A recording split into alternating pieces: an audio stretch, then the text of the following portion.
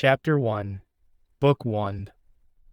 The people who inhabit the northern parts beyond the Rhine and the Danube, living in a healthy and prolific region, frequently increase to such vast multitudes that part of them are compelled to abandon their native soil and seek a habitation in other countries. The method adopted when one of these provinces had to be relieved of its superabundant population was to divide into 3 parts, each containing an equal number of nobles and of people, of rich and of poor. The third, upon whom the lot fell, then went in search of new abodes, leaving the remaining 2/3 in possession of their native country. These migrating masses destroyed the Roman Empire by the facilities for settlement, which the country offered when the emperors abandoned Rome, the ancient seat of their dominion, and fixed their residence at Constantinople. For by this step they exposed the Western Empire to the rapine of both their ministers and their enemies, the remoteness of their position preventing them either from seeing or providing for its necessities. To suffer the overthrow of such an extensive empire, established by the blood of so many brave and virtuous men, showed no less folly in the princes themselves than infidelity in their ministers, for not one eruption alone, but many, contributed to its ruin, and these barbarians exhibited much ability and perseverance in accomplishing their object. The first of these northern nations that invaded the empire after the Cimbrians, who were conquered by Caius Marius, was the Visigoths, which name in our language signifies Western Goths. These, after some battles fought along its confines, long held their seat of dominion upon the Danube, with consent of the emperors, and although moved by various causes, they often attacked the Roman provinces, were always kept in subjection by the imperial forces. The Emperor Theodosius conquered them with great glory, and being wholly reduced to his power, they no longer selected a sovereign of their own, but satisfied with the terms which he granted them, lived and fought under his ensigns and authority. On the death of Theodosius, his sons Arcadius and Honorius succeeded to the empire, but not to the talents and fortune of their father, and the times became changed with the princes. Theodosius had appointed a governor to each of the 3 divisions of the empire, Rufinus to the eastern, to the western Stilicho, and Gildo to the African. Each of these, after the death of Theodosius, determined not to be governors merely, but to assume sovereign dominion over their respective provinces. Gildo and Rufinus were suppressed at their outset, but Stilicho, concealing his design, ingratiated himself with the new emperors, and at the same time so disturbed their government as to facilitate his occupation of it afterward. To make the Visigoths their enemies, he advised that the accustomed stipend allowed to this people should be withheld. And as he thought these enemies would not be sufficient alone to disturb the empire, he contrived that the Burgundians, Franks, Vandals, and Alans, a northern people in search of new habitations, should assail the Roman provinces, that they might be better able to avenge themselves for the injury they had sustained. The Visigoths, on being deprived of their subsidy, created Alaric their king, and having assailed the empire, succeeded, after many reverses, in overrunning Italy, and finally in pillaging Rome. After this victory, Alaric died, and his successor, Astolphus, having married Placidia, sister of the emperors, agreed with them to go to relief of Gaul and Spain, which provinces had been assailed by the Vandals, Burgundians, Alans, and Franks. From the causes before mentioned, hence it followed that the Vandals, who had occupied that part of Spain called Baetica, now Andalusia, being pressed by the Visigoths and unable to resist them, were invited by Boniface, who governed Africa for the empire, to occupy that province, for being in rebellion, he was afraid his error would become known to the emperor. For these reasons the Vandals gladly undertook the enterprise, and under Genseric, their king, became lords of Africa. At this time Theodosius, son of Arcadius, succeeded to the empire, and bestowing little attention on the affairs of the West, caused those who had taken possession to think of securing their acquisitions.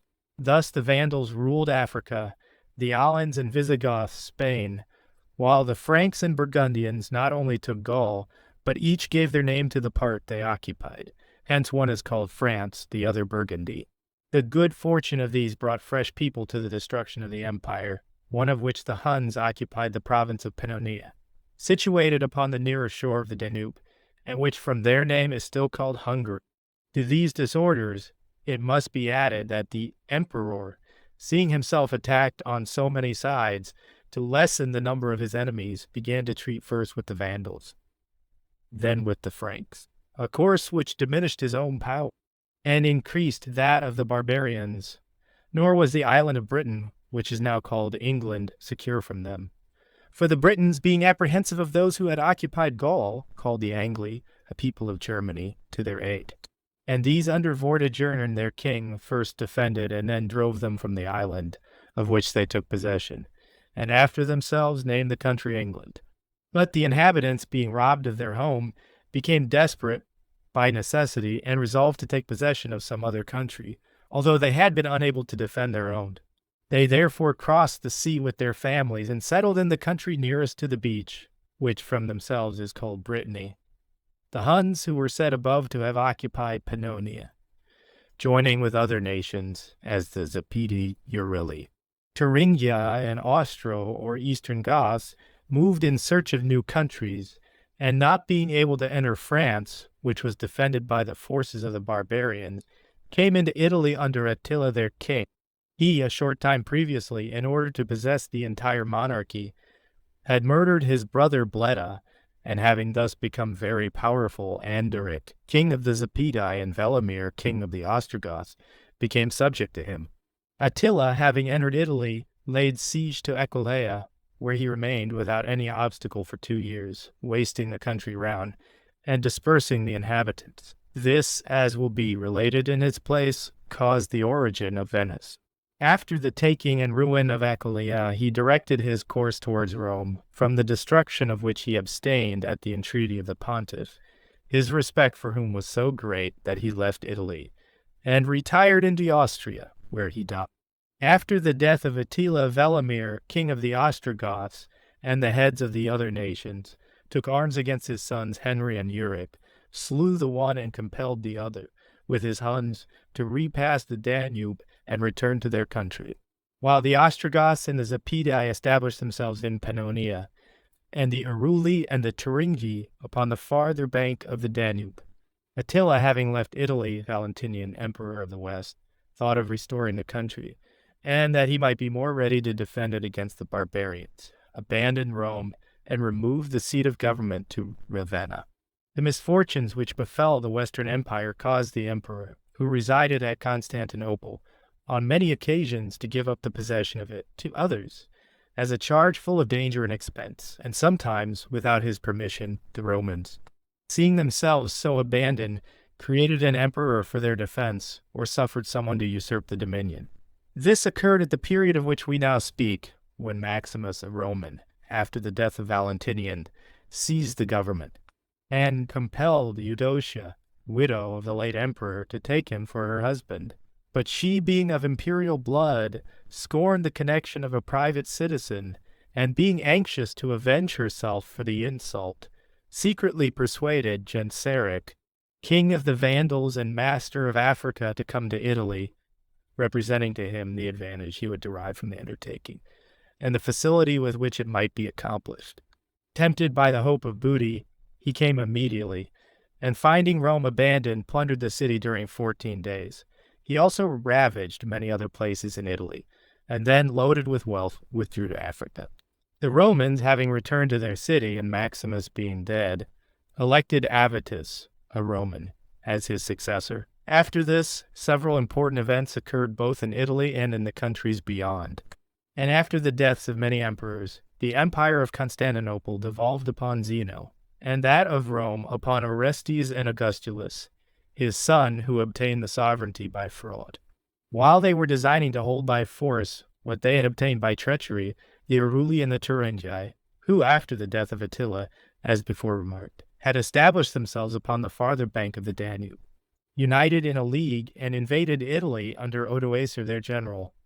Into the districts which they left unoccupied, the Longobardi, or Lombards, also a northern people, entered, led by Godogo their king. Odoacer conquered and slew Orestes near Pavia, but Augustulus escaped. After this victory, that Rome might, with her change of power, also change her title, Odoacer, instead of using the imperial name, caused himself to be declared king of Rome. He was the first of those leaders who at this period overran the world and thought of settling in Italy. For the others, either from fear that they should not be able to hold the country, knowing that it might easily be relieved by the Eastern emperors, or from some unknown cause after plundering her, sought other countries wherein to establish themselves. Chapter 2. Book 1. At this time, the ancient Roman Empire was governed by the following princes. Zeno, reigning in Constantinople, commanded the whole of the Eastern Empire. The Ostrogoths ruled Moesia and Pannonia. The Visigoths, Suevi and Alans, held Gascony and Spain. The Vandals, Africa. The Franks and Burgundians, France. And the Auruli and Turingi, Italy. The kingdom of the Ostrogoths had descended to Theodoric, nephew of Velamir, who, being on terms of friendship with Zeno the Eastern Emperor, wrote to him that his Ostrogoths thought it an injustice that they, being superior in valor to the people thereabout, should be inferior to them in dominion, and that it was impossible for him to restrain them within the limits of Pannonia. So, seeing himself under the necessity of allowing them to take arms and go in search of new abodes, he wished first to acquaint Zeno with it, in order that he might provide for them by granting some country in which they might establish themselves by his good favor with greater propriety and convenience. Zeno, partly from fear and partly from a desire to drive Odoacer out of Italy, gave Theodoric permission to lead his people against him and take possession of the country. Leaving his friends the Zepidi in Pannonia, Theodoric marched into Italy, slew Odoacer and his son, and, moved by the same reasons which had induced Valentinian to do so, established his court at Ravenna, and like Odoacer took the title of King of Italy. Theodoric possessed great talents both for war and peace. In the former he was always conqueror, and in the latter he conferred very great benefits upon the cities and people under him. He distributed the Ostrogoths over the country, each district under its leader, that he might more conveniently command them in war and govern them in peace. He enlarged Ravenna, restored Rome, and, with the exception of military discipline, conferred upon the Romans every honor. He kept within their proper bounds, wholly by the influence of his character, all the barbarian kings who occupied the empire. He built towns and fortresses between the point of the Adriatic and the Alps, in order, with the greater facility, to impede the passage of any new hordes of barbarians who might design to assail Italy. And if, toward the latter end of his life, so many virtues had not been sullied by acts of cruelty caused by various jealousies of his people, such as the death of Symmachus and Boethius, men of great holiness, every point of his character would have deserved the highest praise. By his virtue and goodness, not only Rome and Italy, but every part of the Western Empire, freed from the continual troubles which they had suffered from the frequent influx of barbarians, acquired new vigor, and began to live in an orderly and civilized manner. For surely if any times were truly miserable for Italy, and the provinces overrun by the barbarians, they were those which occurred from Arcadius and Honorius to Theodoric. If we only consider the evils which arise to a republic or a kingdom by a change of prince or of government, not by foreign interference, but by civil discord, in which we may see how even slight variations suffice to ruin the most powerful kingdoms or states, we may then easily imagine how much Italy and the other Roman provinces suffered, when they not only changed their forms of government and their princes, but also their laws, customs, modes of living, religion, language, and name. Any one of such changes by itself, without being united with others, might, with thinking of it, to say nothing of the seeing and suffering, infuse terror into the strongest minds.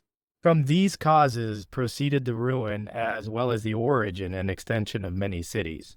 Among those which were ruined were Aquileia, Lugni, Chiusi, Popolonia, Fiesole, and many others. The new cities were Venice, Siena, Ferrara, Aquila, with many towns and castles which for brevity we omit. Those which became extended were Florence, Genoa, Pisa, Milan, Naples, and Bologna, to all of which may be added the ruin and restoration of Rome and of many other cities not previously mentioned. From this devastation and new population arose new languages, as we see in the different dialects of France, Spain, and Italy, which, partaking of the native idiom of the new people and of the old Roman, formed a new manner of discourse. Besides, not only were the names of provinces changed, but also of lakes, rivers, seas, and men. For France, Spain, and Italy are full of fresh names, wholly different from the ancient. As, omitting many others, we see that the Po, the Garda, the Archipelago, are names quite different from those which the ancients used. While instead of Caesar and Pompey, we have Peter, Matthew, John, etc., among so many variations, that of religion was not of little importance, for, while combating the customs of the ancient faith with the miracles of the new, very serious troubles and discords were created among men. And if the Christians had been united in one faith, fewer disorders would have followed. But the contentions among themselves of the churches of Rome, Greece, and Ravenna, joined to those of the heretic sects with the Catholics, served in many ways to render the world miserable. Africa is a proof of this, having suffered more horrors from the Arian sect, whose doctrines were believed by the Vandals, than from any avarice or natural cruelty of the people themselves, living amid so many persecutions. The countenances of men bore witness of the terrible impressions upon their minds. For besides the evils they suffered from the disordered state of the world, they scarcely could have recourse to the help of God, in whom the unhappy hope for relief. For the greater part of them, being uncertain what divinity they ought to address, died miserably, without help and without hope. Having been the first to put a stop to so many evils, Theodoric deserves the highest praise. For during the 38 years he reigned in Italy, he brought the country to such a state of greatness that her previous sufferings were no longer recognizable. But at his death, the kingdom, descending to Adalaric, son of Amalisantha, his daughter, and the malice of fortune not being yet exhausted, the old evils soon returned. For Adalaric died soon after his grandfather, and the kingdom coming into the possession of his mother, she was betrayed by Theodatus, whom she had called to assist her in the government. He put her to death and made himself king, and having thus become odious to the Ostrogoths, the Emperor Justinian entertained the hope of driving him out of Italy. Justinian appointed Belisarius to the command of this expedition, as he had already conquered Africa, expelled the Vandals, and reduced the country to the imperial rule. Belisarius took possession of Sicily, and from thence, passing into Italy, occupied Naples and Rome. The Goths, seeing this, slew Theodatus their king, whom they considered the cause of their misfortune, and elected Vitiges in his stead, who, after some skirmishes, was besieged and taken by Belisarius at Ravenna. But before he had time to secure the advantages of his victory, Belisarius was recalled by Justinian, and Jones and Vitalis were appointed in his place. Their principles and practices were so different from those of Belisarius that the Goths took courage and created Ildevadius, governor of Verona, their king. After Ildevadius, who was slain, came Totila, who routed the imperial forces, took Tuscany and Naples, and recovered nearly the whole of what Belisarius had taken from them. On this account Justinian determined to send him in again, but coming with only a small force, he lost the reputation which his former victories had won for him in less time than he had taken to acquire it.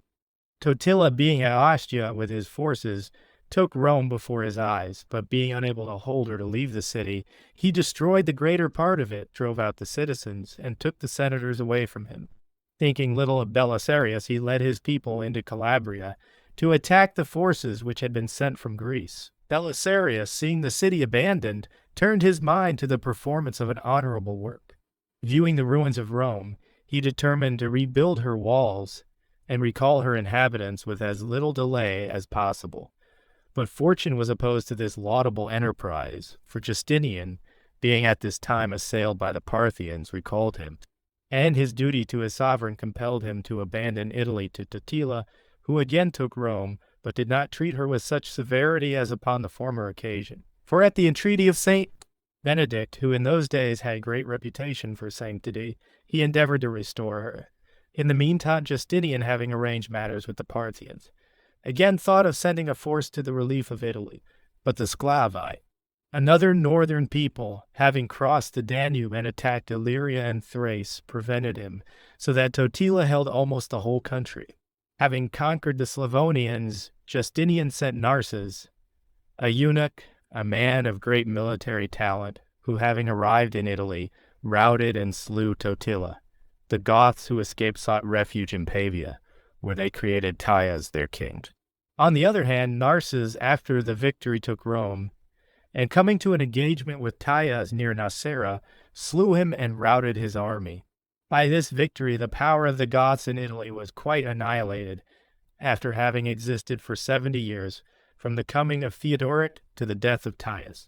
No sooner was Italy delivered from the Goths than Justinian died, and was succeeded by Justin, his son, who, at the instigation of Sophia, his wife, recalled Narses, and set Longinus in his stead. Like those who preceded him, he made his abode at Ravenna, and besides this, gave a new form to the government of Italy, for he did not appoint governors of provinces, as the Goths had done, but in every city and town of importance placed a ruler whom he called a duke.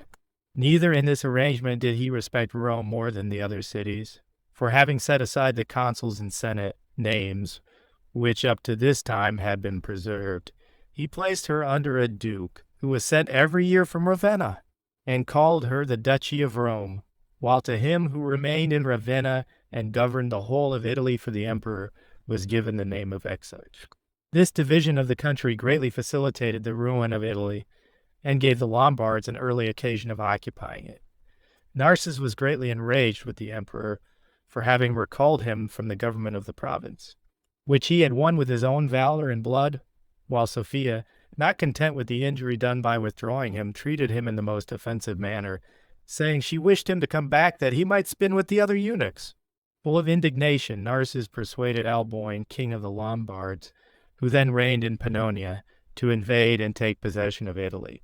The Lombards, as was said before, occupied those places upon the Danube which had been vacated by the Eruli and Turangi when Odoacer, their king, led them into Italy, where, having been established for some time, their dominions were held by Alboin, a man ferocious and bold, under whom they crossed the Danube, and coming to an engagement with Cunimund, king of the Zepidi, who held Pannonia, conquered and slew him. Alboin, finding Rosamund, daughter of Cunimund, among the captives, took her to wife, and made himself sovereign of Pannonia, and, moved by his savage nature, caused the skull of Cunimund to be formed into a cup, from which, in memory of the victory, he drank. Being invited into Italy by Narses, with whom he had been in friendship during the war with the Goths, he left Pannonia to the Huns, who after the death of Attila had returned to their country. Finding on his arrival the province divided into so many parts, he presently occupied Pavia, Milan, Verona, Vicenza, the whole of Tuscany, and the greater part of Flaminia, which is now called Romagna. These great and rapid acquisitions made him think the conquest of Italy already secured. He therefore gave a great feast at Verona, and having become elevated with wine, ordered the skull of Cunimund to be filled, and caused it to be presented to the Queen Rosamund, who sat opposite, saying loud enough for her to hear that upon occasion of such great joy she should drink with her father. These words were like a dagger to the lady's bosom, and she resolved to have revenge. Knowing that Helmichis, a noble Lombard, was in love with one of her maids, she arranged with the young woman that Helmichis, without being acquainted with the fact, should sleep with her instead of his mistress. Having effected her design, Rosamund discovered herself to Helmichis, and gave him the choice either of killing Alboin and taking herself and the kingdom as his reward, or of being put to death as the ravisher of the queen. Helmichis consented to destroy Alboin. But after the murder, finding they could not occupy the kingdom, and fearful that the Lombards would put them to death for the love they bore to Alboin, they seized the royal treasure, and fled with it to Longdenna, who received them favorably. During these troubles the Emperor Justinus died, and was succeeded by Tiberius, who, occupied in the wars with the Parthians, could not attend to the affairs of Italy. And this seeming to Longinus to present an opportunity, by means of Rosamund and her wealth, of becoming king of the Lombards and of the whole of Italy, he communicated his design to her, persuaded her to destroy Helmichis, and so take him for her husband. To this end, having prepared poisoned wine, she with her own hand presented it to Helmichis, who complained of thirst as he came from the bath. Having drunk half of it, he suspected the truth from the unusual sensation it occasioned, and compelled her to drink the remainder, so that in a few hours both came to their end, and Longinus was deprived of the hope of becoming king. In the meantime, the Lombards, having drawn themselves together in Pavia, which was become the principal seat of their empire, made Cleophas their king. He rebuilt Imola, destroyed by Narses, and occupied Rimini and almost every place up to Rome. But he died in the course of his victories. Cleophas was cruel to such a degree, not only toward strangers, but to his own Lombards, that these people, sickened of royal power, did not create another king, but appointed among themselves 30 dukes to govern the rest. This prevented the Lombards from occupying the whole of Italy, or of extending their dominion further than Benevento. For of the cities of Rome, Ravenna, Cremona, Mantua, Padua, Monselice, Parma, Bologna, Faenza, Forli, and Sicily, some defended themselves for a time, and others never fell under their dominion. Since not having a king, they became less prompt for war, and when they afterward appointed one, they were, by living in freedom, become less obedient, and more apt to quarrel among themselves, which from the first prevented a fortunate issue of their military expeditions, and was the ultimate cause of their being driven out of Italy. The affairs of the Lombards being in the state just described, the Romans and Longinus came to an agreement with them that each should lay down their arms and enjoy what they already possessed. Chapter 3, Book 1. In these times the popes began to acquire greater temporal authority than they had previously possessed, although the immediate successors of St. Peter were more reverenced for the holiness of their lives, and the miracles which they performed, and their example so greatly extended the Christian religion, that princes of other states embraced it, in order to obviate the confusion which prevailed at that period. The emperor having become a Christian and returned to Constantinople, it followed, as was remarked at the commencement of the book, that the Roman Empire was the more easily ruined, and the Church more rapidly increased her authority. Nevertheless, the whole of Italy, being subject either to the emperors or the kings till the coming of the Lombards, the popes never acquired any greater authority than what reverence for their habits and doctrine gave them.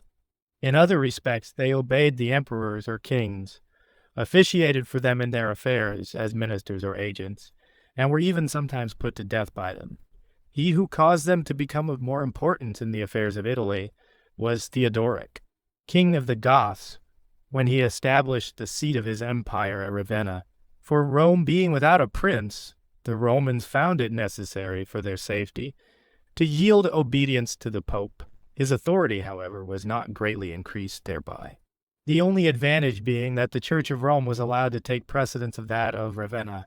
But the Lombards having taken possession, and Italy being divided into many parts, the Pope had an opportunity of greater exertion, being, as it were, the head of Rome. Both the Emperor of Constantinople and the Lombards respected him, so that the Romans, by his means, entered into league with the Lombards, and with Longinus, not as subjects, but as equals. Thus the popes, at one time friends of the Greeks, and at another of the Lombards, increased their own power.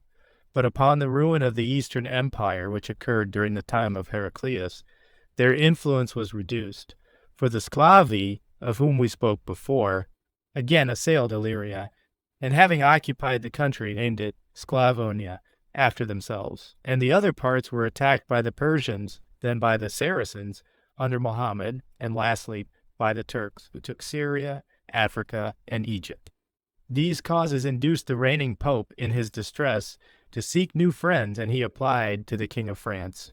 Nearly all the wars which the northern barbarians carried on in Italy, it may be here remarked, were occasioned by the pontiffs, and the hordes with which the country was inundated were generally called in by them.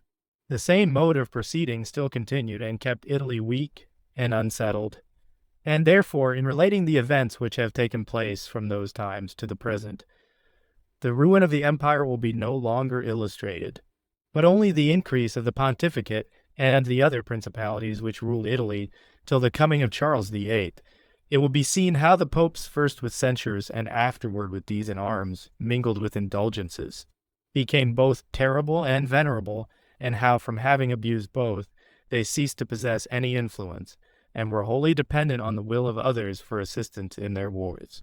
But to return to the order of our narration, Gregory III occupied the papacy, and the kingdom of the Lombards was held by Astolphus, who, contrary to agreement, seized Ravenna and made war upon the Pope. On this account, Gregory no longer relying upon the Emperor of Constantinople, since he, for the reasons above given, was unable to assist him and unwilling to trust the Lombards, for they had frequently broken their faith, had recourse to Pepin II, who from being Lord of Austria and Brabant had become King of France, not so much by his own valor as by that of Charles Martel, his father, and Pepin, his grandfather. For Charles Martel, being governor of the kingdom, effected the memorable defeat of the Saracens near Tours upon the Loire, in which 200,000 of them are said to have been left dead upon the field of battle. Hence Pepin, by his father's reputation and his own abilities, became afterward King of France. To him Pope Gregory, as we have said, applied for assistance against the Lombards, which Pepin promised to grant, but desired first to see him and be honored with his presence. Gregory accordingly went to France, passing uninjured through the country of his enemies. So great was the respect they had for religion, and was treated honorably by Pepin, who sent an army into Italy and besieged the Lombards in Pavia. King Astolphus, compelled by necessity, made proposals of peace to the French, who agreed to them at the entreaty of the Pope, for he did not desire the death of his enemy, but that he should be converted and live. In this treaty, Astolphus promised to give to the church all the places he had taken from her, but the king's forces having returned to France, he did not fulfill the agreement, and the Pope again had recourse to Pepin, who sent another army to conquer the Lombards, took Ravenna, and contrary to the wishes of the Greek emperor, gave it to the Pope, with all the places that belonged to the exarchate, and added to them Urbino and the Marca. But Astolphus, while fulfilling the terms of his agreement, died, and Desiderius, a Lombard who was Duke of Tuscany, took up arms to occupy the kingdom, and demanded assistance of the Pope, promising him his friendship. The Pope acceding to his request, the other princes assented. Desiderius kept faith at first, and proceeded to resign the district to the Pope, according to the agreement made with Pepin, so that an exarch was no longer sent from Constantinople to Ravenna, but it was governed according to the will of the Pope. Pepin soon after died, and was succeeded by his son Charles, the same who, on account of the magnitude and success of his enterprises, was called Charlemagne or Charles the Great. Theodore I now succeeded to the papacy, and discord arising between him and Desiderius, the latter besieged him in Rome. The Pope requested assistance of Charles, who, having crossed the Alps, besieged Desiderius in Pavai, where he took both him and his children, and sent them prisoners to France. He then went to visit the pontiff at Rome, where he declared that the Pope, being vicar of God, could not be judged by men. The Pope and the people of Rome made him emperor, and thus Rome began to have an emperor of the West. And whereas the popes used to be established by the emperors, the latter now began to have need of the popes at their elections. The empire continued to lose its powers, while the church acquired them, and by these means, she constantly extended her authority over temporal princes. The Lombards, having now been 232 years in the country, were strangers only in name, and Charles, wishing to reorganize the states of Italy, consented that they should occupy the places in which they had been brought up, and call the province after their own name, Lombardy. That they might be led to respect the Roman name, he ordered all that part of Italy adjoining to them, which had been under the exarchate of Ravenna, to be called Romagna. Besides this, he created his son Pepin, king of Italy, whose dominion extended to Benevento, all the rest being possessed by the Greek emperor, with whom Charles was in league. About this time Pascal occupied the pontificate, and the priests of the churches of Rome, from being near to the Pope, and attending the elections of the pontiff, began to dignify their own power with a title, by calling themselves cardinals, and arrogated so great authority, that having excluded the people of Rome from the election of pontiff, the appointment of a new pope was scarcely ever made, except from one of their own number. Thus, on the death of Pascal, the cardinal of St. Sabina was created pope by the title of Eugenius II. Italy having come into the hands of the French, a change of form and order took place, the popes acquiring greater temporal power, and the new authorities adopting the titles of count and marquis, as that of duke had been introduced by Longinus, exarch of Ravenna. After the deaths of some pontiffs, Osporco, a Roman, succeeded to the papacy, but on account of his unseemly appellation, he took the name of Sergius.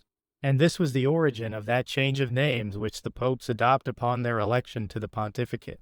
In the meantime, the Emperor Charles died and was succeeded by Louis the Pious, after whose death so many disputes arose among his sons, that at the time of his grandchildren, the House of France lost the empire, which then came to the Germans. The first German emperor being called Arnulfus, nor did the Carlovingian family lose the empire only. Their discords also occasioned them the loss of Italy, for the Lombards, gathering strength, offended the Pope and the Romans, and Arnulfo, not knowing where to seek relief, was compelled to create Berengarius, Duke of Friuli, King of Italy.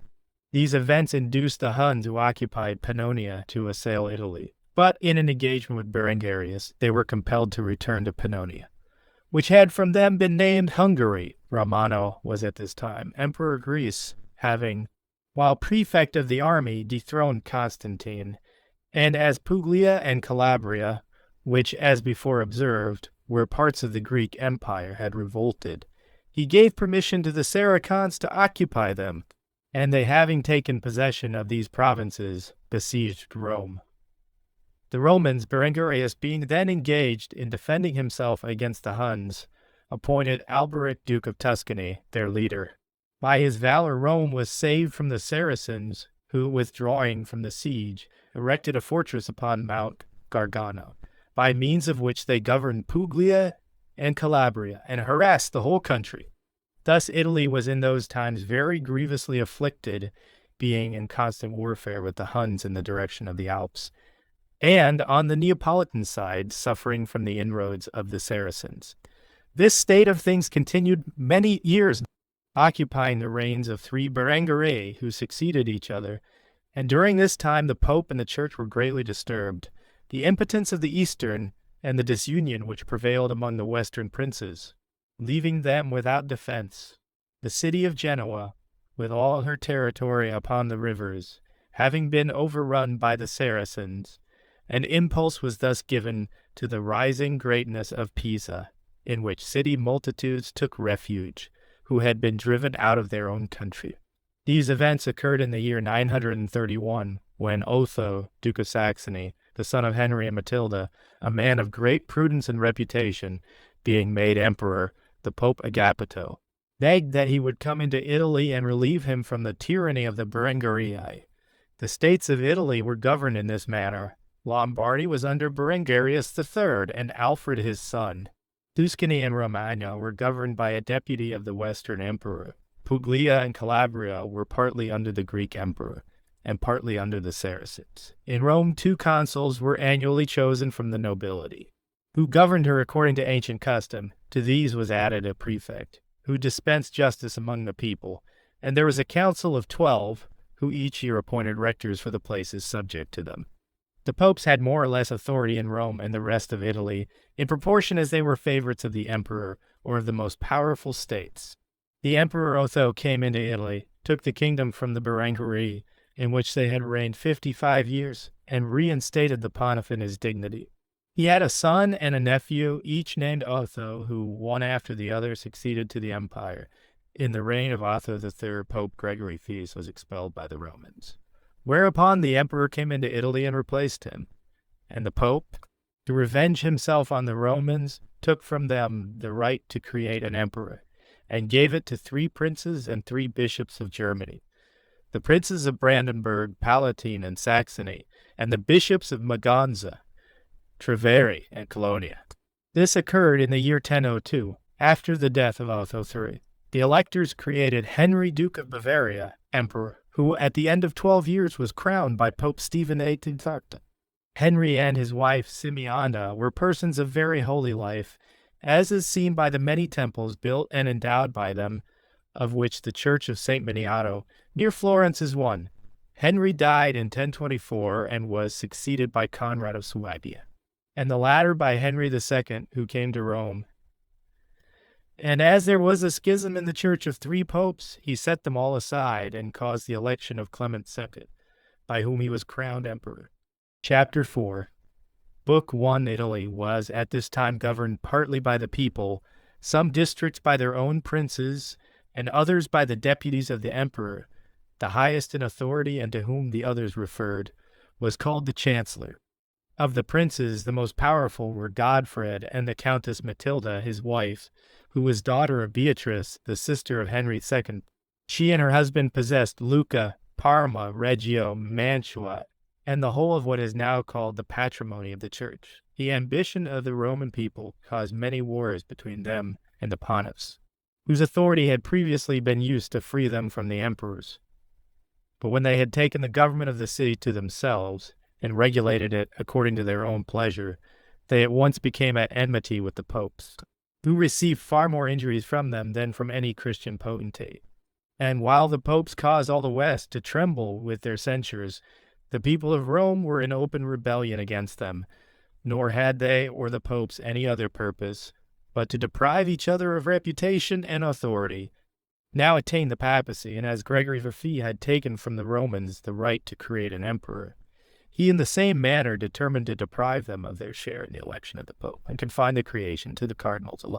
Nor did this satisfy him, for having agreed with the princes who governed Calabria and Puglia, with methods which we shall presently relate, he compelled the officers whom the Romans appointed to their different jurisdictions to render obedience to him, and some of them he even deprived of their offices. After the death of Nicholas, there was a schism in the church. The clergy of Lombardy refused obedience to Alexander II, created at Rome, and elected Cadolo of Parma anti-pope, and Henry, who hated the power of the pontiffs, gave Alexander to understand that he must renounce the pontificate, and ordered the cardinals to go into Germany to appoint a new pope. He was the first who felt the importance of spiritual weapons, for the pope called a council at Rome, and deprived Henry of both the empire and the kingdom. Some of the people of Italy took the part of the pope, others of Henry, and hence arose the factions of the Guelphs and the Ghibellines, that Italy, relieved from the inundations of barbarians, might be distracted with innocent strife. Henry, being excommunicated, was compelled by his people to come into Italy and fall barefooted upon his knees before the pope and ask his pardon. This occurred in the year 1082, nevertheless. There shortly afterward arose new discords between the pope and Henry, upon which the pope again excommunicated him, and the emperor sent his son, also named Henry, with an army to Rome. And he, with the assistance of the Romans who hated the pope, besieged him in the fortress. Robert Guiscard then came from Puglia to his relief, but Henry had left before his arrival and returned to Germany. The Romans stood out alone, and the city was sacked by Robert and reduced to ruins. As from this Robert sprung the establishment of the kingdom of Naples, it seems not superfluous to relate particularly his actions and origin. Disunion having arisen among the descendants of Charlemagne, occasion was given to another northern people, called Normans, to assail France and occupy that portion of the country which is now named Normandy. A part of these people came into Italy at the time when the province was infested with the Berengari, the Saracens, and the Huns, and occupied some places in Romagna, where, during the wars of that period, they conducted themselves valiantly. Tancred, one of these Norman princes, had many children. Among the rest were William, surnamed Ferabach, and Robert called Guiscard. When the principality was governed by William, the troubles of Italy were in some measure abated, but the Saracens still held Sicily and plundered the coasts of Italy daily. On this account, William arranged with the princes of Capua and Salerno, and with Malorco, a Greek, who governed Puglia and Calabria for the Greek emperor, to attack Sicily. And it was agreed that, if they were victorious, each should have a fourth part of the booty and the territory. They were fortunate in their enterprise, expelled the Saracens, and took possession of the island. But after the victory, Malorco secretly caused forces to be brought from Greece, seized Sicily in the name of the emperor, and appropriated the booty to himself and his followers. William was much dissatisfied with this, but reserved the exhibition of his displeasure for a suitable opportunity, and left Sicily with the princes of Salerno and Capua. But when they had parted from him to return to their homes, instead of proceeding to Romagna, he led his people towards Puglia and took Melfi, and from thence in a short time recovered from the Greek emperor almost the whole of Puglia and Calabria, over which provinces in the time of Pope Nicholas II, his brother Robert Guiscard was sovereign. Robert, having had many disputes with his nephews for the inheritance of these states, requested the influence of the Pope to settle them, which his holiness was very willing to afford, being anxious to make a friend of Robert, to defend himself against the Emperor of Germany and the insolence of the Roman people, which indeed shortly followed when, at the instance of Gregory, he drove Henry from Rome and subdued the people. Robert was succeeded by his sons Roger and William, to whose dominion not only was Naples added, but all the places interjacent as far as Rome, and afterward Sicily, of which Roger became sovereign. But upon William going to Constantinople to marry the daughter of the emperor, his dominions were wrested from him by his brother Roger. Inflated with so great an acquisition, Roger first took the title of King of Italy, but afterward contented himself with that of King of Puglia and Sicily. He was the first who established and gave that name to this kingdom, which still retains its ancient boundaries, although its sovereigns have been of many families and countries. Upon the failure of the Normans, it came to the Germans, after these to the French, then to the Aragonese, and it is now held by the Flemish. About this time, Urban II became pope and excited the hatred of the Romans. As he did not think himself safe, even in Italy, on account of the disunion which prevailed, he directed his thoughts to a generous enterprise. With his whole clergy he went into France, and at Anvers, having drawn together a vast multitude of people, delivered an oration against the infidels which so excited the minds of his audience, that they determined to undertake the conquest of Asia from the Saracens, which enterprise, with all those of a similar nature, were afterward called Crusades, because the people who joined in them bore upon their armor and apparel the figure of a cross. The leaders were Godfrey, Eustace, and Baldwin of Bouillon, Counts of Boulogne, and Peter, a hermit celebrated for his prudence and sagacity. Many kings and people joined them and contributed money, and many private persons fought under them at their own expense. So great was the influence of religion in those days upon the minds of men, excited by the example of those who were its principal ministers. The proudest successes attended the beginning of this enterprise, for the whole of Asia Minor, Syria, and part of Egypt fell under the power of the Christians. To commemorate these events, the Order of the Knights of Jerusalem was created, which still continues and holds the island of Rhodes, the only obstacle to the power of the Mohammedans. The same events gave rise to the Order of the Knights Templars, which, after a short time, on account of their shameless practices, was dissolved. Various fortunes attended the Crusaders in the course of their enterprises, and many nations and individuals became celebrated accordingly.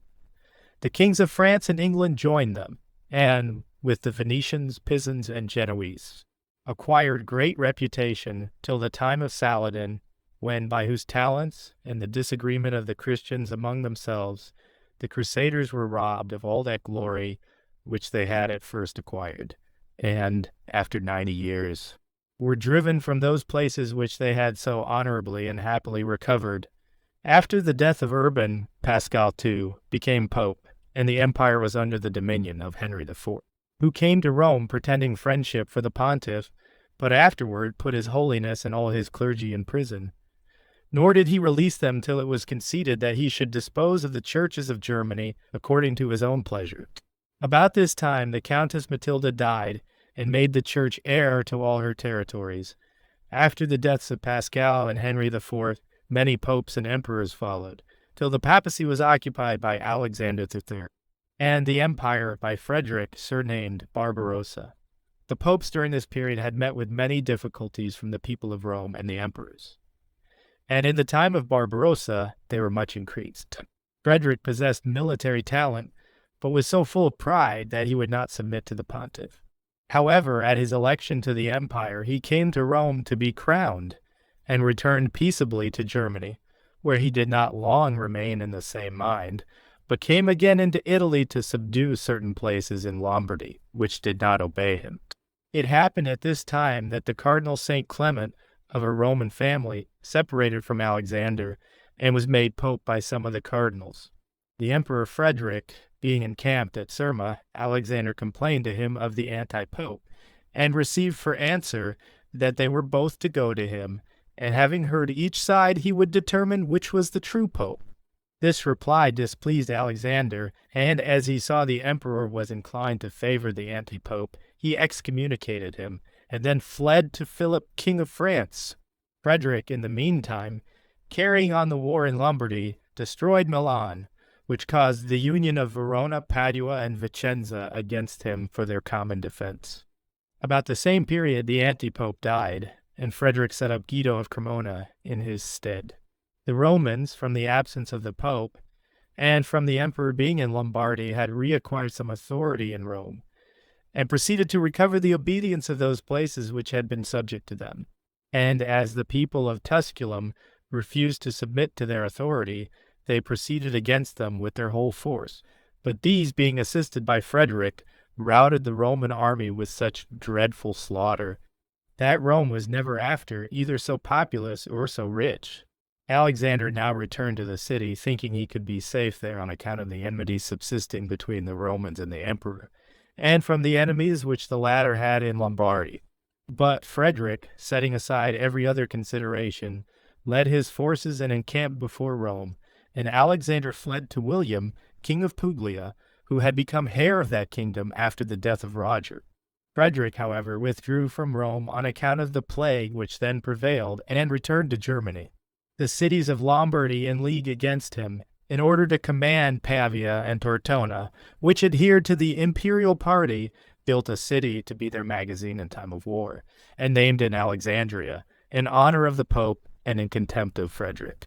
Guido, the anti-pope, died, and Giovanni of Fermo was appointed in his stead, who, being favored by the imperialists, lived at Montefiascone.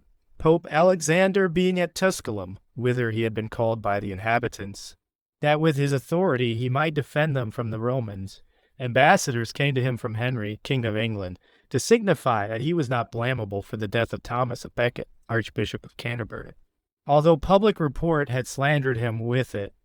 On this the Pope sent 2 cardinals to England to inquire into the truth of the matter, and although they found no actual charge against the king, still on account of the infamy of the crime, and for not having honored the archbishop so much as he deserved, the sentence against the King of England was, that having called together the barons of his empire, he should upon oath before them affirm his innocence, that he should immediately send 200 soldiers to Jerusalem, paid for 1 year, that, before the end of 3 years, he should himself proceed thither with as large an army as he could draw together, that his subjects should have the power of appealing to Rome when they thought proper, and that he should annul whatever acts had been passed in his kingdom unfavorable to ecclesiastical rule. These terms were all accepted by Henry, and thus a great king submitted to a sentence that in our day a private person would have been ashamed of. But while the Pope exercised so great authority over distant princes, he could not compel obedience from the Romans themselves, or obtain their consent that he should remain in Rome, even though he promised to intermeddle only with ecclesiastical affairs. About this time Frederick returned to Italy, and while he was preparing to carry on new wars against the Pope, his prelates and barons declared that they would abandon him unless he reconciled himself with the Church, so that he was obliged to go and submit to the Pope at Venice, where a pacification was effected, but in which the Pope deprived the emperor of all authority over Rome, and named William, king of Sicily and Puglia, a coadjutor with him. Frederick, unable to exist without war, joined the Crusaders in Asia, that he might exercise that ambition against Mohammed, which he could not gratify against the vicars of Christ. And being near the river Cydnus, tempted by the clearness of its waters, bathed therein, took cold and died. Thus the river did a greater favor to the Mohammedans than the Pope's excommunications had done to the Christians, for the latter only checked his pride, while the former finished his career. Frederick being dead, the Pope had now only to suppress the contumacy of the Romans, and after many disputes concerning the creation of consuls, It was agreed that they should elect them, as they had been accustomed to do, but that these should not undertake the office till they had first sworn to be faithful to the church. This agreement being made, Giovanni the antipope took refuge in Mount Albano, where he shortly afterward died. William, king of Naples, died about the same time, and the pope intended to occupy that kingdom on the ground that the king had left only a natural son named Tancred. But the barons would not consent, and wished that Tancred should be king. Celestine III, the then pope, anxious to snatch the kingdom from the hands of Tancred, contrived that Henry, son of Frederick, should be elected emperor, and promised him the kingdom on the condition that he should restore to the church all the places that had belonged to her. To facilitate this affair, he caused Costanza, a daughter of William, who had been placed in a monastery and was now old, to be brought from her seclusion and become the wife of Henry. Thus the kingdom of Naples passed from the Normans, who had been the founders of it, to the Germans. As soon as the affairs of Germany were arranged, the Emperor Henry came into Italy with Costanza, his wife, and a son about 4 years of age named Frederick, and, as Tancred was now dead, leaving only an infant named Roger, he took possession of the kingdom without much difficulty. After some years, Henry died in Sicily and was succeeded in the kingdom by Frederick, and in the empire by Otho, Duke of Saxony, who was elected through the influence of Innocent III. But as soon as he had taken the crown, contrary to the general expectation, he became an enemy of the Pope, occupied Romagna, and prepared to attack the kingdom. On this account, the Pope excommunicated him. He was abandoned by everyone, and the electors appointed Frederick, King of Naples, emperor in his stead. Frederick came to Rome for his coronation, but the Pope, being afraid of his power, would not crown him, and endeavored to withdraw him from Italy as he had done Otho. Frederick returned to Germany in anger, and, after many battles with Otho, at length conquered him. Meanwhile, Innocent died, who, besides other excellent works, built the Hospital of the Holy Ghost at Rome. He was succeeded by Honorius III, in whose time the religious orders of St. Dominic and St. Francis were founded. 1218, Honorius crowned Frederick, to whom Giovanni, descended from Baldwin, king of Jerusalem, who commanded the remainder of the Christian army in Asia and still held that title, gave a daughter in marriage, and with her portion conceded to him the title to that kingdom. Hence it is that every king of Naples is called King of Jerusalem. Chapter 5, Book 1. At this time the states of Italy were governed in the following manner. The Romans no longer elected consuls, but instead of them, and with the same powers, they appointed one senator, and sometimes more. The league which the cities of Lombardy had formed against Frederick Barbarossa still continued, and comprehended Milan, Brescia, Mantua, and the greater number of the cities of Romagna, together with Verona, Vicenza, Padua, and Treviso. Those which took part with the emperor were Cremona, Bergamo, Parma, Reggio, and Trento.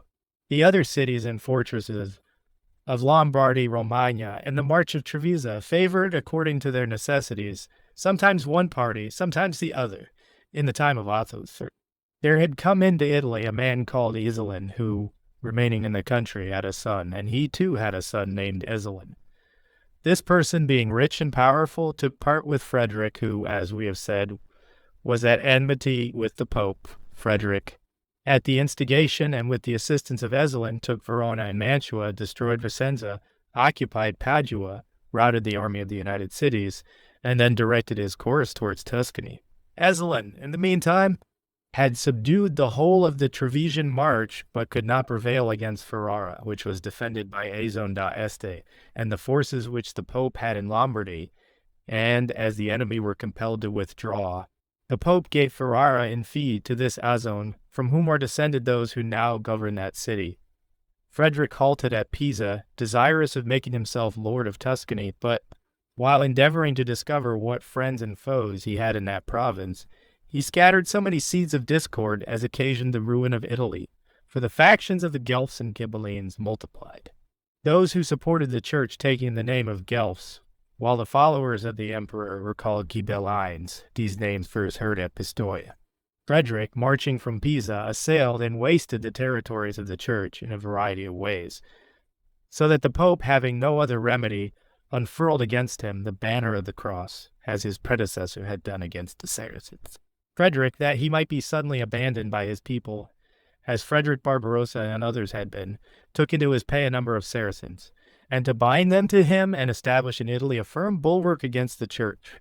Without fear of papal maledictions, he gave them Nocera in the kingdom of Naples, that, having a refuge of their own, they might be placed in greater security.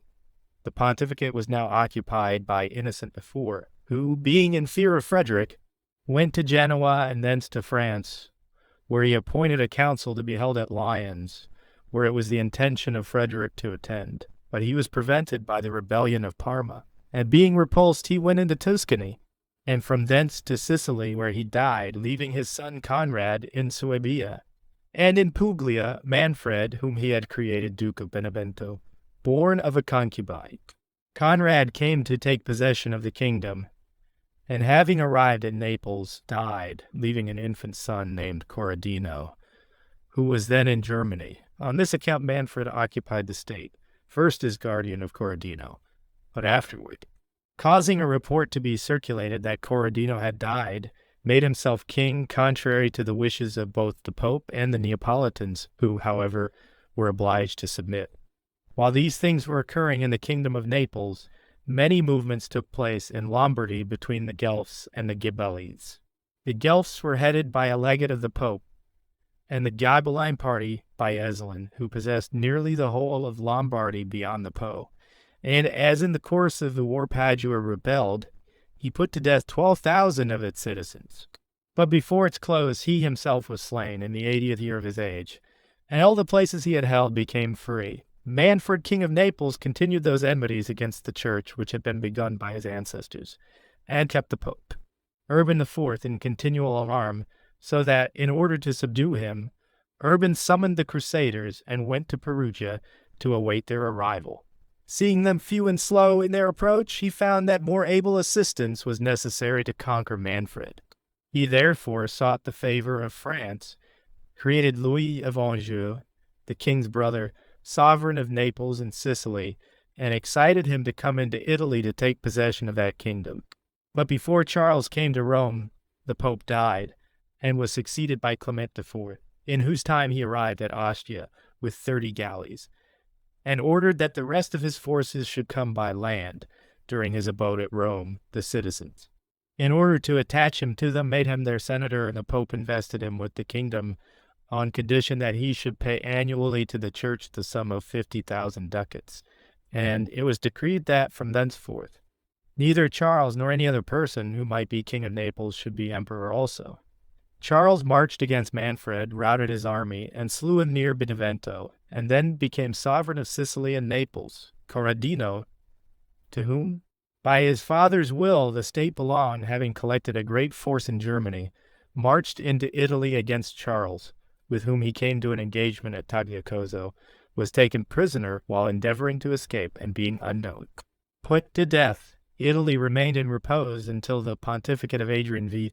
Charles, being at Rome and governing the city by virtue of his office of senator, the Pope, unable to endure his power, withdrew to Viterbo and solicited the Emperor Rodolphe to come into Italy and assist him. Thus the popes, sometimes in zeal for religion, at others moved by their own ambition, were continually calling in new parties and exciting new disturbances. As soon as they had made a prince powerful, they viewed him with jealousy and sought his ruin, and never allowed another to rule the country, which, from their own imbecility, they were themselves unable to govern. For, in fear of them, for fighting or running away, the popes always obtained the advantage, unless it happened they were entrapped by deceit. As occurred to Boniface VIII and some others, who under pretense of friendship were ensnared by the emperors. Rodolphe did not come into Italy, being detained by the war in which he was engaged with the King of Bohemia. At this time Adrian died, and Nicholas III of the Orsini family became pontiff. He was a bold, ambitious man, and being resolved at any event to diminish the power of Charles, induced the Emperor Rodolphe to complain that he had a governor in Tuscany favorable to the Guelphic faction, who after the death of Manfred had been replaced by him. Charles yielded to the emperor and withdrew his governor, and the Pope sent one of his nephews, a cardinal, as governor for the emperor, who, for the honor done him, restored Romagna to the church, which had been taken from her by his predecessors. And the Pope made Bertoldo Orsino Duke of Romagna, as Nicholas now thought himself powerful enough to oppose Charles. He had deprived him of the office of senator, and made a decree that no one of royal race should ever be a senator in Rome. It was his intention to deprive Charles of Sicily, and to this end he entered into a secret negotiation with Peter, King of Aragon, which took effect in the following papacy. He also had the design of creating two kings out of his family, the one in Lombardy, the other in Tuscany, whose power would defend the church from the Germans, who might design to come into Italy, and from the French, who were in the kingdom of Naples and Sicily. But with these thoughts he died. He was the first pope who openly exhibited his own ambition, and under pretense of making the church great, conferred honors and emolument upon his own family. Previous to his time, no mention is made of the nephews or families of any pontiff, but future history is full of them, nor is there now anything left for them to attempt, except the effort to make the papacy hereditary.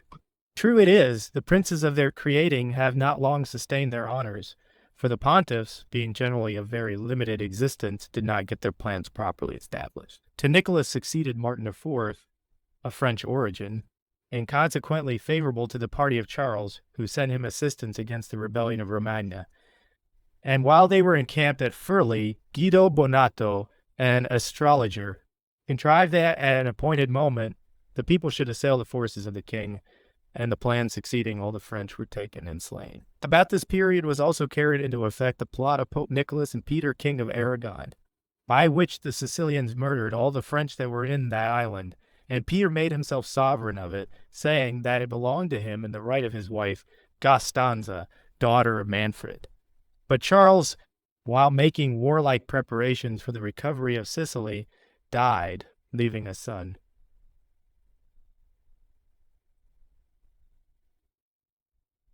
Charles II, who was made prisoner in Sicily, and to recover his liberty promised to return to his prison, if within 3 years he did not obtain the Pope's consent that the kings of Aragon should be invested with the kingdom of Sicily. The Emperor Rodolph, instead of coming into Italy, gave the empire the advantage of having done so by sending an ambassador with authority to make all those cities free, which would redeem themselves with money. Many purchased their freedom, and with liberty changed their mode of living. Adolfo of Saxony succeeded to the empire, and to the papacy Pietro del Morone, who took the name of Celestino. But being a hermit and full of sanctity, after 6 months renounced the pontificate and Boniface was elected. After a time, the French and Germans left Italy, and the country remained wholly in the hands of the Italians. But Providence ordained that the Pope, when these enemies were withdrawn, should neither establish nor enjoy his authority, and raised two very powerful families in Rome, the Colonnesi and the Orsini, who, with their arms and the proximity of their abode, kept the pontificate weak. Boniface then determined to destroy the Colonnesi, and besides excommunicating, endeavored to direct the weapons of the church against them.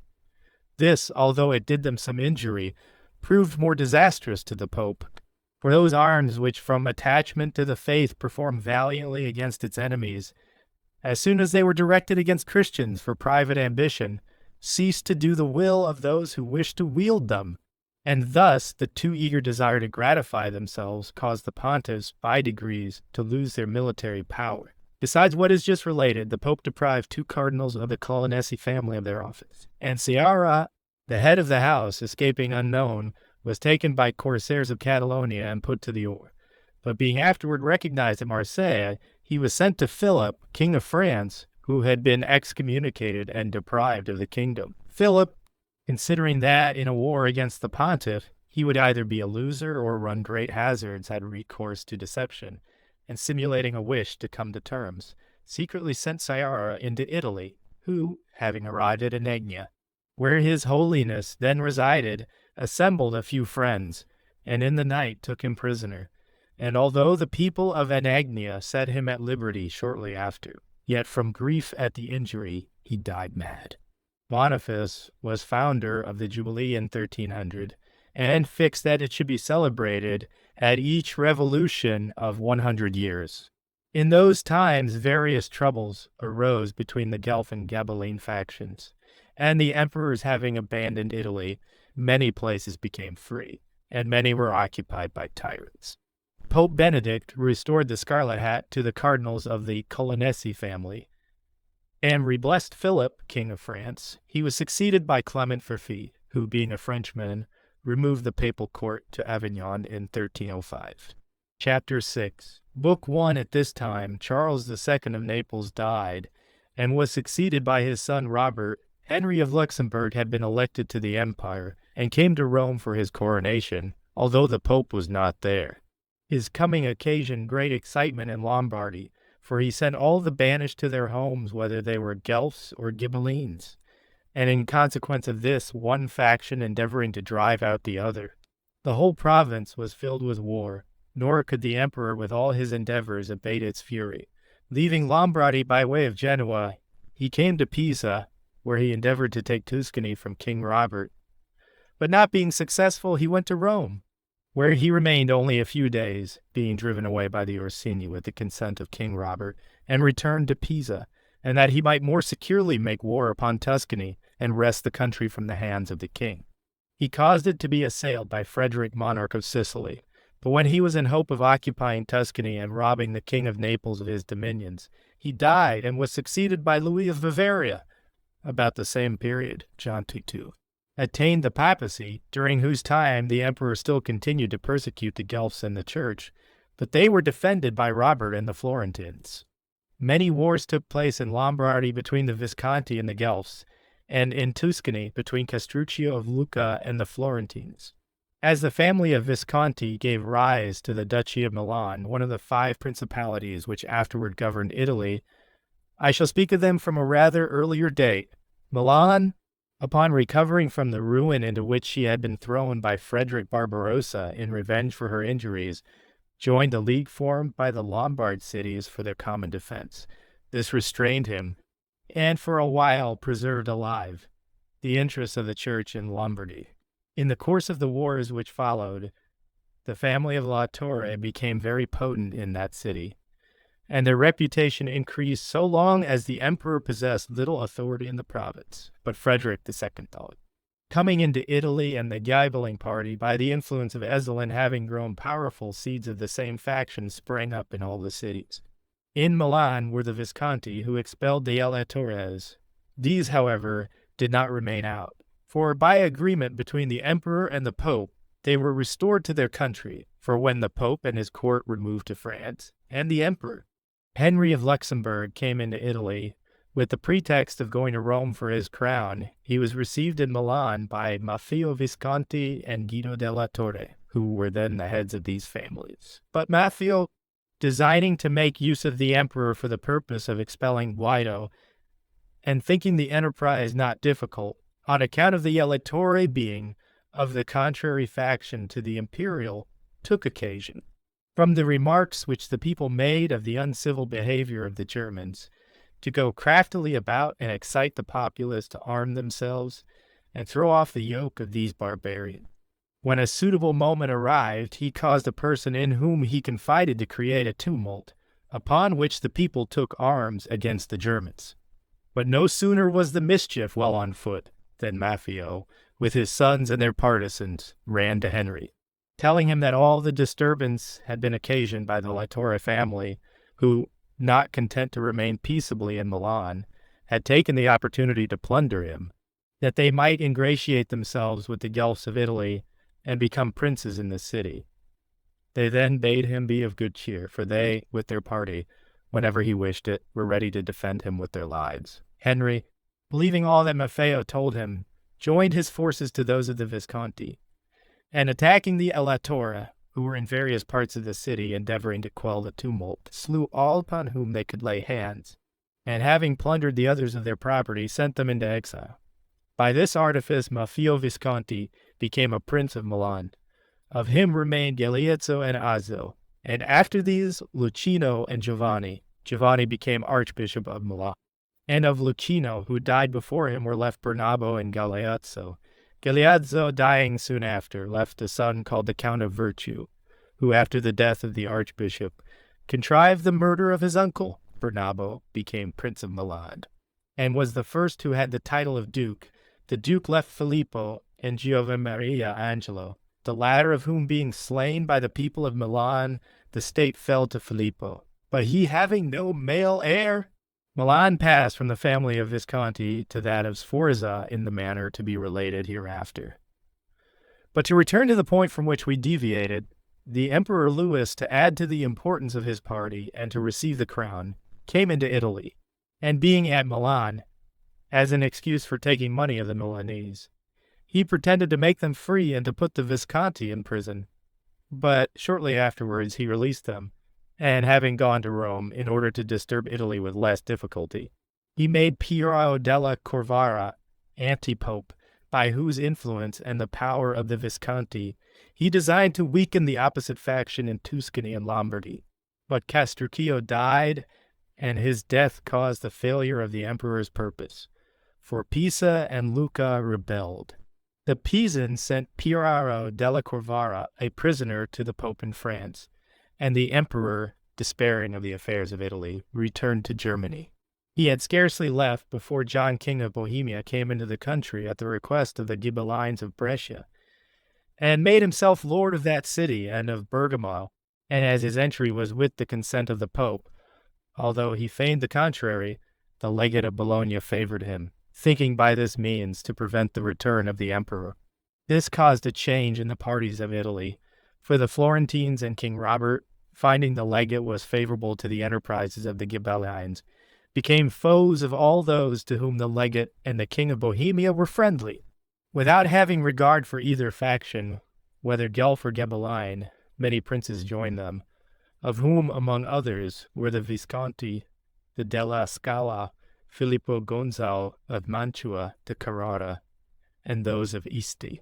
Upon this, the Pope excommunicated them all. The king, in fear of the League, went to collect forces in his own country, and having returned with a large army, still found his undertaking a difficult one. So seeing his error, he withdrew to Bohemia, to the great displeasure of the legate, leaving only Reggio and Modena guarded, and Parma in the care of Marsilio and Piero de Rossi, who were the most powerful men in the city. The king of Bohemia being gone, Bologna joined the League, and the Leaguers divided among themselves the 4 cities which remained of the church faction. They agreed that Parma should pertain to the Della Scala, Reggio to the Gonzaga, Modena to the family of Este, and Lucca to the Florentines. But in taking possession of these cities, many disputes arose which were afterward in a great measure settled by the Venetians.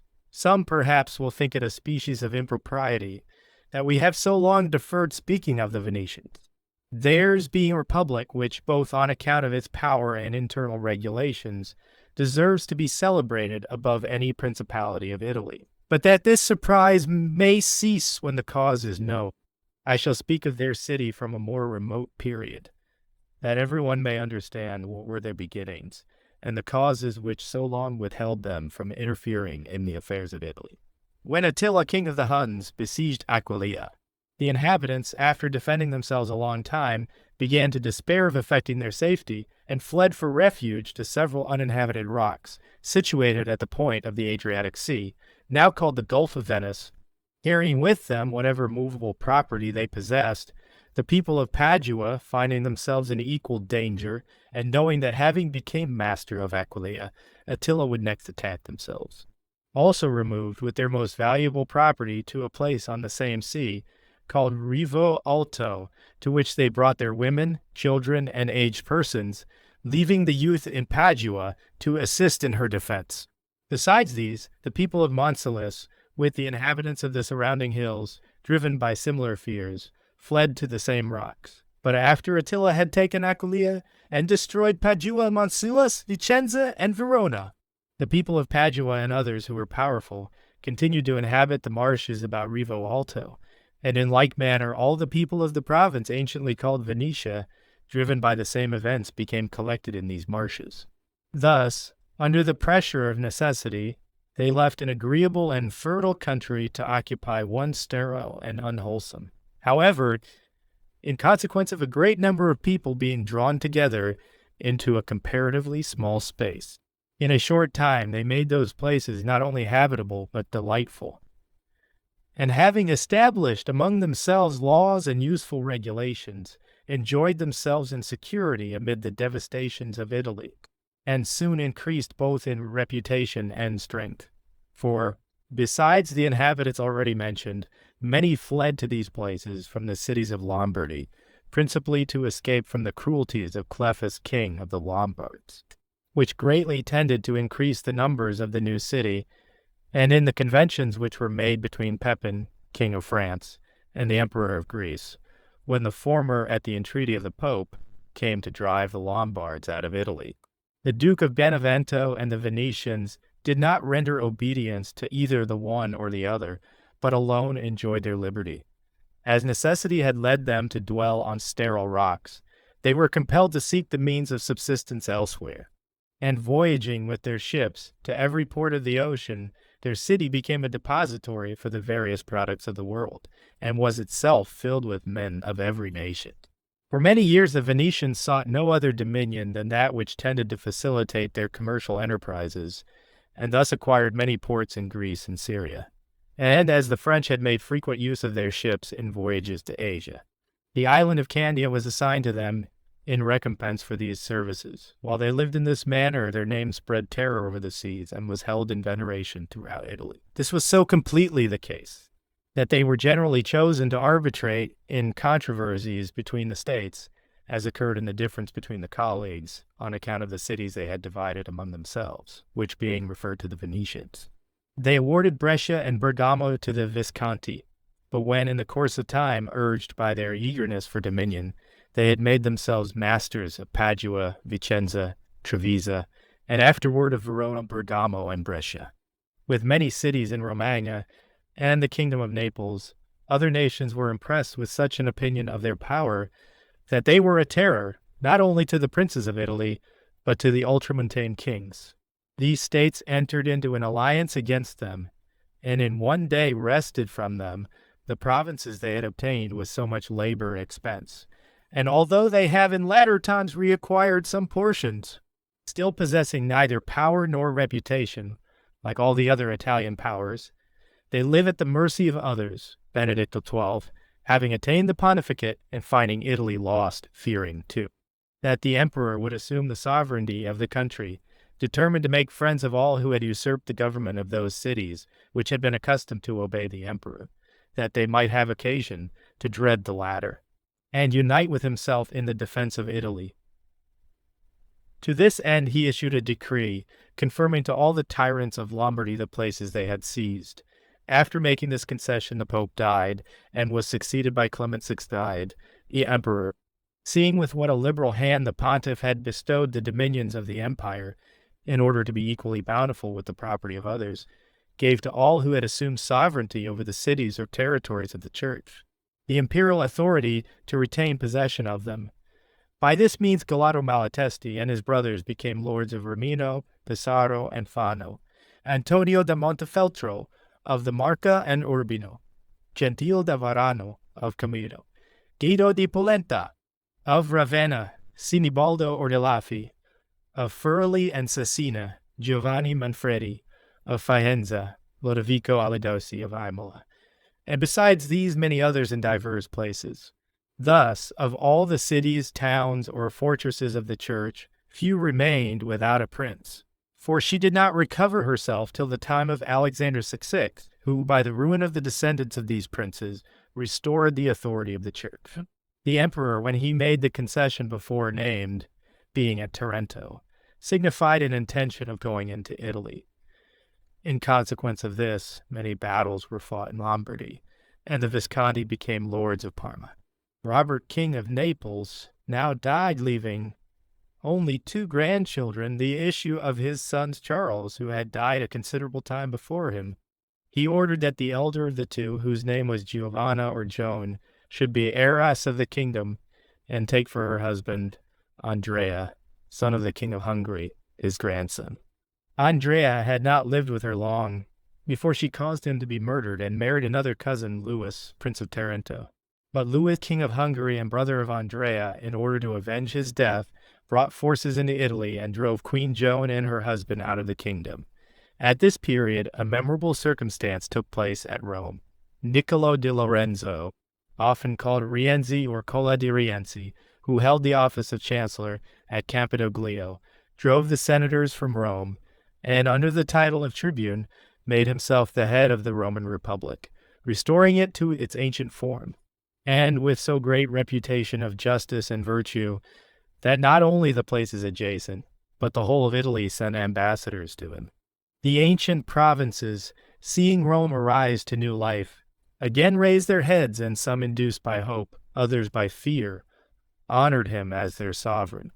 But Niccolò, notwithstanding his great reputation, lost all energy in the very beginning of his enterprise, and, as if oppressed with the weight of so vast an undertaking without being driven away, secretly fled to Charles, King of Bohemia, who, by the influence of the Pope, and in contempt of Louis of Bavaria, had been elected emperor. Charles, to ingratiate himself with the pontiff, sent Niccolò to him, a prisoner. After some time, in imitation of Rienzi, Francesco Baroncelli seized upon the tribunate of Rome, and expelled the senators, and the Pope, as the most effectual means of repressing him, drew Niccolò from his prison, sent him to Rome, and restored to him the office of tribune, so that he reoccupied the state and put Francesco to death. But the Colonnesi becoming his enemies, he too, after a short time, shared the same fate, and the senators were again restored to their office.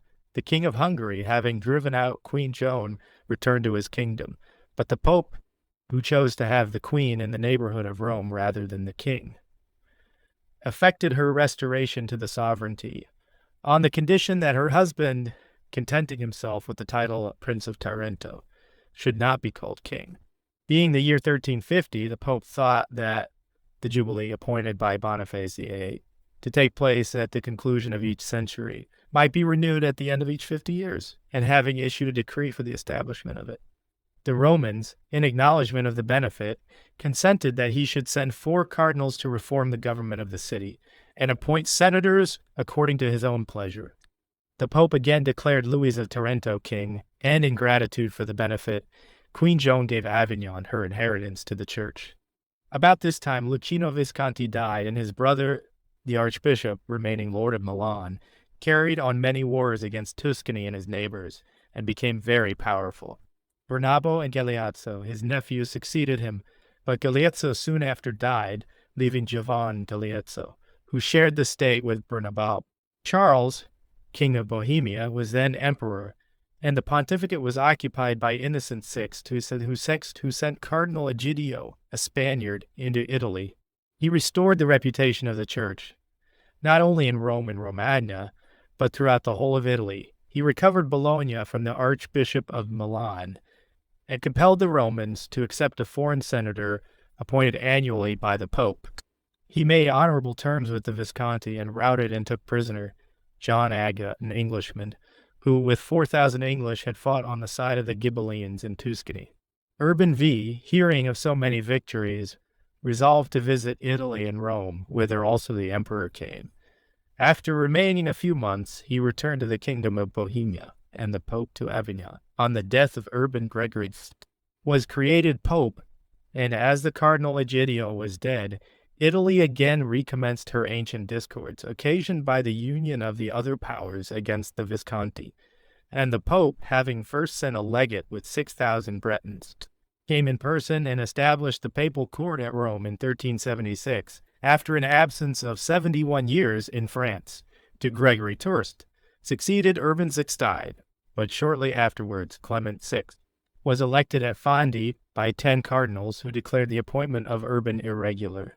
At this time, the Genoese threw off the yoke of the Visconti, under whom they had lived many years, and between them and the Venetians several important battles were fought for the island of Tenedos. Although the Genoese were for a time successful and held Venice in a state of siege during many months, the Venetians were at length victorious, and by the intervention of the Pope, peace was made in the year 1381. In these wars, artillery was first used, having been recently invented by the Dutch. Chapter 7. Book 1. A schism having thus arisen in the Church, Queen Joan favored the schismatic pope, upon which Urban caused Charles of Durazzo, descended from the kings of Naples, to undertake the conquest of her dominions. Having succeeded in his object, she fled to France, and he assumed the sovereignty. The king of France, being exasperated, sent Louis of Anjou into Italy to recover the kingdom for the queen, to expel Urban from Rome and establish the anti-pope. But in the midst of this enterprise Louis died, and his people being routed, returned to France. In this conjuncture, the pope went to Naples, where he put 9 cardinals into prison for having taken the part of France and the anti-pope. He then became offended with the king for having refused to make his nephew Prince of Capua, and pretending not to care about it, requested he would grant him Nocera for his habitation. But having fortified it, he prepared to deprive the king of his dominions. Upon this, the king pitched his camp before the place, and the pope fled to Naples, where he put to death the cardinals whom he had imprisoned. From thence he proceeded to Rome, and, to acquire influence, created 29 cardinals. At this time Charles, king of Naples, went to Hungary, where, having been made king, he was shortly afterward killed in battle, leaving a wife and 2 children at Naples. About the same time Giovanni Galeazzo Visconti murdered Bernabo, his uncle, and took the entire sovereignty upon himself, and, not content with being Duke of Milan, sovereign of the whole of Lombardy, designed to make himself master of Tuscany. But while he was intent upon occupying the province with the ultimate view of making himself king of Italy, he died. Boniface Maximus succeeded. Urban VI, the anti-pope Clement VI, also died, and Benedict XIII was appointed his successor. Many English, Germans, and Bretons served at this period in the armies of Italy, commanded partly by those leaders who had from time to time authority in the country, and partly by such as the pontiffs sent when they were at Avignon. With these warriors, the princes of Italy long carried on their wars till the coming of Lodovico da Cento of Romagna, who formed a body of Italian soldiery called the Company of St. George, whose valor and discipline soon caused the foreign troops to fall into disrepute, and gave reputation to the native forces of the country, of which the princes afterward availed themselves in their wars with each other. The Pope, Boniface IX, being at enmity with the Romans, went to Sicily, where he remained till the Jubilee of 1400, when the Romans, to induce him to return to the city, consented to receive another foreign senator of his appointing, and also allowed him to fortify the castle of St. Angelo. Having returned upon these conditions, in order to enrich the church, he ordained that everyone, upon vacating a benefice, should pay a year's value of it to the apostolic chamber. After the death of Giovanni Galeazzo, Duke of Milan, although he left 2 children, Giovanmaria and Filippo, the state was divided into many parts, and in the troubles which ensued Giovanmaria was slain. Filippo remained some time in the castle of Pavia, from which, through the fidelity and virtue of the Castellan, he escaped. Among others who occupied cities possessed by his father was Guglielmo della Scala, who, being banished, fell into the hands of Francesco de Carrara, Lord of Padua, by whose means he recovered the state of Verona, in which he only remained a short time, for he was poisoned by order of Francesco, and the city taken from him. These things occasioned the people of Vicenza, who had lived in security under the protection of the Visconti, to dread the greatness of the Lord of Padua, and they placed themselves under the Venetians, who, engaging in arms with him, first took Verona and then Padua. At this time Pope Boniface died, and was succeeded by Innocent VII. The people of Rome supplicated him to restore to them their fortresses and their liberty, but as he would not consent to their petition, they called to their assistance Ladislaus, king of Naples. Becoming reconciled to the people, the Pope returned to Rome, and made his nephew Lodovico Count of La Marca. Innocent soon after died, and Gregory XII was created, upon the understanding to renounce the papacy whenever the anti-pope would also renounce it. By the advice of the cardinals, in order to attempt the reunion of the church, Benedict, the anti-pope, came to Porto Venere, and Gregory to Lucca, where they made many endeavors, but effected nothing. Upon this, the cardinals of both the popes abandoned them, Benedict going to Spain and Gregory to Rimini. On the other hand, the cardinals, with the favor of Balthasar Casa, cardinal and legate of Bologna, appointed a council at Pisa, where they created Alexander Vise, who immediately excommunicated King Ladislaus and invested Louis of Anjou with the kingdom. This prince, with the Florentines, Genoese, and Venetians, attacked Ladislaus and drove him from Rome. In the head of the war, Alexander died, and Balthasar Casa succeeded him with the title of John 23rd Titide. Leaving Bologna, where he was elected, he went to Rome and found there Louis of Anjou, who had brought the army from Provence and, coming to an engagement with Ladislaus, routed him. But by the mismanagement of the leaders, they were unable to prosecute the victory, so that the king in a short time gathered strength and retook Rome. Louis fled to Provence, the Pope to Bologna, where, considering how he might diminish the power of Ladislaus, he caused Sigismund, king of Hungary, to be elected emperor, and advised him to come to Italy. Having a personal interview at Mantua, they agreed to call a general council in which the church should be united. And having effected this, the Pope thought he should be fully enabled to oppose the forces of his enemies. At this time there were 3 popes, Gregory, Benedict, and Giovanni, which kept the church weak and in disrepute. The city of Constance in Germany was appointed for the holding of the council, contrary to the expectation of Pope John. And although the death of Ladislaus had removed the cause which induced the Pope to call the council, still, having promised to attend, he could not refuse to go there. In a few months after his arrival at Constance, he discovered his error, but it was too late. Endeavoring to escape, he was taken, put into prison, and compelled to renounce the papacy. The other, refusing to do the same, was condemned as a heretic, but being abandoned by his cardinals, he complied, and the council elected Otto of the Colonnesi family, Pope, by the title of Martin V. Thus the church was united under one head after having been divided by many pontiffs. Filippo Visconti was, as we have said, in the fortress of Pavia. But Fazzino Cane, who in the affairs of Lombardy had become lord of Vercelli, Alessandria, and Tortona, and had amassed great riches, finding his end approach, and having no children, left his wife Beatrice heiress of his estates, and arranged with his friends that a marriage should be effected between her and Filippo. By this union, Filippo became powerful and reacquired Milan and the whole of Lombardy by way of being grateful for these numerous favors, as princes commonly are. He accused Beatrice of adultery and caused her to be put to death.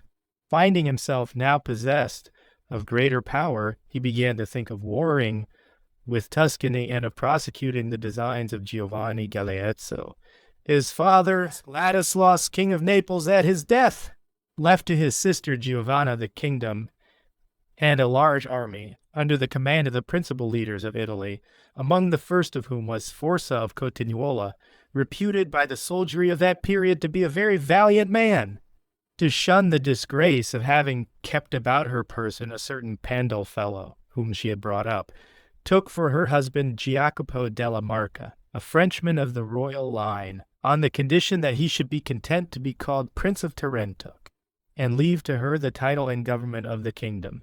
But the soldiery, upon his arrival in Naples, proclaimed him king, so that between the husband and the wife wars ensued, and although they contended with varying success, the queen at length obtained the superiority, and became an enemy of the Pope.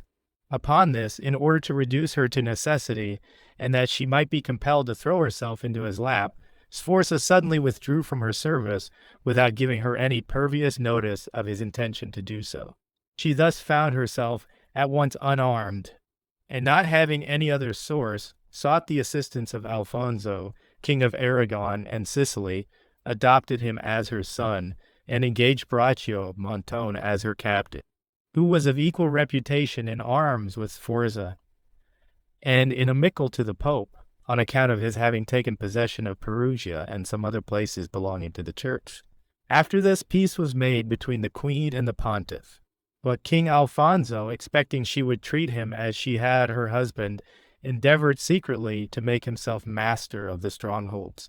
But, possessing acute observation, she was beforehand with him and fortified herself in the castle of Naples. Suspicions increasing between them, they had recourse to arms, and the queen, with the assistance of Sforza, who again resumed her service, drove Alfonso out of Naples, deprived him of his succession, and adopted Louis of Anjou in his stead. Hence arose new contests between Braccio, who took the part of Alfonso, and Sforza, who defended the cause of the queen. In the course of the war, Sforza was drowned in endeavoring to pass the river Pescara. The queen was thus again unarmed, and would have been driven out of the kingdom but for the assistance of Filippo Visconti, the Duke of Milan, who compelled Alfonso to return to Aragon. Braccio, undaunted at the departure of Alfonso, continued the enterprise against the queen, and besieged L'Aquila, but the Pope, thinking the greatness of Braccio injurious to the Church, received into his pay Francesco, the son of Sforza, who went in pursuit of Braccio to L'Aquila, where he routed and slew him. Of Braccio remained Adu, his son, from whom the Pope took Perugia, and left him the state of Montone alone. But he was shortly afterward slain in Romagna in the service of the Florentines, so that of those who had fought under Braccio. Niccolò Piccinino remained of greatest reputation, having continued our general narration nearly to the period which we had first proposed to reach. What remains is of little importance, except the war which the Florentines and Venetians carried on against Filippo, Duke of Milan, of which an account will be given when we speak particularly of Florence. I shall therefore continue it no further, briefly explaining the condition of Italy in respect of her princes and her arms at the period to which we have now come. Joan II held Naples, La Marca, the Patrimony, and Romagna. Some of these places obeyed the church, while others were held by vicars or tyrants, as Ferrara, Modena, and Reggio, by those of the house of Este, Faenza by the Ordelfi, Imola by the Aladossi, Rimini and Saro by the Malatesti, and Camino by those of Varano. Part of Lombardy was subject to the Duke Filippo, part to the Venetians. For all those who had held single states were set aside, except the house of Gonzaga, which ruled in Mantua. The greater part of Tuscany was subject to the Florentines. Lucca and Siena alone were governed by their own laws. Lucca was under the Guinigi, Siena was free, the Genoese being sometimes free, at others subject to the kings of France or the Visconti, lived unrespected, and may be enumerated among the minor powers. None of the principal states were armed with their own proper forces. Duke Filippo kept himself shut up in his apartments and would not allow himself to be seen. His wars were managed by commissaries. The Venetians, when they directed their attention to terra firma, threw off those arms which had made them terrible upon the seas, and falling into the customs of Italy, submitted their forces to the direction of others. The practice of arms being unsuitable to priests or women, the Pope and Queen Joan of Naples were compelled by necessity to submit to the same system which others practiced from defect of judgment. The Florentines also adopted the same custom, for having, by their frequent divisions, destroyed the nobility, and their republic being wholly in the hands of men brought up to trade, they followed the usages and example of others. Thus the arms of Italy were either in the hands of the lesser princes, or of men who possessed no state. For the minor princes did not adopt the practice of arms from any desire of glory, but for the acquisition of either property or safety. The others, those who possessed no state, being bred to arms from their infancy, were acquainted with no other art, and pursued war for emolument, or to confer honor upon themselves. The most noticed among the latter were Carmignola, Francesco Sforza, Niccolò Piccinino, the pupil of Braccio, Agnolo della Pergola, Lorenzo de Micheletto, Attenduli, Il Tartaglia, Jacopaccio, Secolini da Perugia, Niccolò da Tolentino, Guido Torello, Antonia dal Ponte, Ad Era, and many others. With these were those lords of whom I have before spoken, to which may be added the barons of Rome, the Colonnesi, and the Orsini, with other lords and gentlemen of the kingdoms of Naples and Lombardy, who, being constantly in arms, had such an understanding among themselves, and so contrived to accommodate things to their own convenience, that of those who were at war, most commonly both sides were losers, and they had made the practice of arms so totally ridiculous. that the most ordinary leader possessed of true valor would have covered these men with disgrace, whom, with so little prudence, Italy honored. With these idle princes and such contemptible arms, my history must therefore be filled. To which, before I descend, it will be necessary, as was at first proposed, to speak of the origin of Florence, that it may be clearly understood what was the state of the city in those times, and by what means, through the labors of 1,000 years, she became so imbecile. Chapter 1. Book 2. Among the great and wonderful institutions of the republics and principalities of antiquity that have now gone into disuse, was that by means of which towns and cities were from time to time established.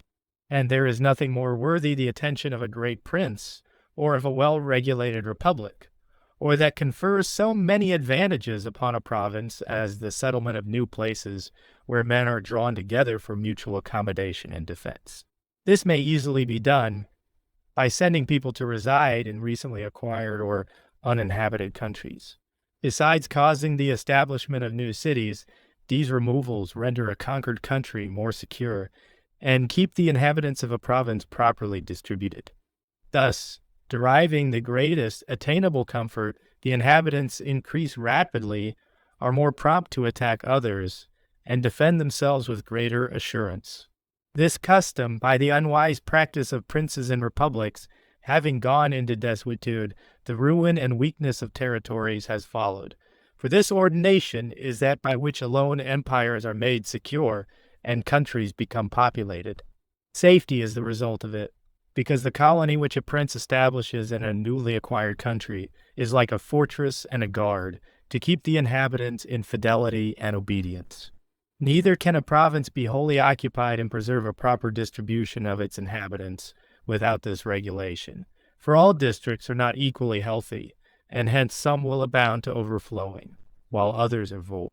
And if there be no method of withdrawing them from places in which they increase too rapidly, and planting them where they are too few, the country would soon be wasted. For one part would become a desert, and the other a dense and wretched population. And as nature cannot repair this disorder, it is necessary that industry should effect it. For unhealthy localities become wholesome when a numerous population is brought into them. With cultivation the earth becomes fruitful, and the air is purified with fires, remedies which nature cannot provide. The city of Venice proves the correctness of these remarks. Being placed in a marshy and unwholesome situation, it became healthy only by the number of industrious individuals who were drawn together. Pisa, too, on account of its unwholesome air, was never filled with inhabitants till the Saracens, having destroyed Genoa and rendered her rivers unnavigable, caused the Genoese to migrate thither in vast numbers, and thus render her populous and powerful. Where the use of colonies is not adopted, conquered countries are held with great difficulty. Districts, once uninhabited, still remain so, and those which populate quickly are not relieved. Hence, it is that many places of the world, and particularly in Italy, in comparison of ancient times, have become deserts. This has wholly arisen and proceeded from the negligence of princes, who have lost all appetite for true glory, and of republics which no longer possess institutions that deserve praise. In ancient times, by means of colonies, new cities frequently arose, and those already begun were enlarged, as was the case with Florence, which had its beginning from Fiesole, and its increase from colonies. It is exceedingly probable, as Dante and Giovanni Villani show, that the city of Fiesole, being situated upon the summit of the mountain, in order that her markets might be more frequented, and afford greater accommodation for those who brought merchandise, would appoint the place in which to told them, not upon the hill, but in the plain, between the foot of the mountain and the river Arno. I imagine these markets to have occasioned the first erections that were made in those places, and to have induced merchants to wish for commodious warehouses for the reception of their goods, and which in time became substantial buildings. And afterward, when the Romans, having conquered the Carthaginians, rendered Italy secure from foreign invasion, these buildings would greatly increase, for men never endure inconveniences unless some powerful necessity compels. Thus, although the fear of war induces a willingness to occupy places strong and difficult of access, As soon as the cause of alarm is removed, men gladly resort to more convenient and easily attainable localities. Hence, the security to which the reputation of the Roman Republic gave birth caused the inhabitants, having begun in the manner described, to increase so much as to form a town. This was at first called the Villa Arnina.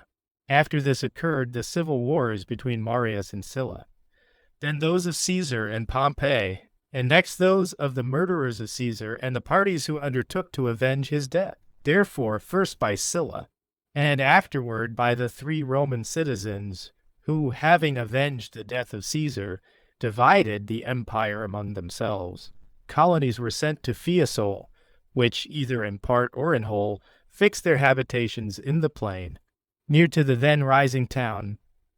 By this increase the place became so filled with dwellings that it might with propriety be enumerated among the cities of Italy. There are various opinions concerning the derivation of the word Florentia. Some suppose it to come from Florence, one of the principal persons of the colony. Others think it was originally not Florentia, but Fluentia, and suppose the word derived from fluente, or flowing of the Arno. And in support of their opinion, adduce a passage from Pliny who says the Fluentini are near the flowing of the Arno. This, however, may be incorrect, for Pliny speaks of the locality of the Florentini, not of the name by which they were known.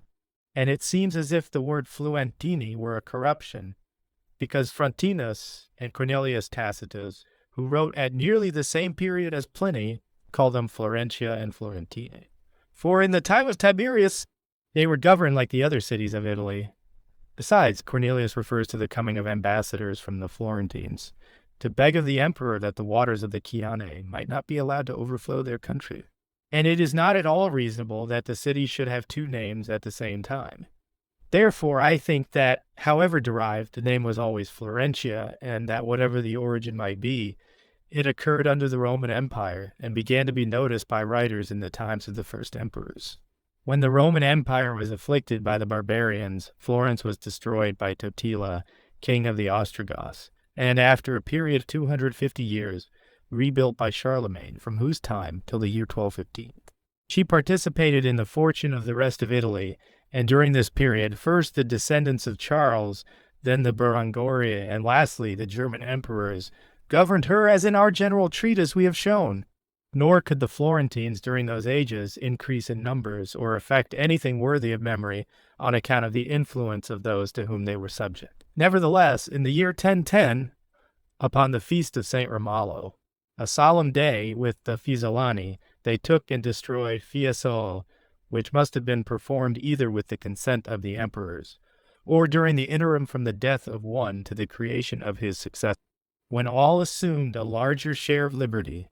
But then the pontiffs acquired greater influence, and the authority of the German emperors was in its wane. All the places of Italy governed themselves with less respect for the prince, so that in the time of Henry III, the mind of the country was divided between the emperor and the church. However, the Florentines kept themselves united until the year 1215, rendering obedience to the ruling power, and anxious only to preserve their own safety. But as the diseases which attack our bodies are more dangerous and mortal in proportion as they are delayed, so Florence, though late to take part in the sects of Italy, was afterward the more afflicted by them. The cause of her first division is well known, having been recorded by Dante and many other writers. I shall, however, briefly notice it. Among the most powerful families of Florence were the Buondelmonti and the Uberti. Next to these were the Amadei and the Donati, of the Donati family. There was a rich widow who had a daughter of exquisite beauty, for whom, in her own mind, she had fixed upon Buondelmonti, a young gentleman, the head of the Buondelmonti family, as her husband, but either from negligence or because she thought it might be accomplished at any time, she had not made known her intention. When it happened that the cavalier betrothed himself to a maiden of the Amadei family, this grieved the Donati widow exceedingly, but she hoped with her daughter's beauty to disturb the arrangement before the celebration of the marriage. And from an upper apartment, seeing Buondelmonti approach her house alone, she descended, and as he was passing, she said to him, "I am glad to learn you have chosen a wife, although I have reserved my daughter for you," and, pushing the door open, presented her to his view The cavalier, seeing the beauty of the girl, which was very uncommon, and considering the nobility of her blood, and her portion not being inferior to that of the lady whom he had chosen, became inflamed with such an ardent desire to possess her, that, not thinking of the promise given, or the injury he committed in breaking it, or of the evils which his breach of faith might bring upon himself, said, "Since you have reserved her for me, I should be very ungrateful indeed to refuse her, being yet at liberty to choose, and without any delay married her." As soon as the fact became known, the Amati and the Uberti, whose families were filled with rage, and having assembled with many others, connections of the parties, they concluded that the injury could not be tolerated without disgrace, and that the only vengeance proportionate to the enormity of the offense would be to put Buondelmonti to death. And although some took into consideration the evils that might ensue upon it, Mosca Lamberti said that those who talk of many things affect nothing, using that trite and common adage, cosa fata capo hat. Thereupon they appointed to the execution of the murder Mosca himself, Stiati Uberti, Lambertuccio Amadei, and Odorigo Fifanti, who, on the morning of Easter Day, concealed themselves in a house of the Amadei situate between the Old Bridge and St. Stephen's, and as Buondelmonti was passing upon a white horse, thinking it as easy a matter to forget an injury as reject an alliance, he was attacked by them at the foot of the bridge and slain close by a statue of Mars. This murder divided the whole city, one party espousing the cause of the Buondelmonti, the other that of the Uberti. And as these families possessed men and means of defense, they contended with each other for many years. Without one being able to destroy the other, Florence continued in these troubles till the time of Frederick II, who, being king of Naples, endeavored to strengthen himself against the church, and to give greater stability to his power in Tuscany, favored the Uberti and their followers, who, with his assistance, expelled the Buondelmonti. Thus our city, as all the rest of Italy had long time been, became divided into Guelphs and Ghibellines. And as it will not be superfluous, I shall record the names of the families which took part with each faction. Those who adopted the cause of the Guelphs were the Buondelmonti, Nerli, Rossi, Frescobaldi, Mazzi, Bardi, Pulci, Gherardini, Foraboschi, Bagnisi, Guidalotti, Sacchetti, Manieri, Lucardesi, Chiaramontesi, Compiobisi, Campoccanti, Giandonati, Gianfigliazzi, Scali, Coltarotti, Importuni, Posticci, Tornaquinci, Vecchietti, Tosigni, Arrigucci, Aglietti, Tosigni, Adimari, Visdomini, Tedaldi, Cerci of the Ghibelline faction were the Uberti, Manelli, Ubriaci, Fifanti, Amidei, Infangati, Malespini, Scolari, Gigidi, Galli, Capiardi, Lamberti, Soldanieri, Cipriani, Toschi, Amieri, Palermini, Migliorelli, Pigli, Barucci, Catani, Agolanti, Brunelleschi, Caponsacchi, Elise, Abati, Tidaldini, Giuochi, and Galliga. Besides the noble families on each side above enumerated, each party was joined by many of the higher ranks of the people, so that the whole city was corrupted with this division. The Guelphs, being expelled, took refuge in the upper Valdarno, where part of their castles and strongholds were situated, and where they strengthened and fortified themselves against the attacks of their enemies. But upon the death of Frederick, the most unbiased men and those who had the greatest authority with the people considered that it would be better to effect the reunion of the city than, by keeping her divided, cause her ruin. They therefore induced the Guelphs to forget their injuries and return, and the Ghibellines to lay aside their jealousies and receive them with cordiality. Chapter 2. Book 2 being united, the Florentines thought the time favorable for the ordination of a free government, and that it would be desirable to provide their means of defense before the new emperor should acquire strength. They therefore divided the city into 6 parts and elected 12 citizens, 2 for each 6, to govern the whole. These were called Anziani and were elected annually. To remove the cause of those enmities which had been observed to arise from judicial decisions, they provided 2 judges from some other state, one called captain of the people, the other podesta or provost, whose duty it was to decide in cases, whether civil or criminal, which occurred among the people.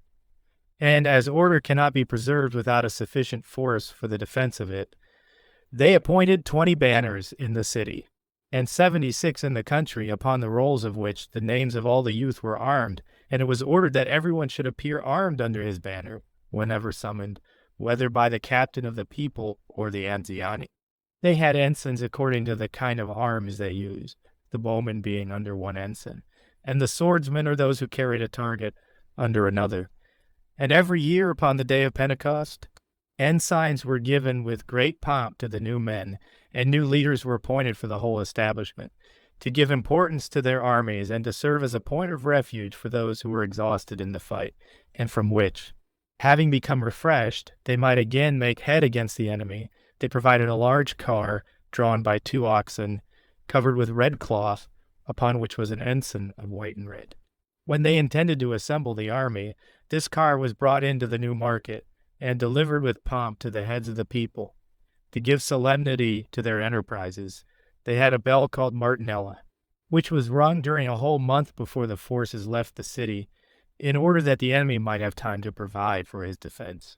So great was the virtue then existing among men, and with so much generosity of mind were they governed, that, as it is now considered a brave and prudent act to assail an unprovided enemy, in those days it would have been thought disgraceful and productive only of a fallacious advantage.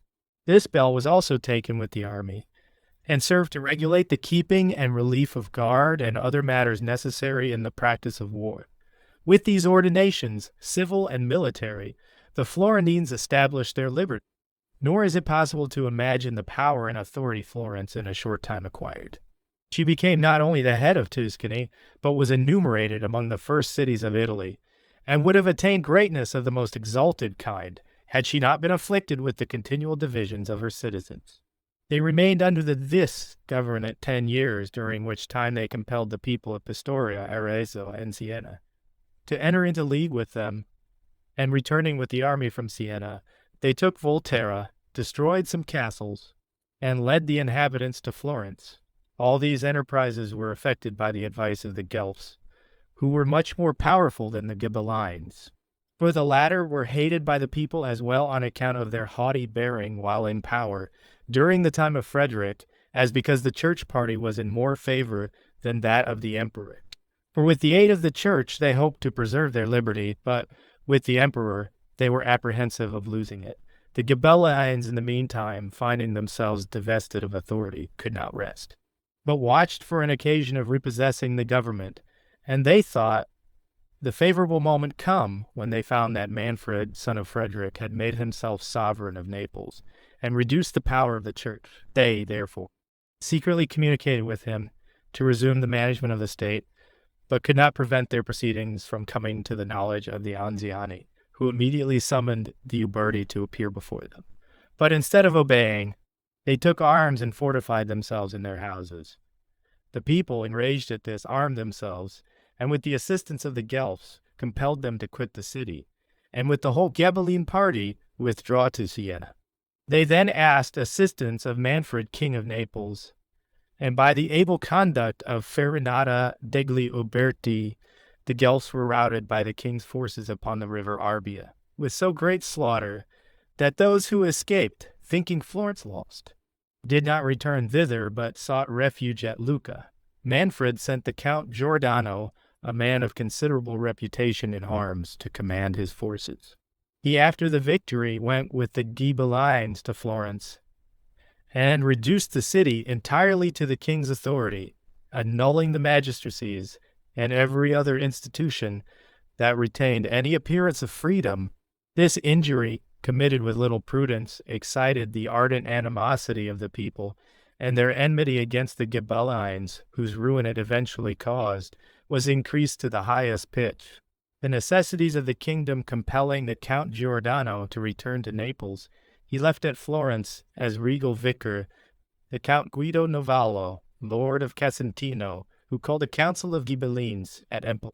There it was concluded, with only one dissenting voice, that in order to preserve their power in Tuscany, it would be necessary to destroy Florence as the only means of compelling the Guelphs to withdraw their support from the party of the church.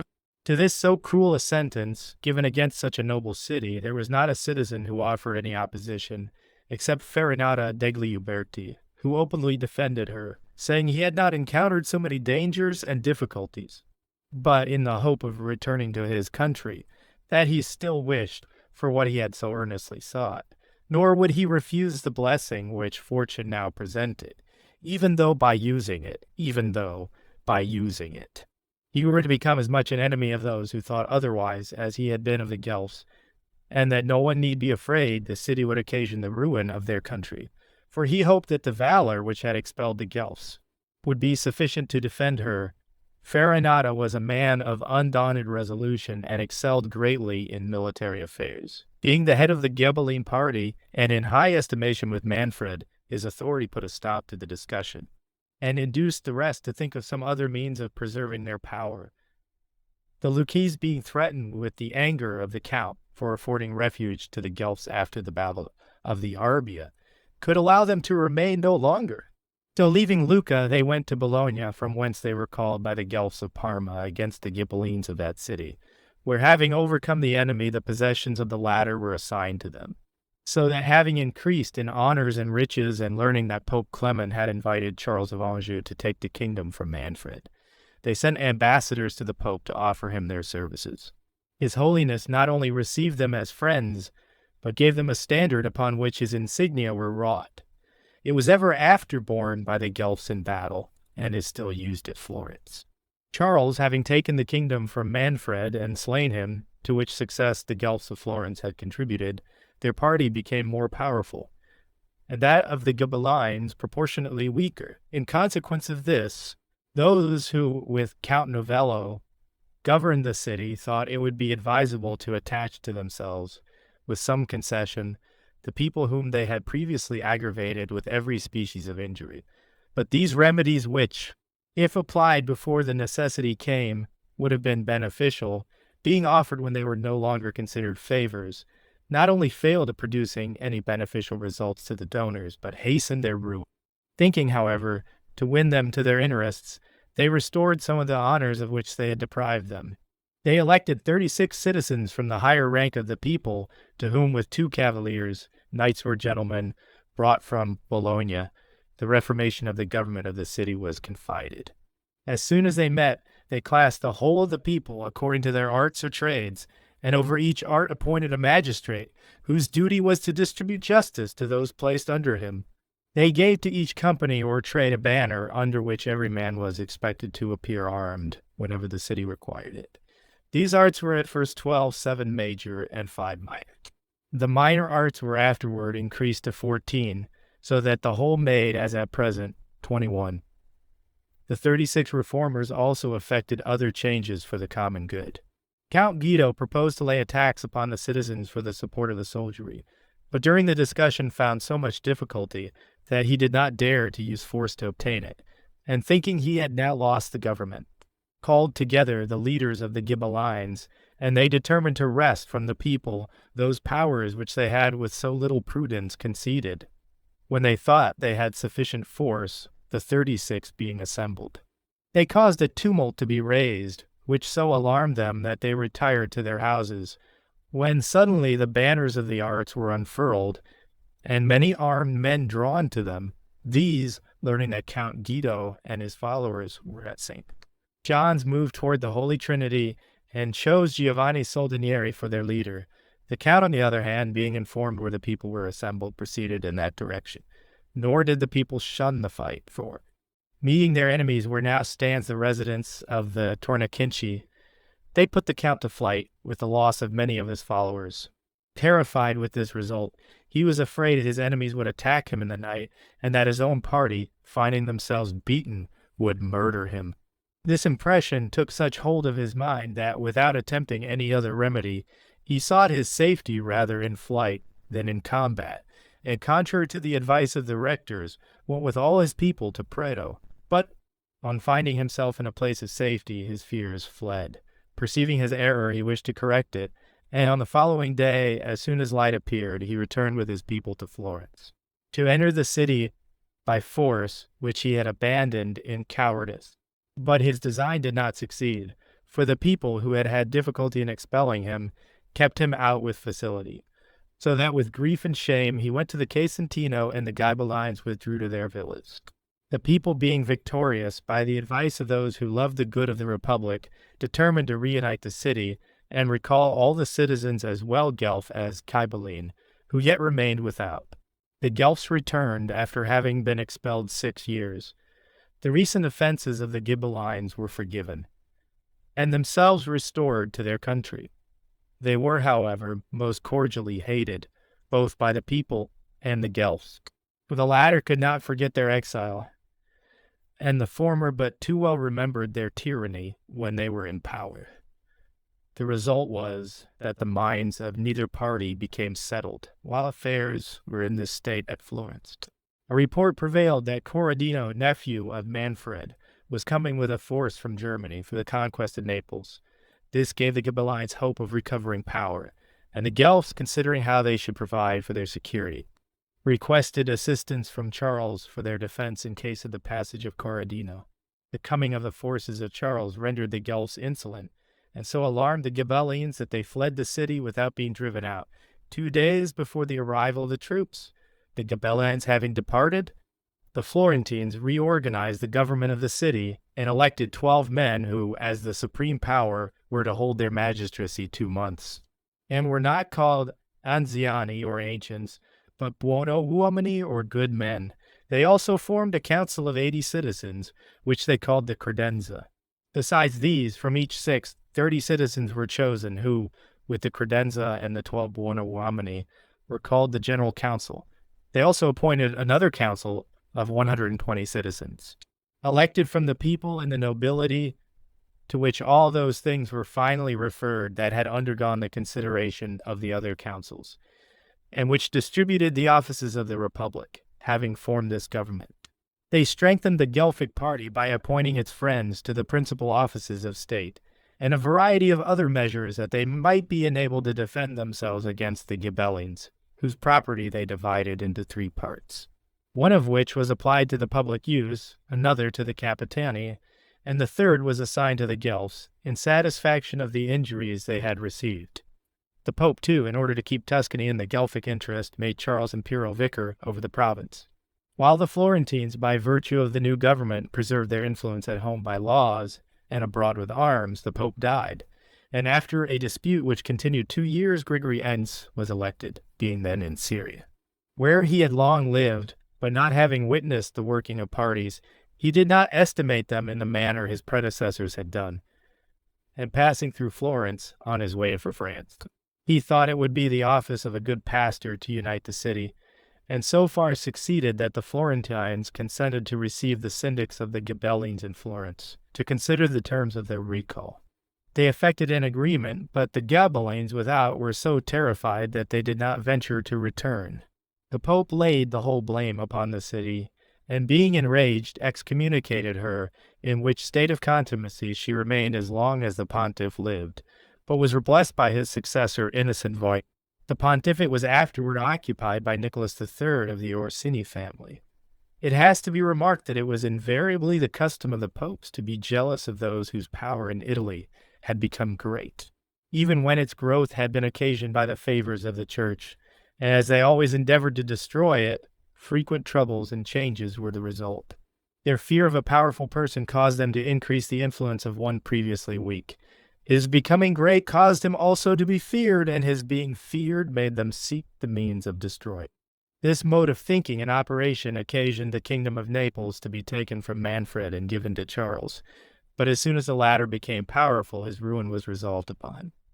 Actuated by these motives, Nicholas III contrived that, with the influence of the emperor, the government of Tuscany should be taken from Charles, and Latino, his legate, was therefore sent into the province in the name of the empire.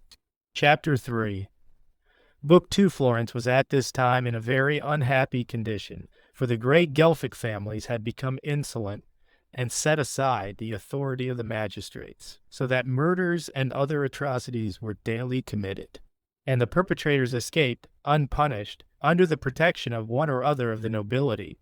The leaders of the people, in order to restrain this insolence, determined to recall those who had been expelled, and thus gave the legate an opportunity of uniting the city. The Ghibellines returned, and instead of 12 governors, 14 were appointed, 7 for each party, who held their office 1 year, and were to be chosen by the Pope. The Florentines lived under this government 2 years, till the pontificate of Martin, who restored to Charles all the authority which had been taken from him by Nicholas, so that parties were again active in Tuscany. For the Florentines took arms against the emperor's governor, and to deprive the Ghibellines of power and restrain the nobility, established a new form of government. This was in the year 1282, and the companies of the arts, since magistrates had been appointed and colors given to them, had acquired so great influence that of their own authority they ordered that, instead of 14 citizens, 3 should be appointed and called priors to hold the government of the republic 2 months, and chosen from either the people or the nobility. After the expiration of the first magistracy, they were augmented to 6, that one might be chosen from each 6th of the city, and this number was preserved till the year 1342. When the city was divided into quarters, and the priors became 8, although upon some occasions during the interim they were 12. This government, as will be seen hereafter, occasioned the ruin of the nobility, for the people by various causes excluded them from all participation in it, and then trampled upon them without respect. The nobles at first, owing to their divisions among themselves, made no opposition, and each being anxious to rob the other of influence in the state, they lost it altogether. To this government a palace was given in which they were to reside constantly, and all requisite officers were appointed, it having been previously the custom of councils and magistrates to assemble in church. At first they were only called priors, but to increase their distinction the word signori, or lords, was soon afterward adopted. The Florentines remained for some time in domestic quiet, during which they made war with the Aretins for having expelled the Guelphs, and obtained a complete victory over them at Campaldino. The city being increased in riches and population, it was found expedient to extend the walls, the circle of which was enlarged to the extent it at present remains, although its diameter was previously only the space between the old bridge and the church of St. Lorenzo. Wars abroad and peace within the city had caused the Guelph and Ghibelline factions to become almost extinct, and the only party feeling which seemed occasionally to glow was that which naturally exists in all cities between the higher classes and the people, for the latter wishing to live in conformity with the laws, and the former to be themselves the rulers of the people. It was not possible for them to abide in perfect amity together. This ungenial disposition, while their fear of the Ghibellines kept them in order, did not discover itself, but no sooner were they subdued than it broke forth, and not a day passed without some of the populace being injured, while the laws were insufficient to procure redress. For every noble with his relations and friends defended himself against the forces of the priors and the capitano. To remedy this evil, the leaders of the arts companies ordered that every signory at the time of entering upon the duties of office should appoint a gonfalonier of justice, chosen from the people, and place 1,000 armed men at his disposal, divided into 20 companies of 50 men each, and that he with his gonfalon or banner and his forces should be ready to enforce the execution of the laws whenever called upon, either by the seigneurs themselves or the capitano. The first elected to this high office was Ubaldo Ruffoli. This man unfurled his gonfalon and destroyed the houses of the Galletti on account of a member of that family having slain one of the Florentine people in France.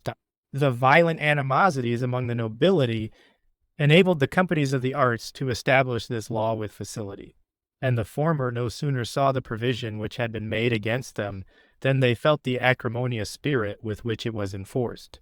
At first it impressed them with greater terror, but they soon after returned to their accustomed insolence.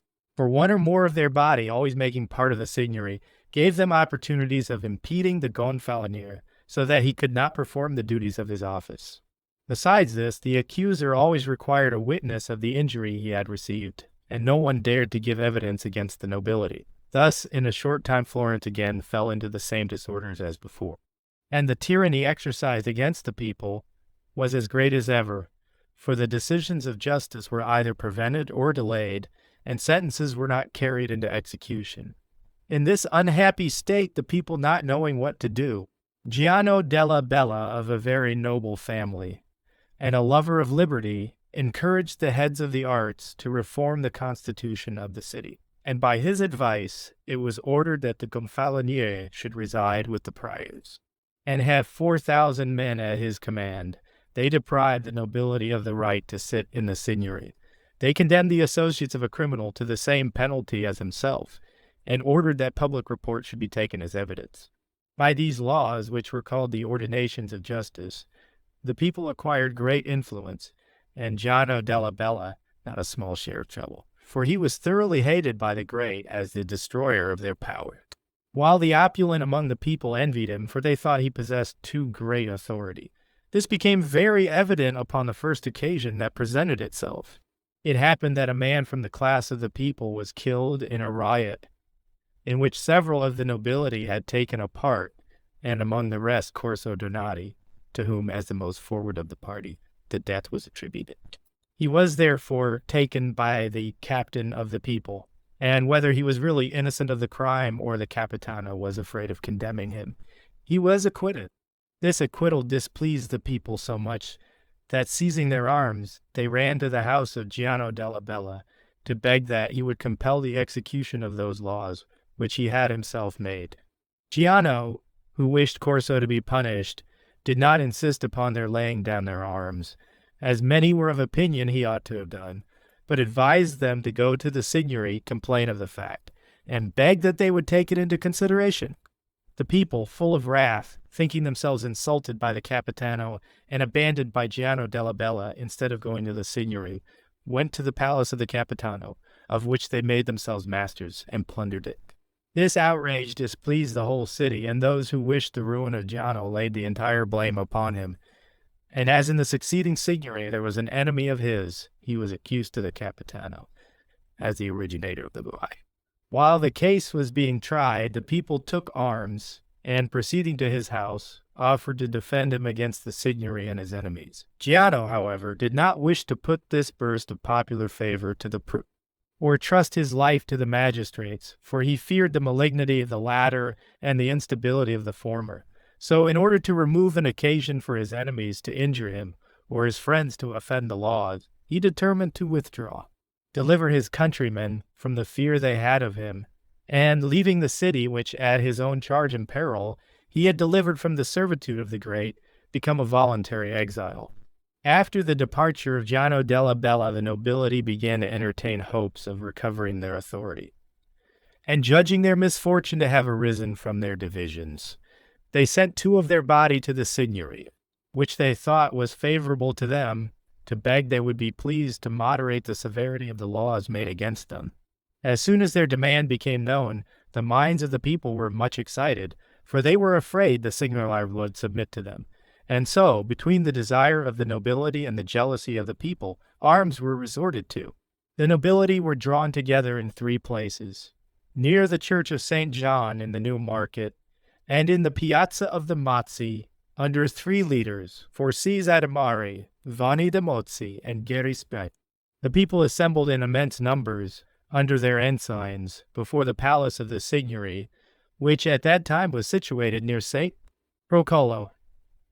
And as they suspected the integrity of the signory, they added 6 citizens to their number to take part in the management of affairs. While both parties were preparing for the fight, some individuals, as well of the people as of the nobility, accompanied by a few priests of respectable character, mingled among them for the purpose of effecting a pacification, reminding the nobility that their loss of power and the laws which were made against them had been occasioned by their haughty conduct and the mischievous tendency of their proceedings, that resorting to arms to recover by force what they had lost by illiberal measures and disunion would tend to the destruction of their country and increase the difficulties of their own position, that they should bear in mind that the people, both in riches, numbers, and hatred, were far stronger than they, and that their nobility, on account of which they assumed to be above others, did not contribute to win battles, and would be found, when they came to arms, to be but an empty name, and insufficient to defend them against so many. On the other hand, they reminded the people that it is not prudent to wish always to have the last blow, that it is an injudicious step to drive men to desperation. For he who is without hope is also without fear. That they ought not to forget that in the wars the nobility had always done honor to the country, and therefore it was neither wise nor just to pursue them with so much bitterness. And that, although the nobility could bear with patience the loss of the supreme magistracy, they could not endure that by the existing laws it should be in the power of everyone to drive them from their country. And therefore it would be well to qualify these laws, and in furtherance of so good a result, be better to lay down their arms than trusting to numbers. Try the fortune of a battle, for it is often seen that the many are overcome by the few. Variety of opinion was found among the people.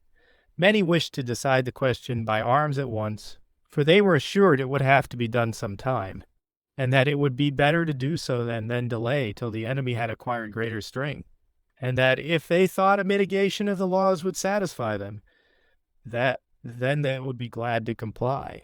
But that the pride of the nobility was so great, they would not submit unless they were compelled. To many others who were more peaceable and better disposed, it appeared a less evil to qualify the laws a little than to come to battle. And their opinion prevailing, it was provided that no accusation against the nobility could be received unless supported with sufficient testimony. Although arms were laid aside, both parties remained full of suspicion, and each fortified itself with men in places of strength. The people reorganized the government and lessened the number of its officers, to which measure they were induced by finding that the seigneurs appointed from the families, of which the following were the heads, had been favorable to the nobility, viz., the Mancini, Magalotti, Altoviti, Peruzzi, and Seretani. Having settled the government for the greater magnificence and security of the seigneury, they laid the foundation of their palace, and to make space for the piazza, removed the houses that had belonged to the Uberti. They also, at the same period, commenced the public prisons. These buildings were completed in a few years, nor did our city ever enjoy a greater state of prosperity than in those times, filled with men of great wealth and reputation, possessing within her walls 30 men capable of bearing arms, and in the country 70, while the whole of Tuscany, either as subjects or friends, owed obedience to Florence. And although there might be some indignation and jealousy between the nobility and the people, they did not produce any evil effect, but all lived together in unity and peace. And if this peace had not been disturbed by internal enmities, there would have been no cause of apprehension whatever, for the city had nothing to fear, either from the empire or from those citizens whom political reasons kept from their homes, and was in condition to meet all the states of Italy with her own forces. The evil, however, which external powers could not effect, was brought about by those within. Chapter 4, Book 2. The Cerci and the Donati were for riches, nobility, and the number and influence of their followers, perhaps the two most distinguished families in Florence. Being neighbors, both in the city and the country, there had arisen between them some slight displeasure, which, however, had not occasioned an open quarrel, and perhaps never would have produced any serious effect if the malignant humors had not been increased by new causes. Among the first families of Pistoia was the Cancellieri. It happened that Lor, son of Guglielmo, and Jerry, son of Bertacca, both of this family, playing together and coming to words, Jerry was slightly wounded by Lor. This displeased Guglielmo, and designing by a suitable apology to remove all cause of further animosity, he ordered his son to go to the house of the father of the youth whom he had wounded and ask pardon. Lor obeyed his father. But this act of virtue failed to soften the cruel mind of Bertacca, and having caused Lor to be seized, in order to add the greatest indignity to his brutal act, he ordered his servants to chop off the youth's hand upon a block used for cutting meat upon, and then said to him, "Go to thy father, and tell him that sword wands are cured with iron, and not with words." The unfeeling barbarity of this act so greatly exasperated Guglielmo that he ordered his people to take arms for his revenge. Bertacca prepared for his defense, and not only that family, but the whole city of Pistoia became divided. And as the Cancellieri were descended from a Cancelliere who had had 2 wives, of whom one was called Bianca, white, one party was named by those who were descended from her Bianca, and the other, by way of greater distinction, was called Nera, black. Much and long-continued strife took place between the two, attended with the death of many men and the destruction of much property, and not being able to effect a union among themselves, but weary of the evil, and anxious either to bring it to an end, or by engaging others in their quarrel, increase it. They came to Florence, where the Neri, on account of their familiarity with the Donati, were favored by Corso, the head of that family, and on this account the Bianchi, that they might have a powerful head to defend them against the Donati, had recourse to Verrae de Cerchi, a man in no respect inferior to Corso. This quarrel, and the parties in it brought from Pistoia, increased the old animosity between the Cerchi and the Donati, and it was already so manifest that the priors and all well-disposed men were in hourly apprehension of its breaking out, and causing a division of the whole city. They therefore applied to the pontiff, praying that he would interpose his authority between these turbulent parties, and provide the remedy which they found themselves unable to furnish.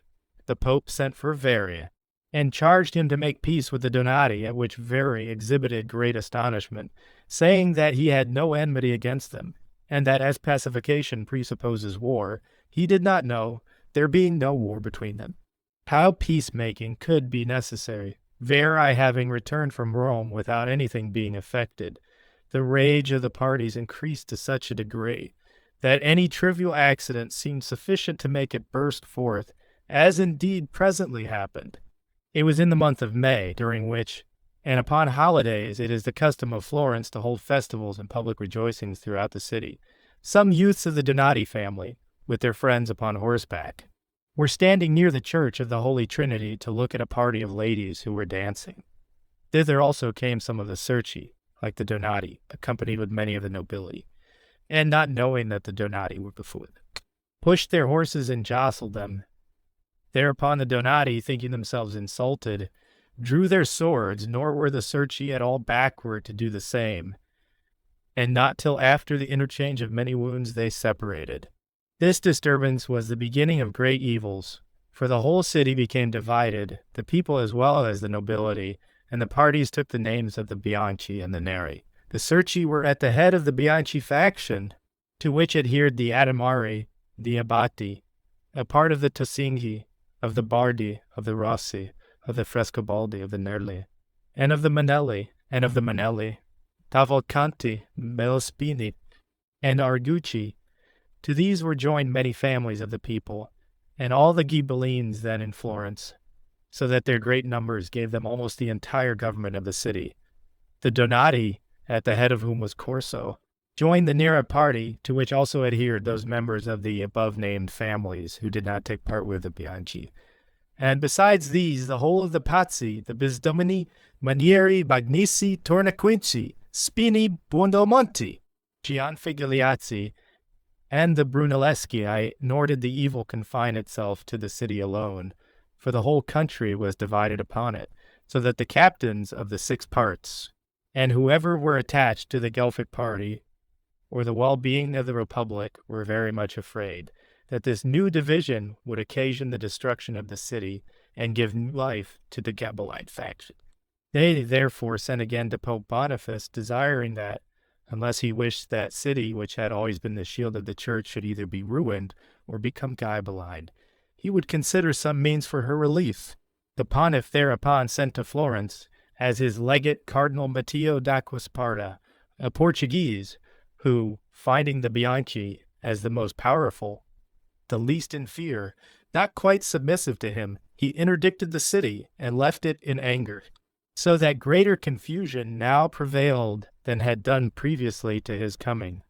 The minds of men being in great excitement, it happened that at a funeral which many of the Donati and the Cerchi attended, they first came to words, and then to arms, from which, however, nothing but merely tumult resulted at them. However, having each retired to their houses, the Cerchi determined to attack the Donati, but by the valor of Corso, they were repulsed and great numbers of them wounded. The city was in arms. The laws and the signory were set at naught by the rage of the nobility, and the best and wisest citizens were full of apprehension. The Donati and their followers, being the least powerful, were in the greatest fear. And to provide for their safety, they called together Corso, the captains of the parts, and the other leaders of the Neri, and resolved to apply to the Pope to appoint some personage of royal blood, that he might reform Florence, thinking by this means to overcome the Bianchi. Their meeting and determination became known to the priors, and the adverse party represented it as a conspiracy against the liberties of the Republic, both parties being in arms the Signory, one of whom at that time was the poet Dante, took courage and from his advice and prudence caused the people to rise for the preservation of order, and being joined by many from the country, they compelled the leaders of both parties to lay aside their arms and banished Corso with many of the Neri. And as an evidence of the impartiality of their motives, they also banished many of the Bianchi, who, however, soon afterward, under pretense of some justifiable cause, returned. Corso and his friends, thinking the Pope favorable to their party, went to Rome and laid their grievances before him, having previously forwarded a statement of them in writing. Charles of Valois, brother of the King of France, was then at the papal court, having been called into Italy by the King of Naples to go over into Sicily. The Pope, therefore, at the earnest prayers of the banished Florentines, consented to send Charles to Florence, till the season suitable for his going to Sicily should arrive. He therefore came, and although the Bianchi, who then governed, were very apprehensive, still as the head of the Guelphs, and appointed by the Pope, they did not dare to oppose him, and in order to secure his friendship, they gave him authority to dispose of the city as he thought proper, thus authorized. Charles armed all his friends and followers, which step gave the people so strong a suspicion that he designed to rob them of their liberty, that each took arms and kept at his own house in order to be ready, if Charles should make any such attempt. The Cerci and the leaders of the Bianchi faction had acquired universal hatred by having, while at the head of the Republic, conducted themselves with unbecoming pride, and this induced Corso and the banished of the Neri party to return to Florence, knowing well that Charles and the captains of the parts were favorable to them. And while the citizens, for fear of Charles, kept themselves in arms, Corso, with all the banished and followed by many others, entered Florence without the least impediment. And although Very de Cerci was advised to oppose him, he refused to do so, saying that he wished the people of Florence, against whom he came, should punish him. However, the contrary happened, for he was welcomed, not punished by them, and it behooved Very to save himself by flight. Corso, having forced the Pinti Gate, assembled his party at San Pietro Maggiore, near his own house, where, having drawn together a great number of friends and people desirous of change, he set at liberty all who had been imprisoned for offenses, whether against the state or against individuals. He compelled the existing Signory to withdraw privately to their own houses, elected a new one from the people of the Neri party, and for 5 days plundered the leaders of the Bianchi. The Cerci and the other heads of their faction, finding Charles opposed to them, withdrew from the city and retired to their strongholds. And although at first they would not listen to the advice of the Pope, they were now compelled to turn to him for assistance, declaring that instead of uniting the city, Charles had caused greater disunion than before. The Pope again sent Matteo d'Acquasparta, his legate, who made peace between the Cerci and the Donati, and strengthened it with marriages and new betrothals, but wishing that the Bianchi should participate in the employments of the government, to which the Neri, who were then at the head of it, would not consent. He withdrew with no more satisfaction, nor less enraged than on the former occasion, and left the city interdicted for disobedience. Both parties remained in Florence, and equally discontented, the Neri from seeing their enemies at hand, and apprehending the loss of their power, and the Bianchi from finding themselves without either honor or authority. And to these natural causes of animosity new injuries were added. Niccolò de Cerci, with many of his friends, went to his estates, and being arrived at the bridge of Africo, was attacked by Simuan, son of Corso Donati.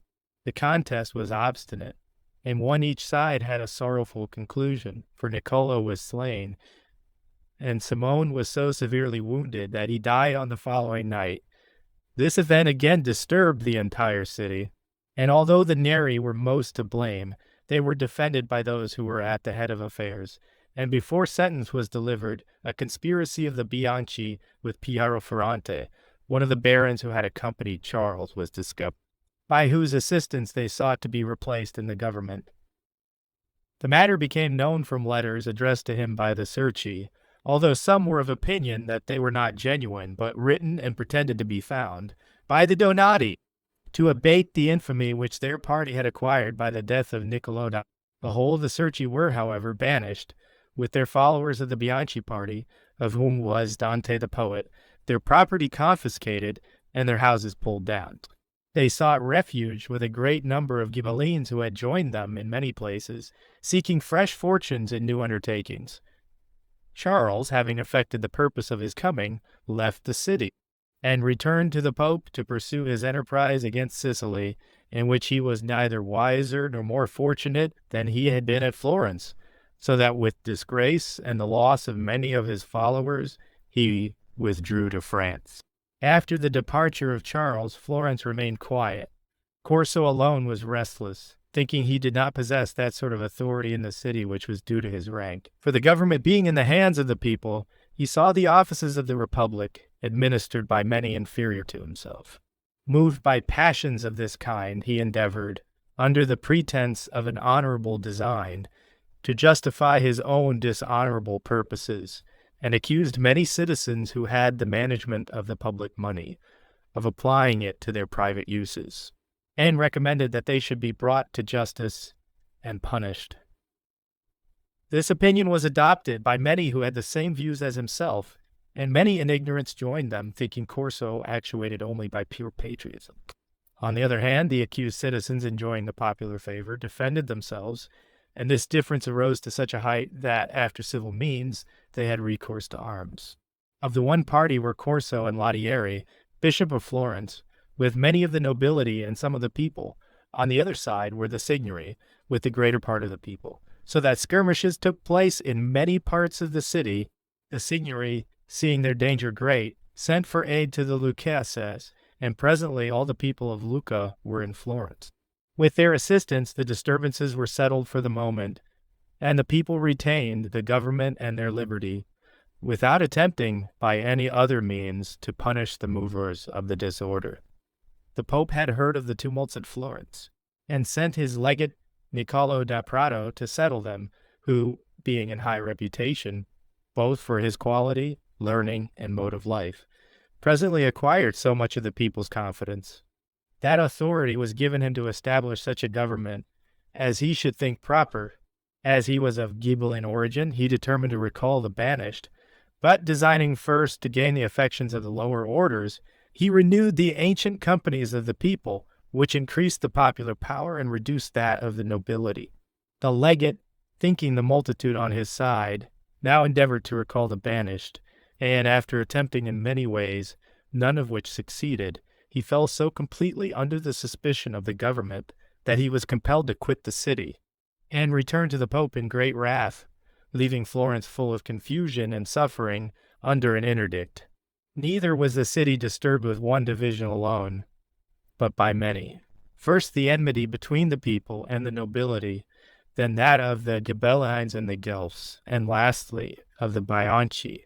All the citizens were, therefore, in arms, for many were dissatisfied with the departure of the legate, and wished for the return of the banished. The first who set this disturbance on foot were the Medici and the Guinigi, who, with the legate, had discovered themselves in favor of the rebels, and thus skirmishes took place in many parts of the city. In addition to these evils, a fire occurred, which first broke out at the Garden of St. Michael in the houses of the Abbati. It thence extended to those of the Caponsacchi, and consumed them with those of the Maxiamieri Toschi, Cipriani, Lamberti, Cavalcanti, and the whole of the New Market. From thence it spread to the gate of St. Maria and burned it to the ground. Turning from the old bridge, it destroyed the houses of the Gherardini Pulci, Amidei, and Luccaresi, and with these so many others that the number amounted to 1,700. It was the opinion of many that this fire occurred by accident during the heat of the disturbances. Others affirm that it was begun wilfully by Neri Abbati, prior of St. Pietro Scaraggio, a dissolute character, fond of mischief, who, seeing the people occupied with the combat, took the opportunity of committing a wicked act, for which the citizens, being thus employed, could offer no remedy.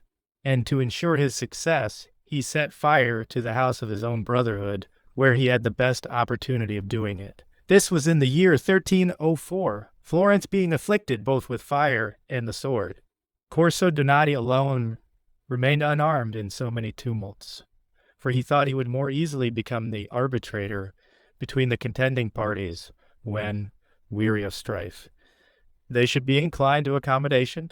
They laid down their arms, however, rather from satiety of evil than from any desire of union, and the only consequence was that the banished were not recalled and the party which favored them remained inferior. Chapter 5. Book 2. The legate being returned to Rome, and hearing of the new disturbance which had occurred, persuaded the Pope that if he wished to unite the Florentines, it would be necessary to have 12 of the first citizens appear before him. And having thus removed the principal causes of disunion, he might easily put a stop to it. The pontiff took this advice, and the citizens, among whom was Corso Donati, obeyed the summons. These having left the city, the legate told the exiles that now, when the city was deprived of her leaders, was the time for them to return. They, therefore, having assembled, came to Florence, and entering by a part of the wall not yet completed, proceeded to the piazza of St. Giovanni. It is worthy of remark that those who a short time previously, when they came unarmed and begged to be restored to their country, had fought for their return now, when they saw them in arms and resolved to enter by force, took arms to oppose them, so much more was the common good esteemed than private friendship, and being joined by the rest of the citizens, compelled them to return to the places whence they had come. They failed in their undertaking by having left part of their force at Lastra, and by not having waited the arrival of Tolsedo Berti, who had to come from Pistoia with 300 horse. For they thought celerity rather than numbers would give them the victory, and it often happens, in similar enterprises, that delay robs us of the occasion, and too great anxiety to be forward prevents us of the power, or makes us act before we are properly prepared. The banished having retired, Florence again returned to her old divisions, and in order to deprive the Cavalcanti of their authority, the people took from them the Stinch, a castle situated in the Val di Greve, and anciently belonging to the family. And as those who were taken in it were the first who were put into the new prisons, the latter were, and still continue, named after it, the Stinch. The leaders of the Republic also re-established the companies of the people, and gave them the ensigns that were first used by the companies of the art, the heads of which were called gonfaloniers of the companies and colleagues of the signory, and ordered that when any disturbance arose they should assist the signory with arms and in peace with counsel. To the 2 ancient rectors they added an executor, or sheriff, who, with the gonfaloniers, was to aid in repressing the insolence of the nobility. In the meantime the Pope died. Corso, with the other citizens, returned from Rome, and all would have been well if his restless mind had not occasioned new troubles.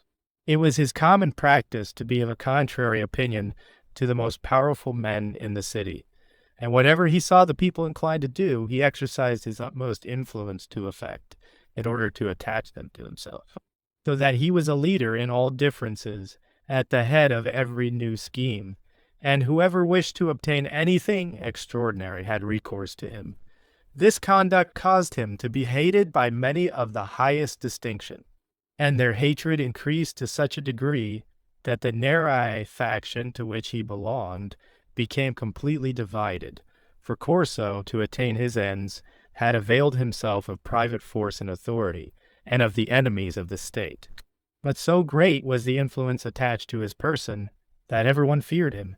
Nevertheless, in order to strip him of the popular favor, which by this means may easily be done, a report was set on foot that he intended to make himself prince of the city, and to the design his conduct gave great appearance of probability, for his way of living quite exceeded all civil bounds, and the opinion gained further strength.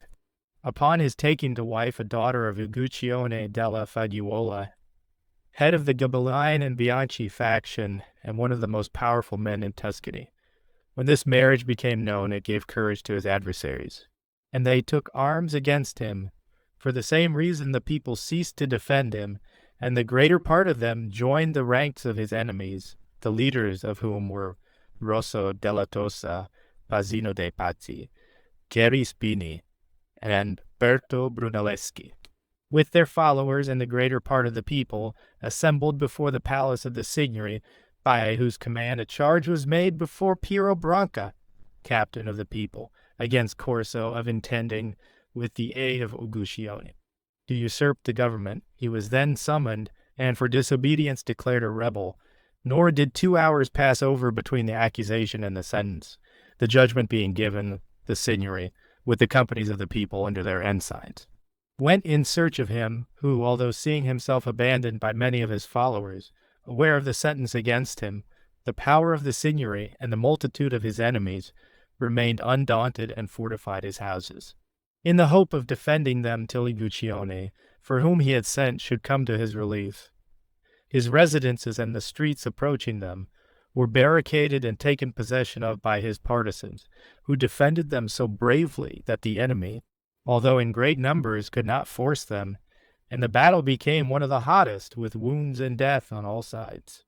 But the people, finding they could not drive them from their ground, took possession of the adjoining houses, and by unobserved passages obtained entry, Corso thus finding himself surrounded by his foes, no longer retaining any hope of assistance from Uguccione, and without a chance of victory, thought only of effecting his personal safety, and with Gherardo Bordoni and some of his bravest and most trusted friends, fought a passage through the thickest of their enemies and effected their escape from the city by the Gate of the Cross. They were, however, pursued by vast numbers, and Gherardo was slain upon the bridge of Africo by Boccaccio Cavicciulli. Corso was overtaken and made prisoner by a party of Catalan horse in the service of the Signory at Rovezzano. But when approaching Florence, that he might avoid being seen and torn to pieces by his victorious enemies, he allowed himself to fall from horseback, and being down, one of those who conducted him cut his throat. The body was found by the monks of San Salvi and buried without any ceremony due to his rank. Such was the end of Corso, to whom his country and the Neri faction were indebted for much, both of good and evil, and if he had possessed a cooler spirit, he would have left behind him a more happy memory. Nevertheless, he deserves to be enumerated among the most distinguished men our city has produced. True it is that his restless conduct made both his country and his party forgetful of their obligation to him. The same cause also produced his miserable end, and brought many troubles upon both his friends and his country. Uguccione, coming to the assistance of his relative, learned at Romali that Corso had been overcome by the people, and finding that he could not render him any assistance, in order to avoid bringing evil upon himself without occasion, he returned home. After the death of Corso, which occurred in the year 1308, the disturbances were appeased, and the people lived quietly, till it was reported that the Emperor Henry was coming into Italy, and with him all the Florentine emigrants to whom he had promised restoration to their country. The leaders of the government thought that in order to lessen the number of their enemies, it would be well to recall, of their own will, all who had been expelled, excepting such as the law had expressly forbidden to return. Of the number not admitted were the greater part of the Ghibellines, and some of those of the Bianchi faction, among whom were Dante Alighieri, the sons of Veri de' Cerchi, and of Giano della Bella. Besides this, they sent for aid to Robert, king of Naples, and not being able to obtain it of him as friends, they gave their city to him for 5 years, that he might defend them as his own people. The emperor entered Italy by the way of Pisa, and proceeded by the marshes to Rome, where he was crowned in the year 1312. Then, having determined to subdue the Florentines, he approached their city by the way of Perugia and Arezzo, and halted with his army at the monastery of San Salvi, about a mile from Florence, where he remained 50 days without effecting anything. Despairing of success against Florence, he returned to Pisa, where he entered into an agreement with Frederick, king of Sicily, to undertake the conquest of Naples, and proceeded with his people accordingly. But while filled with the hope of victory, and carrying dismay into the heart of King Robert having reached Buonconvento, he died. Shortly after this, Uguccione della Fagiuola, having by means of the Ghibelline party become lord of Pisa and of Lucca, caused, with the assistance of these cities, very serious annoyance to the neighboring places. In order to effect their relief, the Florentines requested King Robert would allow his brother Piero to take the command of their armies. On the other hand, Uguccione continued to increase his power, and either by force or fraud obtained possession of many castles in the Valdarno and the Val di Nieve, and having besieged Montecatini, the Florentines found it would be necessary to send to its relief, that they might not see him burn and destroy their whole territory. Having drawn together a large army, they entered the Val di Nieve, where they came up with Uguccione, and were routed after a severe battle in which Piero the king's brother and 20 men were slain, but the body of the prince was never found. Neither was the victory a joyful one to Uguccione, for one of his sons and many of the leaders of his army fell in the strife. The Florentines after this defeat fortified their territory, and King Robert sent them for commander of their forces. The Count d'Andria, usually called Count Novello, by whose deportment, or because it is natural to the Florentines to find every state tedious, the city, notwithstanding the war with Uguccione, became divided into friends and enemies of the king. Simon della Tosa, the Magalotti, and certain others of the people who had attained greater influence in the government than the rest, were leaders of the party against the king. By these means, messengers were sent to France, and afterward into Germany, to solicit leaders and forces that they might drive out the count, whom the king had appointed governor, but they failed of obtaining any.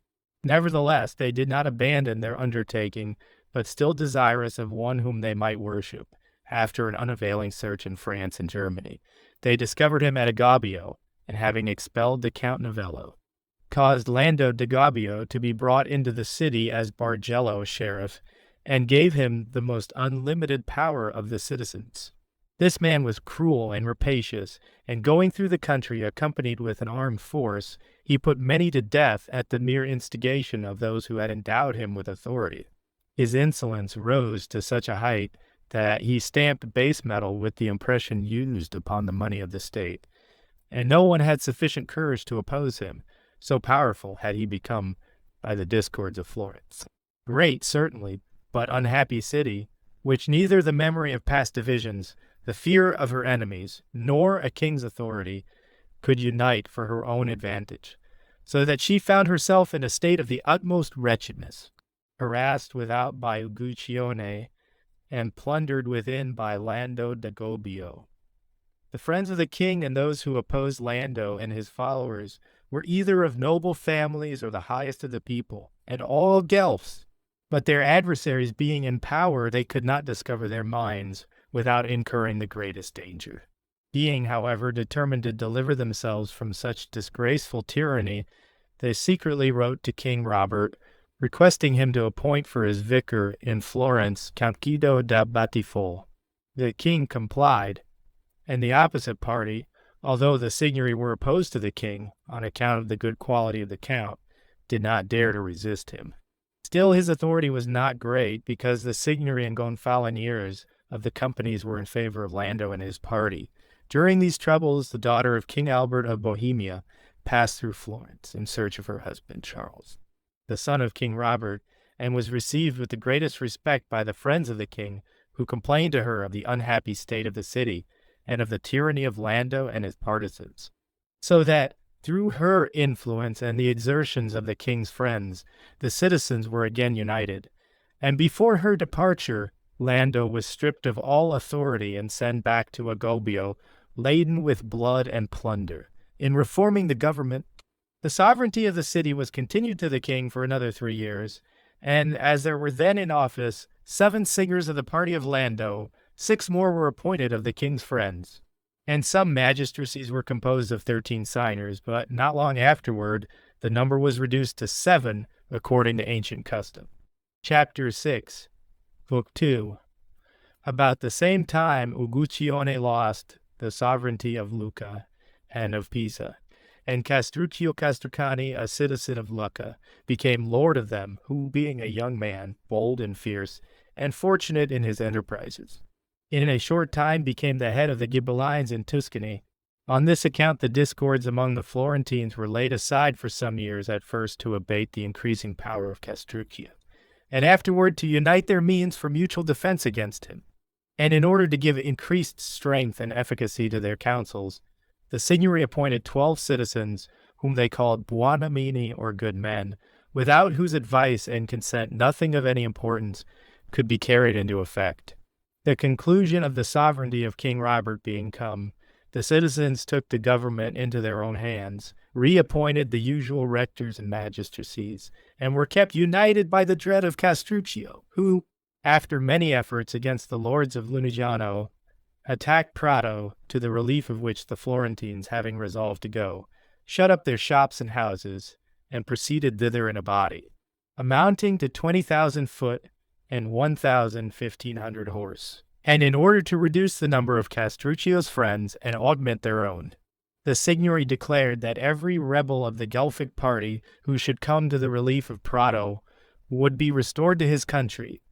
They thus increased their army with an addition of 4,000 men.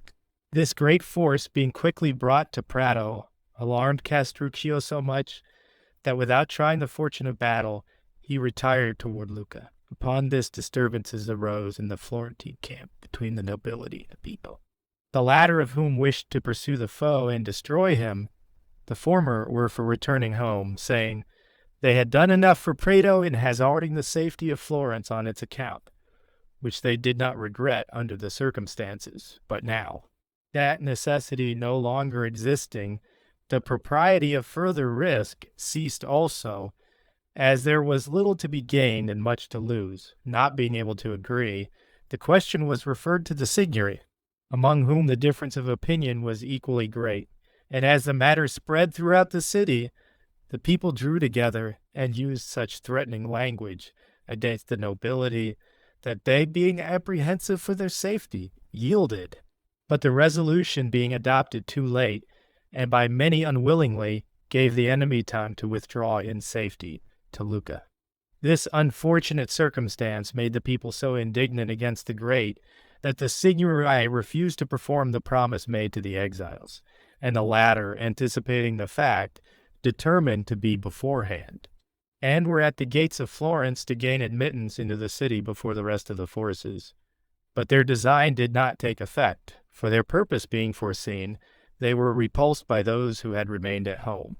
They then endeavored to acquire by entreaty what they had failed to obtain by force, and sent 8 men as ambassadors to the Signory to remind them of the promise given and of the dangers they had undergone, in hope of the reward which had been held out to them. And although the nobility, who felt the obligation on account of their having particularly undertaken to fulfill the promise for which the Signory had bound themselves, used their utmost exertion in favor of the exiles, so great was the anger of the multitude on account of their only partial success against Castruccio, that they could not obtain their admission. This occasioned cost and dishonor to the city.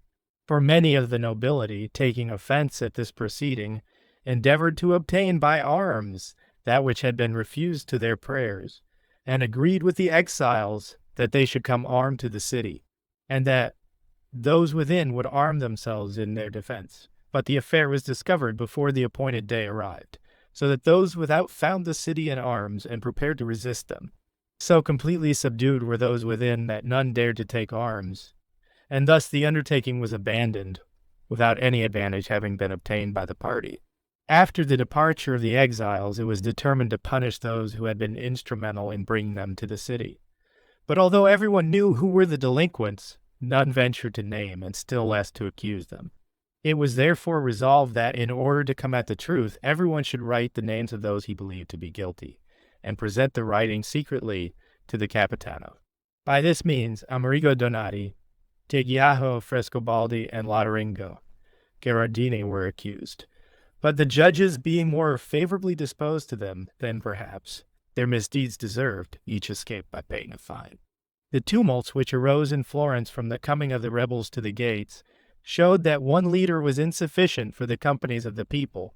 They, therefore, determined that in future each should have 3 or 4, and to every gonfaloniere 2 or 3 pennonieri, pennon bearers were added, so that if the whole body were not drawn out, a part might operate under one of them.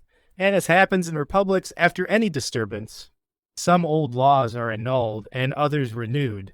So on this occasion, as it had been previously customary to appoint the signory for a time only, the then existing signors and the colleagues, feeling themselves possessed of sufficient power, assumed the authority to fix upon the signers that would have to sit during the next 40 months, by putting their names into a bag or purse and drawing them every 2 months.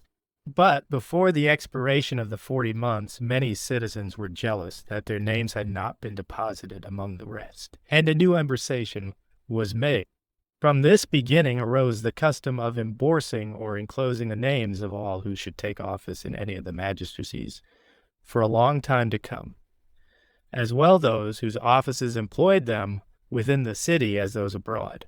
Though previously the councils of the retiring magistrates had elected those who were to succeed them, these embarsations were afterward called squittini or pollings, and it was thought they would prevent much trouble to the city, and remove the cause of those tumults which every 3 or at most 5 years took place upon the creation of magistrates from the number of candidates for office. And not being able to adopt a better expedient, they made use of this, but did not observe the defects which lay concealed under such a trivial accommodation. In 1325, Castruccio, having taken possession of Pistoia, became so powerful that the Florentines, fearing his greatness, resolved, before he should get himself firmly seated in his new conquest, to attack him and withdraw it from his authority. Of their citizens and friends, they mustered an army amounting to 20 foot and 30 horse, and with this body encamped before Altopascio, with the intention of taking the place and thus preventing it from relieving Pistoia. Being successful in the first part of their design, they marched toward Lucca and laid the country waste in their progress. But from the little prudence and less integrity of their leader, Raimondo di Cardona, they made but small progress. For he, having observed them upon former occasions very prodigal of their liberty, placing it sometimes in the hands of a king, at others in those of a legate, or persons of even inferior quality, thought, if he could bring them into some difficulty, it might easily happen that they would make him their prince. Nor did he fail frequently to mention these matters, and required to have that authority in the city which had been given him over the army, endeavoring to show that otherwise he could not enforce the obedience requisite to a leader. As the Florentines did not consent to this, he wasted time and allowed Castruccio to obtain the assistance which the Visconti and other tyrants of Lombardy had promised him, and thus become very strong. Raimondo, having wilfully let the opportunity of victory pass away, now found himself unable to escape. For Castruccio coming up with him at Altopascio, a great battle ensued in which many citizens were slain and taken prisoners. And among the former fell Raimondo, who received from fortune that reward of bad faith and mischievous counsels, which he had richly deserved from the Florentines. The injury they suffered from Castruccio after the battle and plunder prisoners. Destruction and burning of property is quite indescribable, for without any opposition, during many months, he led his predatory forces wherever he thought proper, and it seemed sufficient to the Florentines if, after such a terrible event, they could save their city. Still, they were not so absolutely cast down as to prevent them from raising great sums of money, hiring troops, and sending to their friends for assistance. But all they could do was insufficient to restrain such a powerful enemy, so that they were obliged to offer the sovereignty to Charles, Duke of Calabria, son of King Robert, if they could induce him to come to their defense. For these princes, being accustomed to rule Florence, preferred her obedience to her friendship. But Charles, being engaged in the wars of Sicily, and therefore unable to undertake the sovereignty of the city, sent in his stead Walter, by birth a Frenchman and Duke of Athens. He, as viceroy, took possession of the city and appointed the magistracies according to his own pleasure. But his mode of proceeding was quite correct, and so completely contrary to his real nature that everyone respected him. The affairs of Sicily being composed, Charles came to Florence with 1,000 horse. He made his entry into the city in July 1326, and his coming prevented further pillage of the Florentine territory by Castruccio, however. The influence which they acquired without the city was lost within her walls, and the evils which they did not suffer from their enemies were brought upon them by their friends. For the Signory could not do anything without the consent of the Duke of Calabria, who, in the course of 1 year, drew from the people 400 florins, although by the agreement entered into with him, the sum was not to exceed 200. So great were the burdens with which either himself or his father constantly oppressed them. To these troubles were added new jealousies and new enemies, for the Ghibellines of Lombardy became so alarmed upon the arrival of Charles in Tuscany that Galeazzo Visconti and the other Lombard tyrants, by money and promises, induced Louis of Bavaria, who had lately been elected emperor contrary to the wish of the Pope, to come into Italy. After passing through Lombardy, he entered Tuscany, and with the assistance of Castruccio, made himself master of Pisa, from whence, having been pacified with sums of money, he directed his course towards Rome. This caused the Duke of Calabria to be apprehensive for the safety of Naples. He therefore left Florence, and appointed as his viceroy Filippo da Saggineto. After the departure of the emperor, Castruccio made himself master of Pisa, but the Florentines, by a treaty with Pistoia, withdrew her from obedience to him. Castruccio then besieged Pistoia and persevered with so much vigor and resolution that, although the Florentines often attempted to relieve her by attacking first his army and then his country, they were unable either by force or policy to remove him, so anxious was he to punish the Pistolesi and subdue the Florentines. At length, the people of Pistoia were compelled to receive him for their sovereign. But this event, although greatly to his glory, proved but little to his advantage, for upon his return to Lucca he died. And as one event, either of good or evil, seldom comes alone, at Naples also died Charles, Duke of Calabria and Lord of Florence, so that in a short time, beyond the expectation of their most sanguine hopes, the Florentines found themselves delivered from the domination of the one and the fear of the other. Being again free, they set about the reformation of the city, annulled all the old councils, and created 2 new ones. The one composed of 300 citizens from the class of the people, the other of 250 from the nobility and the people.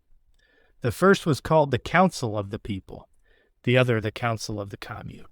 Chapter 7, Book 2, The Emperor, being arrived at Rome, created an anti-pope, did many things in opposition to the church, and attempted many others, but without effect, so that at last he retired with disgrace, and went to Pisa.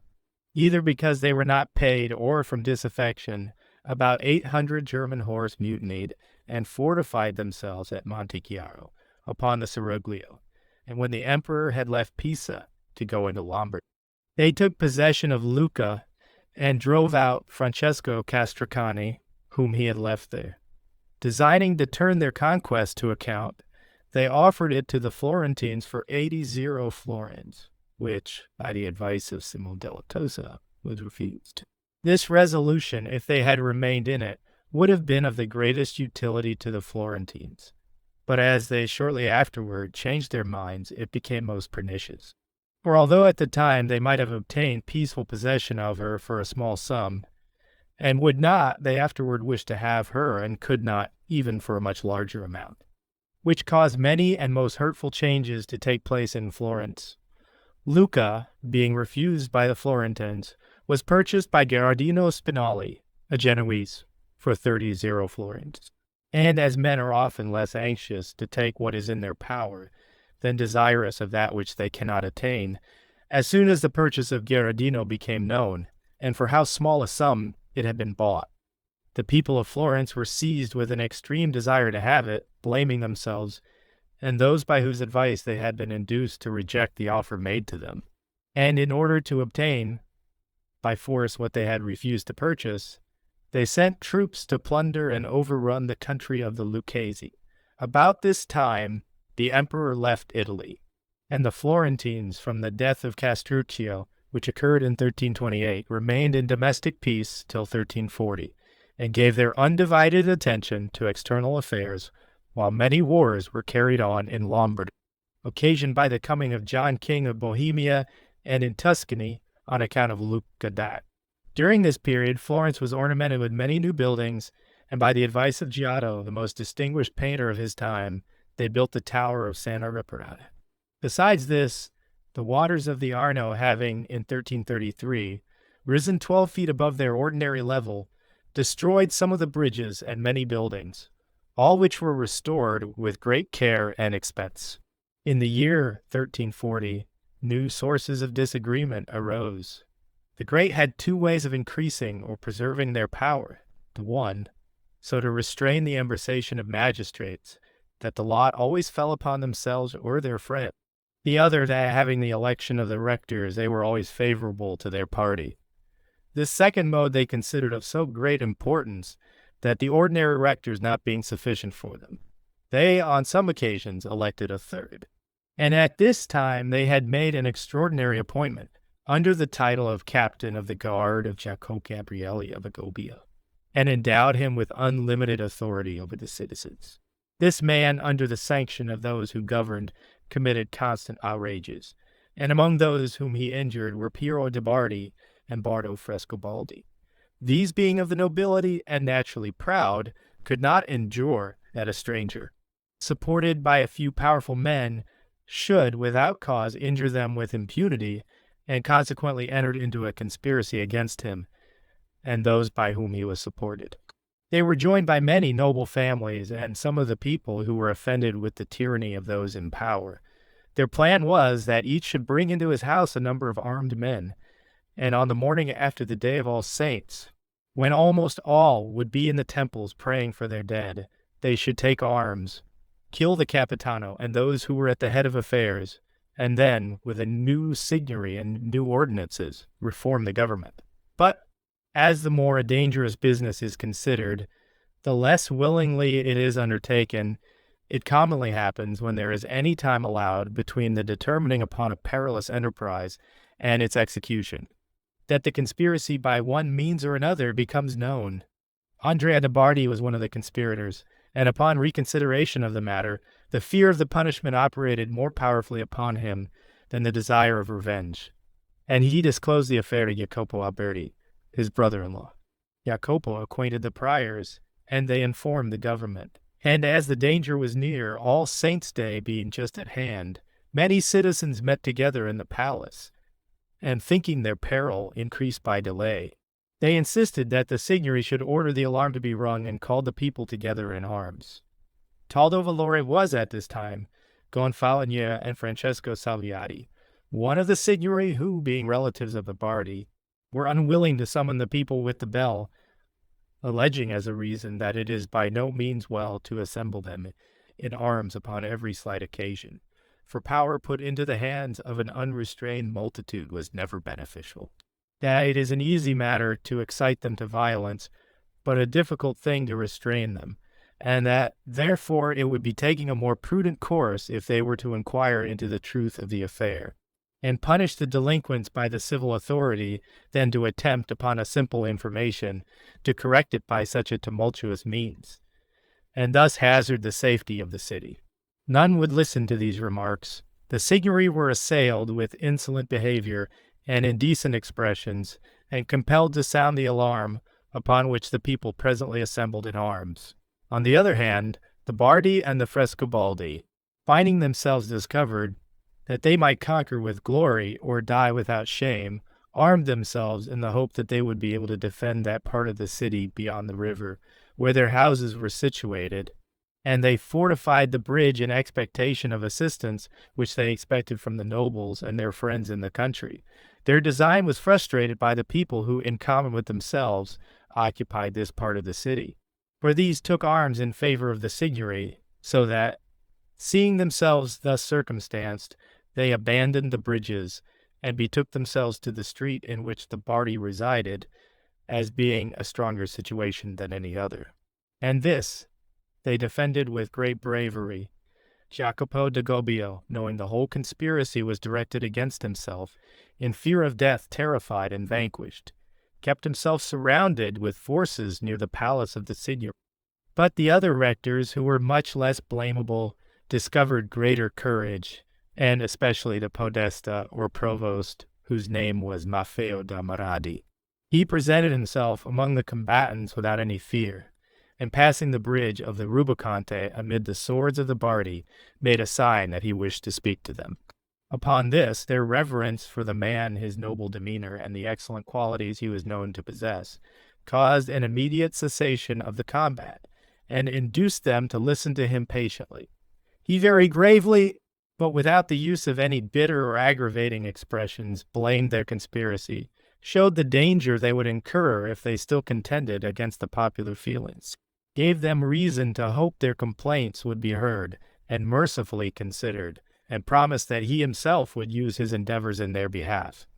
He then returned to the Signory and implored them to spare the blood of the citizens, showing the impropriety of judging them unheard, and at length induced them to consent that the Bardi and the Frescobaldi with their friends should leave the city, and without impediment be allowed to retire to their castles. Upon their departure, the people being again disarmed, the Signory proceeded against those only of the Bardi and Frescobaldi families who had taken arms. To lessen their power, they bought of the Bardi the castle of Mangona and that of Vernia, and enacted a law which provided that no citizen should be allowed to possess a castle or fortified place within 20 miles of Florence. After a few months, Stiata Frescobaldi was beheaded and many of his family banished. Those who governed, not satisfied with having subdued the Bardi and the Frescobaldi, as is most commonly the case, the more authority they possessed, the worse use they made of it, and the more insolent they became.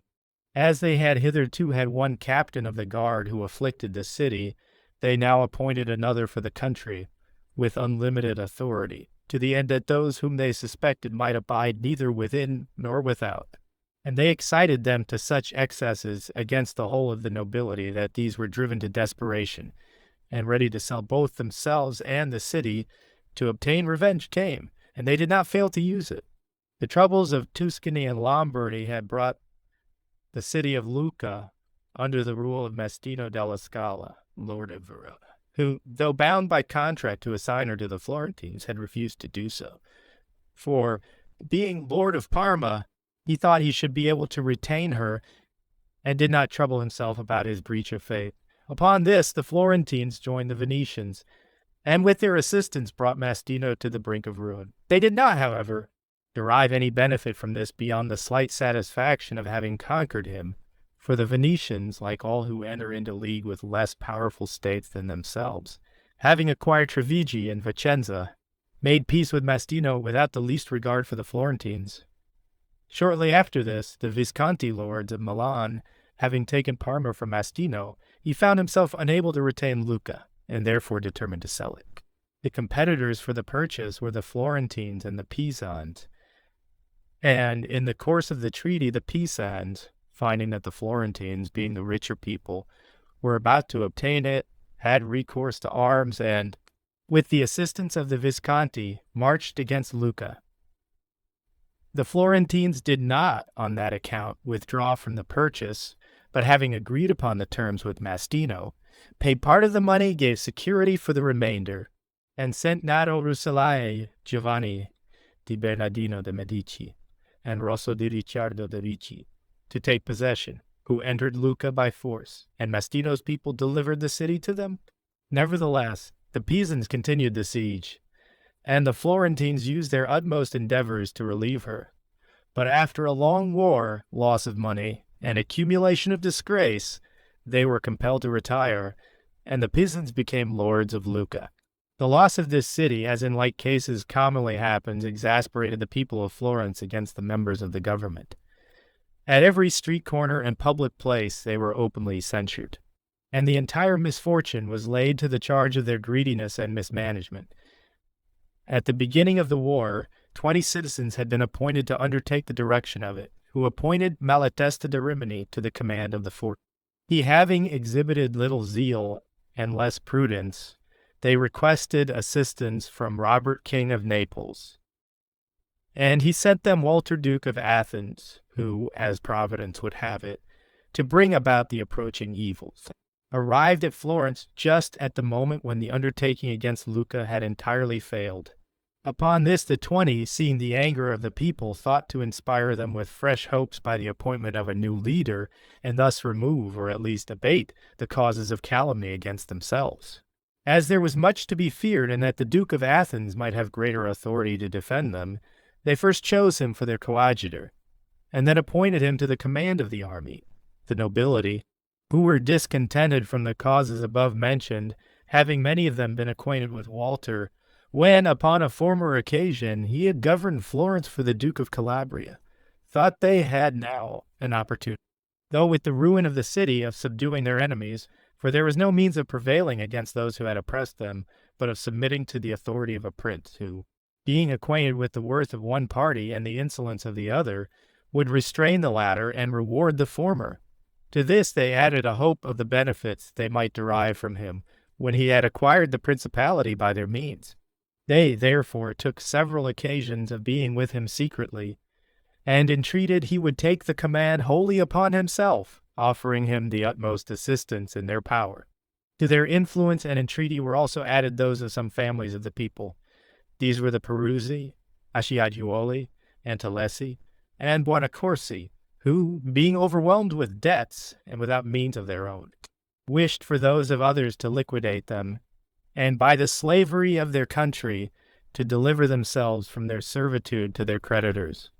These demonstrations excited the ambitious mind of the Duke to greater desire of dominion, and in order to gain himself the reputation of strict equity and justice, and thus increase his favor with the plebeians, he prosecuted those who had conducted the war against Lucca, condemned many to pay fines, others to exile, and put to death Giovanni de' Medici, Nato Rucellai, and Guglielmo Altaviti. Chapter 8, Book 2. These executions greatly terrified the middle class of citizens, but gave satisfaction to the great and to the plebeians, to the latter because it is their nature to delight in evil, and to the former, by thus seeing themselves avenged of the many wrongs they had suffered from the people.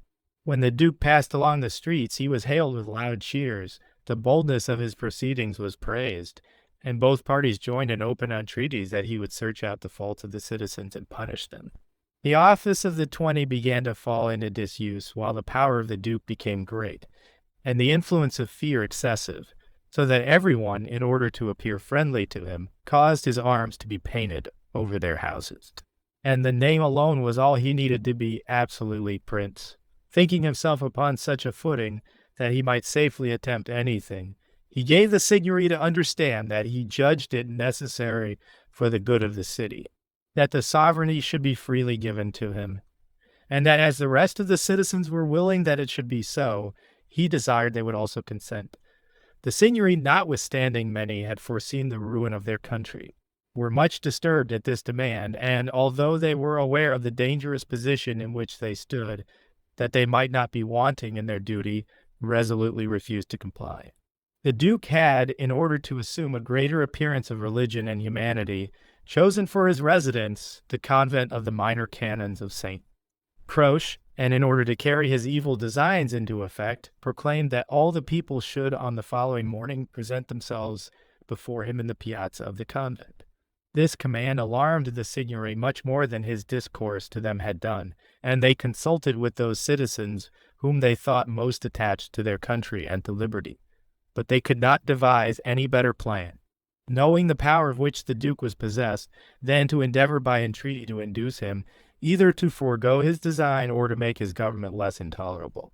A party of them was therefore appointed to wait upon, one of whom addressed him in the following manner: "We appear before you, my lord, induced first by the demand which you have made, and then by the orders you have given for a meeting of the people, for it appears to us very clearly that it is your intention to effect by extraordinary means the design from which we have hitherto withheld our consent.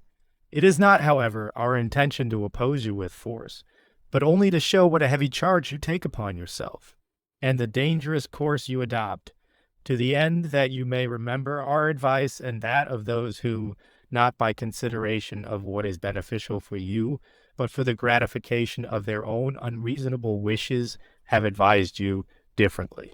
You are endeavoring to reduce to slavery a city that has always existed in freedom, For the authority which we have at times conceded to the kings of Naples was companionship, and not servitude.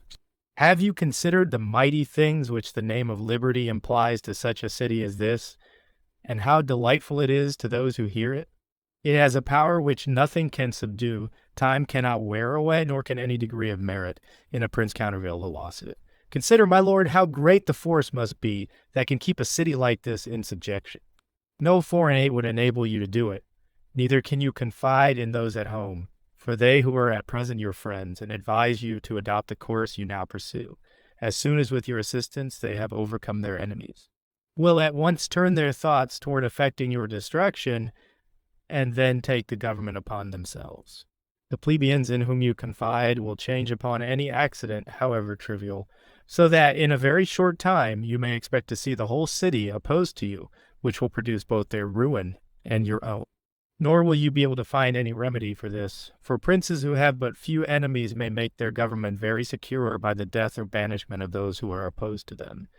But when the hatred is universal, no security whatever can be found, for you cannot tell from what direction the evil may commence, and he who has to apprehend every man his enemy cannot make himself assured of anyone. And if you should attempt to secure a friend or two, you would only increase the dangers of your situation. For the hatred of the rest would be increased by your success, and they would become more resolutely disposed to vengeance. That time can neither destroy nor abate. The desire for freedom is most certain, for it has been often observed that those have reassumed their liberty who in their own persons had never tasted of its charms, and love it only from remembrance of what they have heard their fathers relate, and therefore, when recovered, have preserved it with indomitable resolution, and at every hazard, and even when their fathers could not remember it, the public buildings, the halls of the magistracy, and the insignia of free institutions remind them of it. And these things cannot fail to be known and greatly desired by every class of citizens. What is it you imagine you can do that would be an equivalent for the sweets of liberty, or make men lose the desire of their present conditions? No, if you were to join the whole of Tuscany to the Florentine rule, if you were to return to the city daily in triumph over her enemies, what could it avail? The glory would not be ours but yours. We should not acquire fellow citizens but partakers of our bondage who would serve to sink us still deeper in ignominy. And if your conduct were in every respect upright, your demeanor amiable, and your judgments equitable, all these would be insufficient to make you beloved.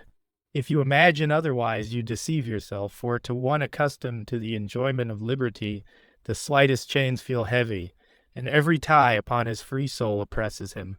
Besides, it is impossible to find a violent people associated with a good prince, for of necessity they must soon become alike, or their difference produce the ruin of one of them. You may therefore be assured, that you will either have to hold this city by force, to effect which guards, castles, and external aid have oft been found insufficient, or be content with the authority we have conferred. And this we would advise, reminding you that no dominion can be durable to which the governed do not consent, and we have no wish to lead you, blinded by ambition, to such a point that, unable either to stand or advance, you must, to the great injury of both, of necessity fall. This discourse did not in the slightest degree soften the obdurate mind of the Duke, who replied that it was not his intention to rob the city of her liberty, but to restore it to her. For those cities alone are in slavery that are disunited, while the united are free. As Florence, by her factions and ambition, had deprived herself of liberty, he should restore, not take it from her. And as he had been induced to take this charge upon himself, not from his own ambition, but at the entreaty of a great number of citizens, they would do well to be satisfied with that which produced contentment among the rest. With regard to the danger he might incur, he thought nothing of it, for it was not the part of a good man to avoid doing good from his apprehension of evil, and it was the part of a coward to shun a glorious undertaking, because some uncertainty attended the success of the attempt, and he knew he should so conduct himself that they would soon see they had entertained great apprehensions and been in little danger. The Signory then agreed, finding they could not do better, that on the following morning the people should be assembled in their accustomed place of meeting, and with their consent the Signory should confer upon the Duke the sovereignty of the city for 1 year, on the same conditions as it had been entrusted to the Duke of Calabria. It was upon the 8th of November, 1342, when the Duke, accompanied by Giovanni della Tosa and all his confederates with many other citizens, came to the piazza or court of the palace, and having, with the signory mounted upon the ringhiera, or rostrum, as the Florentines call those steps which lead to the palace, the agreement which had been entered into between the signory and himself was read, when they had come to the passage which gave the government to him for 1 year. The people shouted for life. Upon this, Francesco Rustichelli, one of the signory, arose to speak, and endeavored to abate the tumult and procure a hearing. But the mob, with their hootings, prevented him from being heard by anyone. So that, with the consent of the people, the Duke was elected, not for 1 year merely, but for life. He was then borne through the piazza by the crowd, shouting his name as they proceeded. It is the custom that he who is appointed to the guard of the palace shall, in the absence of the signory, remain locked within. This office was at that time held by Ranieri di Giotto, who, bribed by the friends of the Duke without waiting for any force, admitted him immediately. The signory, terrified and dishonored, retired to their own houses. The palace was plundered by the followers of the Duke, the gonfalon, of the people torn to pieces, and the arms of the Duke placed over the palace. All this happened to the indescribable sorrow of good men, though to the satisfaction of those who, either from ignorance or malignity, were consenting parties. The Duke, having acquired the sovereignty of the city, in order to strip those of all authority who had been defenders of her liberty, forbade the signory to assemble in the palace, and appointed a private dwelling for their use. He took their colors from the gonfaloniers of the companies of the people, abolished the ordinances made for the restraint of the great, set at liberty those who were imprisoned, recalled the Bardi and the Frescobaldi from exile, and forbade everyone from carrying arms about his person. In order the better to defend himself against those within the city, he made friends of all he could around it, and therefore conferred great benefits upon the Aretini and other subjects of the Florentines. He made peace with the Pisans, although raised to power in order that he might carry on war against them, ceased paying interest to those merchants who, during the war against Lucca, had lent money to the Republic, increased the old taxes, levied new ones, and took from the signory all authority. His rectors were Baglione da Perugia and Guglielmo da Scesi, who, with Serratieri Bisdomini, were the persons with whom he consulted on public affairs. He imposed burdensome taxes upon the citizens. His decisions between contending parties were unjust, and that precision and humanity which he had at first assumed became cruelty and pride, so that many of the greatest citizens and noblest people were either by fines, death, or some new invention grievously oppressed, and in completing the same bad system both without the city and within, he appointed 6 rectors for the country who beat and plundered the inhabitants. He suspected the great, although he had been benefited by them, and had restored many to their country, for he felt assured that the generous minds of the nobility would not allow them, from any motives, to submit contentedly to his authority. He also began to confer benefits and advantages upon the lowest orders, thinking that with their assistance and the arms of foreigners, he would be able to preserve the tyranny, the month of May, during which feasts are held, being come. He caused many companies to be formed of the plebeians and very lowest of the people, and to these, dignified with splendid titles, he gave colors and money, and while one party went in bacchanalian procession through the city, others were stationed in different parts of it to receive them as guests. As the report of the Duke's authority spread abroad, many of French origin came to him, for all of whom he found offices and emoluments, as if they had been the most trustworthy of men. So that in a short time Florence became not only subject to French dominion, but adopted their dress and manners, for men and women, without regard to propriety or sense of shame, imitated them.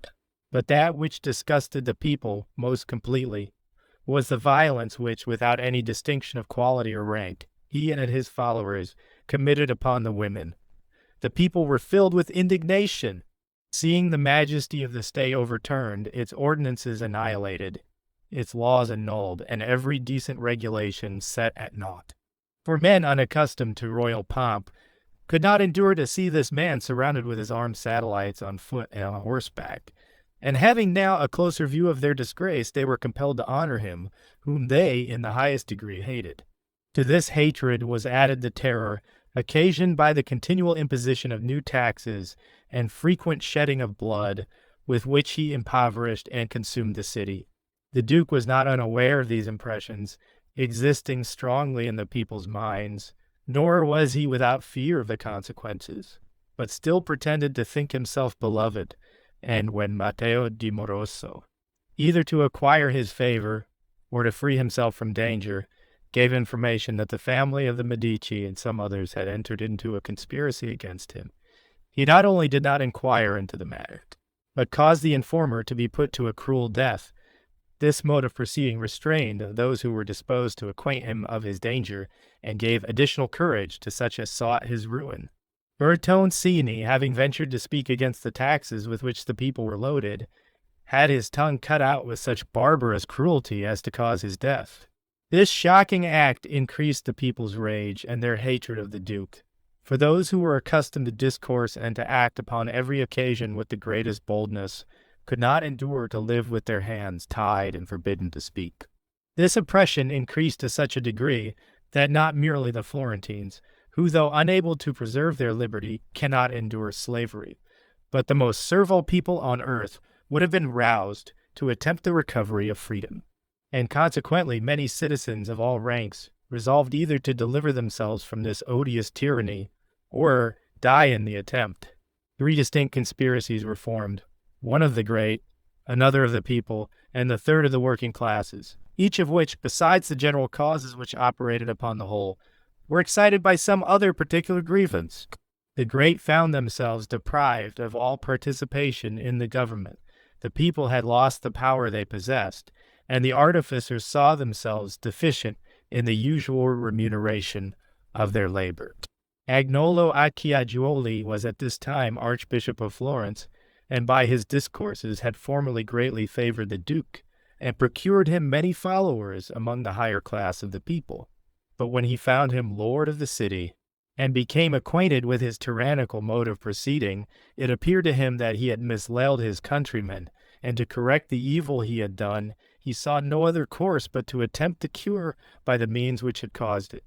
He therefore became the leader of the first and most powerful conspiracy, and was joined by the Bardi, Rossi, Frescobaldi, Scali, Altaviti, Magalotti, Strozzi, and Mazzini. Of the second, the principals were Mano and Corso Donati, and with them the Pazzi, Cavicciulli, Cerci, and Albizzi. Of the third, the first was Antonio Adimari, and with him the Medici, Bordini, Rucellai, and Aldobrandini. It was the intention of these last to slay him in the house of the Albizzi, whither he was expected to go on St. John's Day, to see the horses run, but he not having gone, did not succeed. They then resolved to attack him as he rode through the city, but they found this would be very difficult, for he was always accompanied with a considerable armed force, and never took the same road twice together. So that they had no certainty of where to find him, they had a design of slaying him in the council, although they knew that if he were dead, they would be at the mercy of his followers. While these matters were being considered by the conspirators, Antonio Adimari, in expectation of getting assistance from them, disclosed the affair to some Sienese, his friends, naming certain of the conspirators, and assuring them that the whole city was ready to rise at once. One of them communicated the matter to Francesco Brunelleschi, not with the design to injure the plot, but in the hope that he would join them. Francesco, either from personal fear or private hatred of someone, revealed the whole to the Duke, whereupon Pagolo del Mazeccia and Simon da Monterapoli were taken, who acquainted him with the number and quality of the conspirators. This terrified him, and he was advised to request their presence rather than to take them prisoners. For if they fled, he might without disgrace secure himself by banishment of the rest. He therefore sent for Antonio Adimari, who, confiding in his companions, appeared immediately and was detained. Francesco Brunelleschi and Uguccione Buondelmonte advised the Duke to take as many of the conspirators prisoners as he could, and put them to death, but he, thinking his strength unequal to his foes, did not adopt this course, but took another, which, had it succeeded, would have freed him from his enemies and increased his power. It was the custom of the duke to call the citizens together upon some occasions and advise with them. He therefore, having first sent to collect forces from without, made a list of 300 citizens and gave it to his messengers, with orders to assemble them under the pretense of public business, and having drawn them together, it was his intention either to put them to death or imprison them. The capture of Antonio Adimari, and the sending for forces, which could not be kept secret, alarmed the citizens, and more particularly those who were in the plot, so that the boldest of them refused to attend, and as each had read the list, they sought each other, and resolved to rise at once and die like men with arms in their hands, rather than be led like calves to the slaughter. In a very short time the chief conspirators became known to each other, and resolved that the next day, which was the 26th July, 1343, they would raise a disturbance in the old marketplace, then arm themselves and call the people to freedom. The next morning being come at 9 o'clock, according to agreement, they took arms, and at the call of liberty assembled, each party in its own district, under the ensigns and with the arms of the people, which had been secretly provided by the conspirators, all the heads of families, as well of the nobility as of the people, met together and swore to stand in each other's defense and effect the death of the duke, except some of the Buondelmonti and of the Cavalcanti, with those 4 families of the people which had taken so conspicuous a part in making him sovereign, and the butchers with others, the lowest of the plebeians, who met armed in the piazza in his favor. The duke immediately fortified the place, and ordered those of his people who were lodged in different parts of the city to mount upon horseback and join those in the court. But on their way thither many were attacked and slain. However, about 300 horse assembled, and the duke was in doubt whether he should come forth and meet the enemy, or defend himself within. On the other hand, the Medici, Cavicciulli, Rucellai, and other families who had been most injured by him, fearful that if he came forth, many of those who had taken arms against him would discover themselves his partisans, in order to deprive him of the occasion of attacking them, and increasing the number of his friends, took the lead and assailed the palace. Upon this, those families of the people who had declared for the duke, seeing themselves boldly attacked, changed their minds, and all took part with the citizens, except Uguccione Buondelmonti, who retired into the palace, and Gianozzo Cavalcanti, who, having withdrawn with some of his followers to the New Market, mounted upon a bench, and begged that those who were going in arms to the piazza would take the part of the duke. In order to terrify them, he exaggerated the number of his people, and threatened all with death who should obstinately persevere in their undertaking against their sovereign. But not finding anyone either to follow him or to chastise his insolence, and seeing his labor fruitless, he withdrew to his own house. In the meantime, the contest in the piazza between the people and the forces of the duke was very great. But although the place served them for defense, they were overcome, some yielding to the enemy, and others, quitting their horses, fled within the walls. While this was going on, Corso and Amerigo Donati, with a part of the people, broke open the stench or prisons, burnt the papers of the provost and of the public chamber, pillaged the houses of the rectors, and slew all who had held offices under the duke, whom they could find. The duke, finding the piazza in possession of his enemies, the city opposed to him, and without any hope of assistance, endeavored by an act of clemency to recover the favor of the people. Having caused those whom he had made prisoners to be brought before him, with amiable and kindly expressions he set them at liberty, and made Antonio Adimari a knight, although quite against his will. He caused his own arms to be taken down, and those of the people to be replaced over the palace, but these things coming out of season, and forced by his necessities, did him little good. He remained, notwithstanding all he did, besieged in the palace, and saw that having aimed at too much he had lost all, and would most likely, after a few days, die either of hunger or by the weapons of his enemies. The citizens assembled in the church of Santa Reparata to form the new government, and appointed 14 citizens, half from the nobility and half from the people, who, with the archbishop, were invested with full authority to remodel the state of Florence. They also elected 6 others to take upon them the duties of provost, till he who should be finally chosen took office, the duties of which were usually performed by a subject of some neighboring state. Many had come to Florence in defense of the people, among whom were a party from Siena with 6 ambassadors, men of high consideration in their own country. These endeavored to bring the people and the duke to terms, but the former refused to listen to any whatever, unless Guglielmo de Scisi and his son, with Cerrettieri Bisdomini, were first given up to them. The duke would not consent to this, but being threatened by those who were shut up with him, he was forced to comply. The rage of men is certainly always found greater, and their revenge more furious upon the recovery of liberty than when it has only been defended. Guglielmo and his son were placed among the thousands of their enemies, and the latter was not yet 18 years old. Neither his beauty, his innocence, nor his youth could save him from the fury of the multitude, but both were instantly slain. Those who could not wound them while alive wounded them after they were dead, and not satisfied with tearing them to pieces, they hewed their bodies with swords, tore them with their hands, and even with their teeth, and that every sense might be satiated with vengeance, having first heard their moans, seen their wounds, and touched their lacerated bodies, they wished even the stomach to be satisfied, that having glutted the external senses, the one within might also have its share. This rabid fury, however hurtful to the father and son, was favorable to Cerrettieri, for the multitude, wearied with their cruelty toward the former, quite forgot him, so that he, not being asked for, remained in the palace, and during night was conveyed safely away by his friends.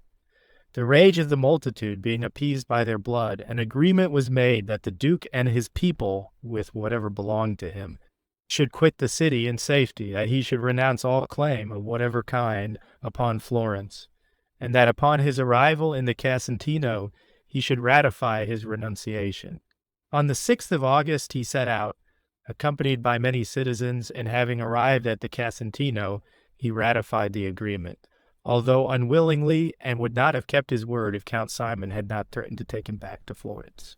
This duke, as his proceedings testified, was cruel and avaricious, difficult to speak with, and haughty in reply.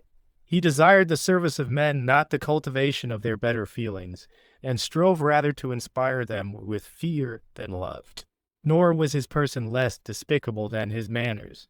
He was short, his complexion was black, and he had a long, thin beard. He was thus in every respect contemptible, and at the end of 10 months, his misconduct deprived him of the sovereignty which the evil counsel of others had given him. Chapter 9, Book 2.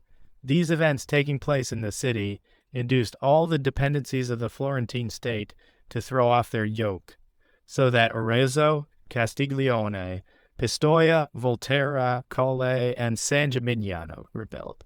Thus, Florence found herself deprived of both her tyrant and her dominions at the same moment, and in recovering her liberty, taught her subjects how they might become free, the duke being expelled and the territories lost.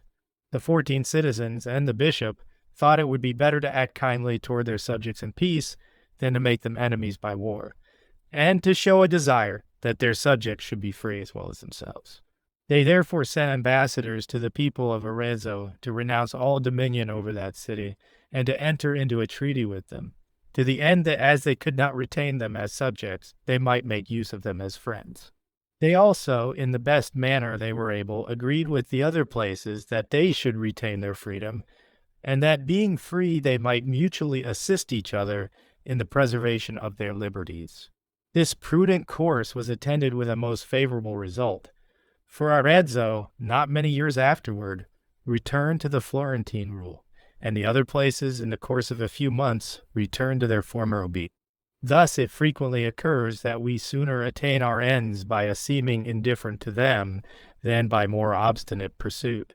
Having settled external affairs, they now turned to the consideration of those within the city. And after some altercation between the nobility and the people, it was arranged that the nobility should form 1/3 of the signory and fill 1/2 of the other offices.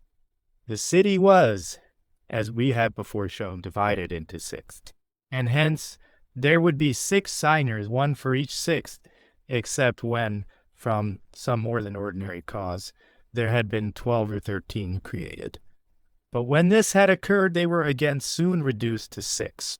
It now seemed desirable to make an alteration in this respect as well, because the sixths were not properly divided. As that, wishing to give their proportion to the great, it became desirable to increase the number. They therefore divided the city into quarters, and for each created 3 signers. They abolished the office of gonfalonier of justice, and also the gonfaloniers of the companies of the people. And instead of the 12 buonumini, or good men, created 8 councillors, 4 from each party. The government having been established in this manner, the city might have been in repose if the great had been content to live in that moderation which civil society requires. But they produced a contrary result, for those out of office would not conduct themselves as citizens, and those who were in government wished to be lords, so that every day furnished some new instance of their insolence and pride. These things were very grievous to the people, and they began to regret that for one tyrant put down, there had sprung up 1,000. The arrogance of one party and the anger of the other rose to such a degree, that the heads of the people complained to the bishop of the improper conduct of the nobility, and what unfit associates they had become for the people, and begged he would endeavor to induce them to be content with their share of administration in other offices, and leave the magistracy of the signory wholly to themselves. The bishop was naturally a well-meaning man, but his want of firmness rendered him easily influenced. Hence, at the instance of his associates, he had first favored the Duke of Athens, and afterward, by the advice of other citizens, conspired against him. At the reformation of the government, he had favored the nobility, and now he appeared to incline toward the people, moved by the reasons which they had advanced. Thinking to find in others the same instability of purpose, he endeavored to effect an amicable arrangement. With this design he called together the 14 who were yet in office, and in the best terms he could imagine advised them to give up the signory to the people in order to secure the peace of the city, and assured them that if they refused, ruin would most probably be the result. This discourse excited the anger of the nobility to the highest pitch, and Rodolfo Bardi reproved him in unmeasured terms as a man of little faith, reminding him of his friendship for the Duke, to prove the duplicity of his present conduct, and saying that in driving him away he had acted the part of a traitor. He concluded by telling him that the honors they had acquired at their own peril, they would at their own peril defend. They then left the bishop, and in great wrath informed their associates in the government and all the families of the nobility of what had been done. The people also expressed their thoughts to each other. And as the nobility made preparations for the defense of their signors, they determined not to wait till they had perfected their arrangements, and therefore, being armed, hastened to the palace, shouting, as they went along, that the nobility must give up their share in the government. The uproar and excitement were astonishing. The signors of the nobility found themselves abandoned, for their friends, seeing all the people in arms, did not dare to rise in their defense, but each kept within his own house. The signors of the people endeavored to abate the excitement of the multitude by affirming their associates to be good and moderate men, but not succeeding in their attempt to avoid a greater evil, sent them home to their houses, whither they were with difficulty conducted. The nobility having left the palace, the office of the 4 councillors was taken from their party, and conferred upon 12 of the people. To the 8 signors who remained, a gonfalonier of justice was added, and 16 gonfaloniers of the companies of the people, and the council was so reformed that the government remained wholly in the hands of the popular party. At the time these events took place, there was a great scarcity in the city, and discontent prevailed both among the highest and the lowest classes, in the latter for want of food, and in the former from having lost their power in the state. This circumstance induced Andrea Struzzi to think of making himself sovereign of the city. Selling his corn at a lower price than others did, a great many people flocked to his house. Emboldened by the sight of these, he one morning mounted his horse, and, followed by a considerable number, called the people to arms, and in a short time drew together about 40 men, with whom he proceeded to the signory, and demanded that the gates of the palace should be opened. But the signors, by threats and the force which they retained in the palace, drove them from the court, and then by proclamation so terrified them, that they gradually dropped off and returned to their homes, and Andrea, finding himself alone, with some difficulty escaped falling into the hands of the magistrates. This event, although an act of great temerity and attended with the result that usually follows such attempts, raised a hope in the minds of the nobility of overcoming the people, seeing that the lowest of the plebeians were at enmity with them. And to profit by this circumstance, they resolved to arm themselves and with justifiable force recover those rights of which they had been unjustly deprived. Their minds acquired such an assurance of success that they openly provided themselves with arms, fortified their houses, and even sent to their friends in Lombardy for assistance. The people and the Signory made preparation for their defense and requested aid from Perugia and Siena, so that the city was filled with the armed followers of either party. The nobility on this side of the Arno divided themselves into three parts. The one occupied the houses of the Cavicciulli, near the Church of St. John. Another, the houses of the Pazzi and the Donati, near the great Church of St. Peter. And the third, those of the Cavalcanti in the New Market. Those beyond the river fortified the bridges and the streets in which their houses stood. The Nerli defended the bridge of the Carraja. The Frescobaldi and the Manelli, the Church of the Holy Trinity, and the Rossi and the Bardi, the bridge of the Rubaconte and the Old Bridge. The people were drawn together under the gonfalon of justice and the ensigns of the companies of the artisans.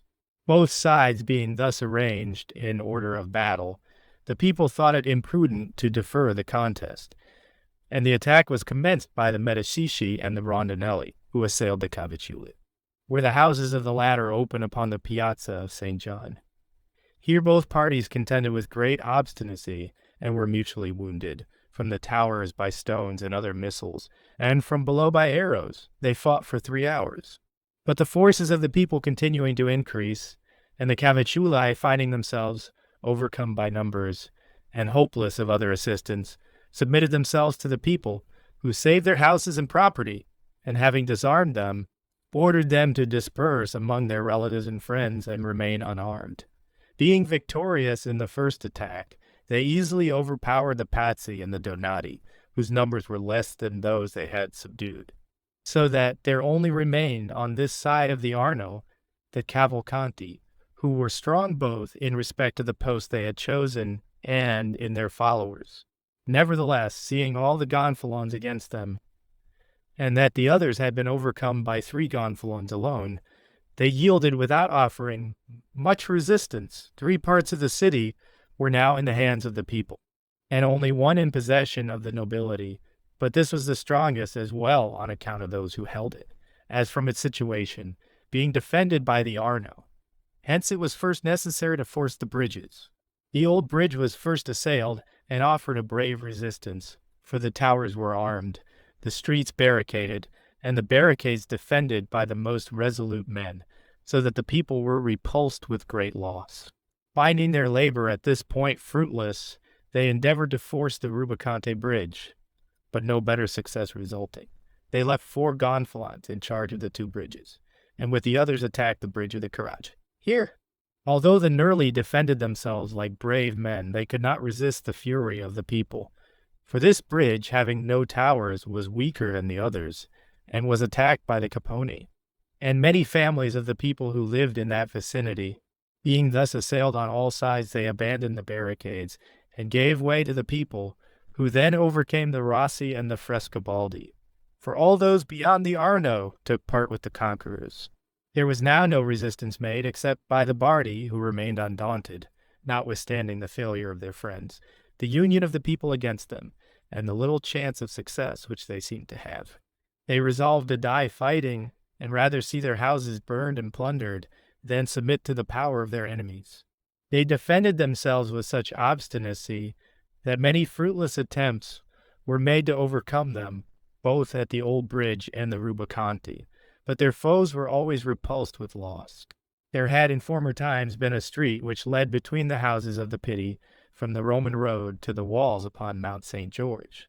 By this way the people sent 6 gonfalons, with orders to assail their houses from behind.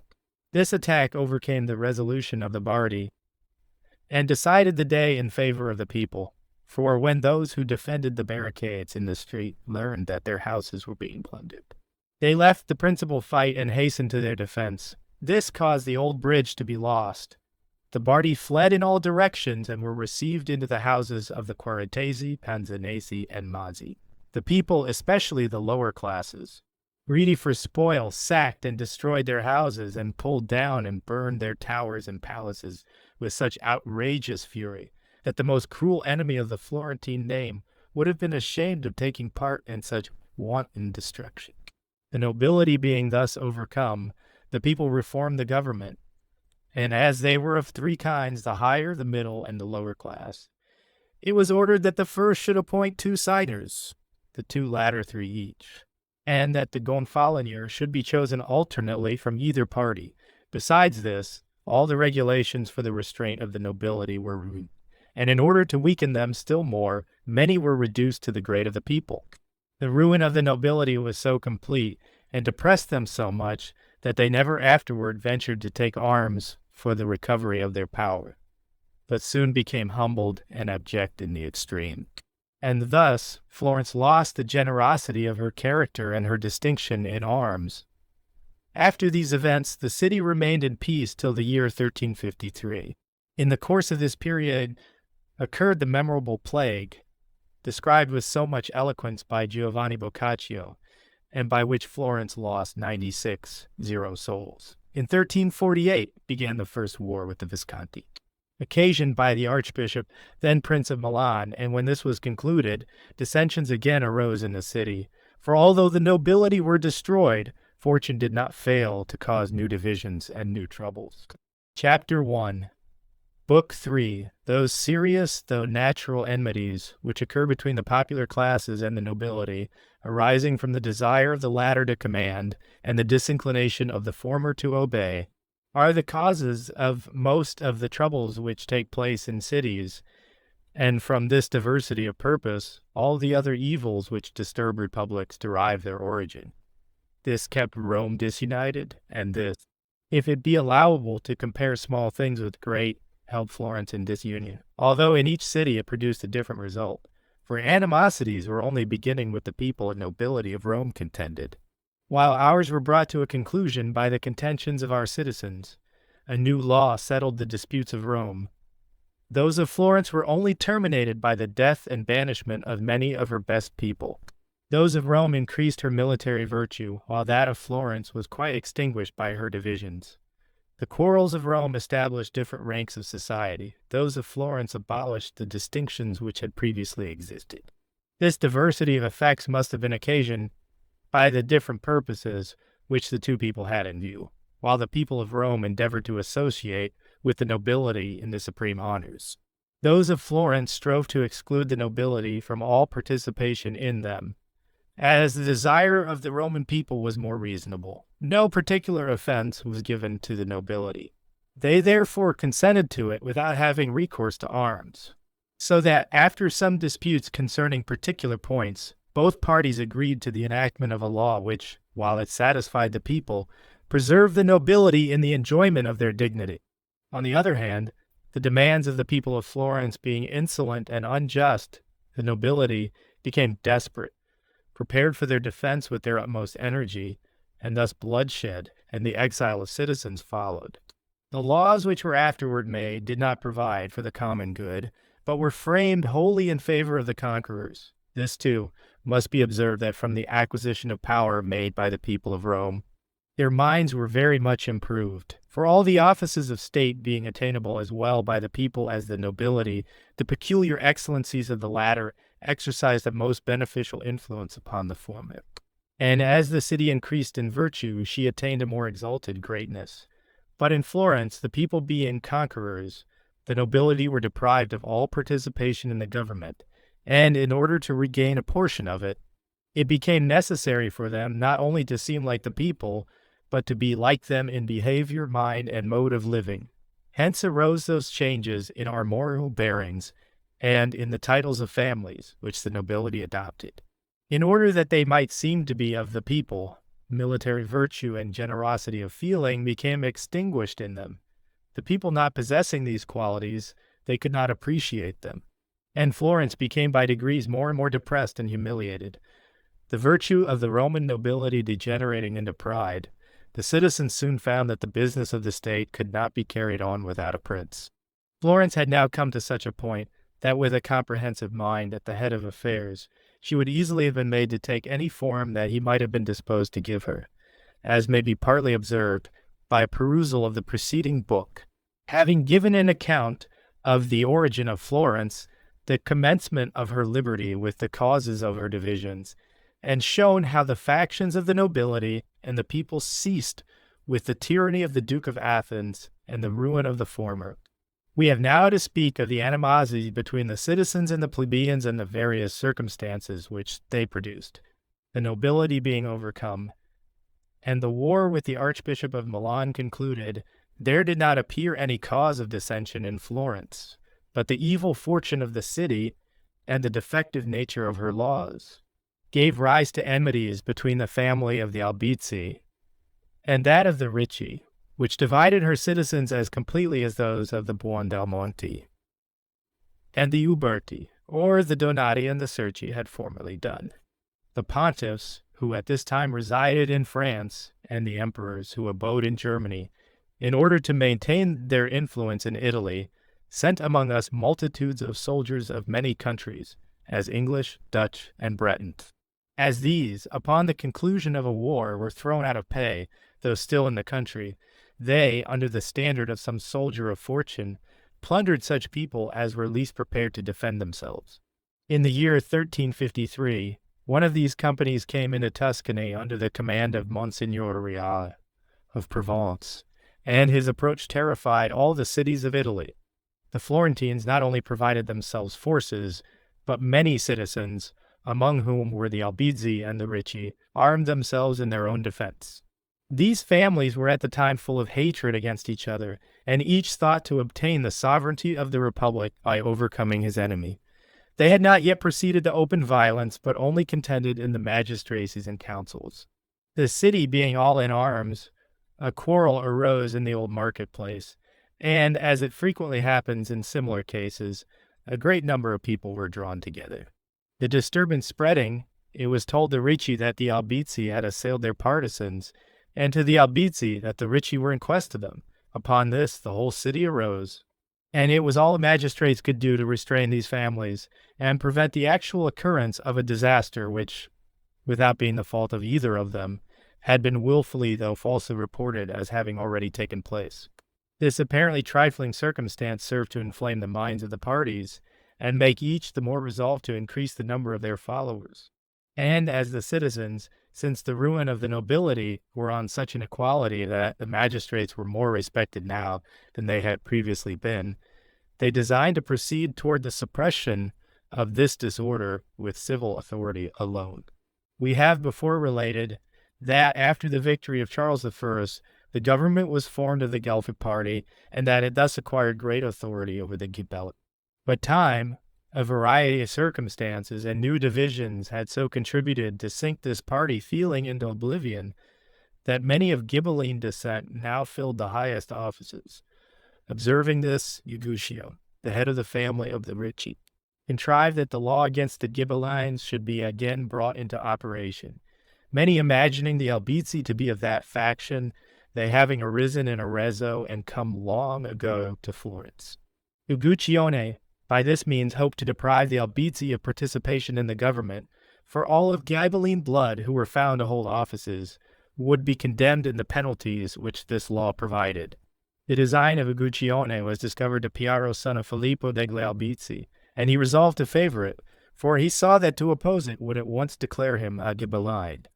And thus the law, which was renewed by the ambition of the Ricci for his destruction, instead of robbing Piero degli Albizzi of reputation, contributed to increase his influence, although it laid the foundation of many evils. Nor is it possible for a republic to enact a law more pernicious than one relating to matters which have long transpired. Piero having favored this law, which had been contrived by his enemies for his stumbling block, it became the stepping stone to his greatness, for making himself the leader of this new order of things, his authority went on increasing, and he was in greater favor with the Guelphs than any other man. As there could not be found a magistrate willing to search out who were gabellans, and as this renewed enactment against them was therefore of small value, it was provided that authority should be given to the Capitani to find out who were of this faction, and having discovered, to signify and admonish them that they were not to take upon themselves any office of government, to which admonitions, if they were disobedient, they became condemned in the penalties. Hence, all those who in Florence are deprived of the power to hold offices are called ammoniti, or admonished. The Capitani, in time acquiring greater audacity, admonished not only those to whom the admonition was applicable, but any others at the suggestion of their own avarice or ambition. And from 1356, when this law was made, to 1366, there had been admonished above 200 citizens. The captains of the parts in the sect of the Guelphs were thus become powerful, for everyone honored them for fear of being admonished, and most particularly the leaders, who were Piero degli Albizzi, Lapo da Castiglionchio, and Carlo Strozzi. This insolent mode of proceeding was offensive to many, but none felt so particularly injured with it as the Ricci, for they knew themselves to have occasioned it. They saw it involved the ruin of the Republic, and their enemies, the Albizzi, contrary to their intention, became great in consequence. On this account, Uguccione Ricci, being one of the Signory, resolved to put an end to the evil which he and his friends had originated, and with a new law provided that to the 6 captains of parts an additional 3 should be appointed, of whom 2 should be chosen from the companies of minor artificers, and that before any party could be declared Ghibelline, the declaration of the Capitani must be confirmed by 24 Guelphic citizens appointed for the purpose. This provision tempered for a time the power of the Capitani, so that the admonitions were greatly diminished, if not wholly laid aside. Still, the parties of the Albizzi and the Ricci were continually on the alert to oppose each other's laws, deliberations, and enterprises, not from a conviction of their inexpediency, but from a hatred of their promoters. In such distractions, the time passed from 1366 to 1371, when the Guelphs again regained the ascendant. There was in the family of the Buondelmonti a gentleman named Benchi, who, as an acknowledgment of his merit in a war against the Pisans, though one of the nobility, had been admitted among the people, and thus became eligible to office among the Signory. But when about to take his seat with them, a law was made that no nobleman who had become of the popular class should be allowed to assume that office. This gave great offense to Benchi, who, in union with Piero degli Albizzi, determined to depress the less powerful of the popular party with admonitions, and obtain the government for themselves. By the interest which Benchi possessed with the ancient nobility, and that of Piero with most of the influential citizens, the Guelphic party resumed their ascendancy, and by new reforms among the parts, so remodeled the administration as to be able to dispose of the offices of the captains and the 24 citizens at pleasure. They then returned to the admonitions with greater audacity than ever, and the house of the Albizzi became powerful as the head of this faction. On the other hand, the Ricci made the most strenuous exertions against their designs, so that anxiety universally prevailed, and ruin was apprehended alike from both parties. In consequence of this, a great number of citizens, out of love to their country, assembled in the church of St. Piero Scaraggio, and after a long consideration of the existing disorders, presented themselves before the signers, whom one of the principal among them addressed in the following terms: "Many of us magnificent signers were afraid of meeting even for consideration of public business, without being publicly called together, lest we should be noted as presumptuous or condemned as ambitious. But seeing that so many citizens daily assemble in the lodges and halls of the palace, not for any public utility, but only for the gratification of their own ambition, we have thought that as those who assemble for the ruin of the Republic are fearless, so still less ought they to be apprehensive who meet together only for its advantage. Nor ought we to be anxious respecting the opinion they may form of our assembling, since they are so utterly indifferent to the opinion of others. Our affection for our country, magnificent signers, caused us to assemble first, and now brings us before you to speak of grievances already great and daily increasing in our Republic, and to offer our assistance for their removal. And we doubt not that, though a difficult undertaking, it will still be attended with success, if you will lay aside all private regards and authoritatively use the public force. The common corruption of all the cities of Italy, magnificent signers, has infested and still vitiates your own. For when this province had shaken off the imperial yoke, her cities not being subject to any powerful influence that might restrain them, administered affairs, not as free men do, but as a factious populace, and hence have arisen all the other evils and disorders that have appeared.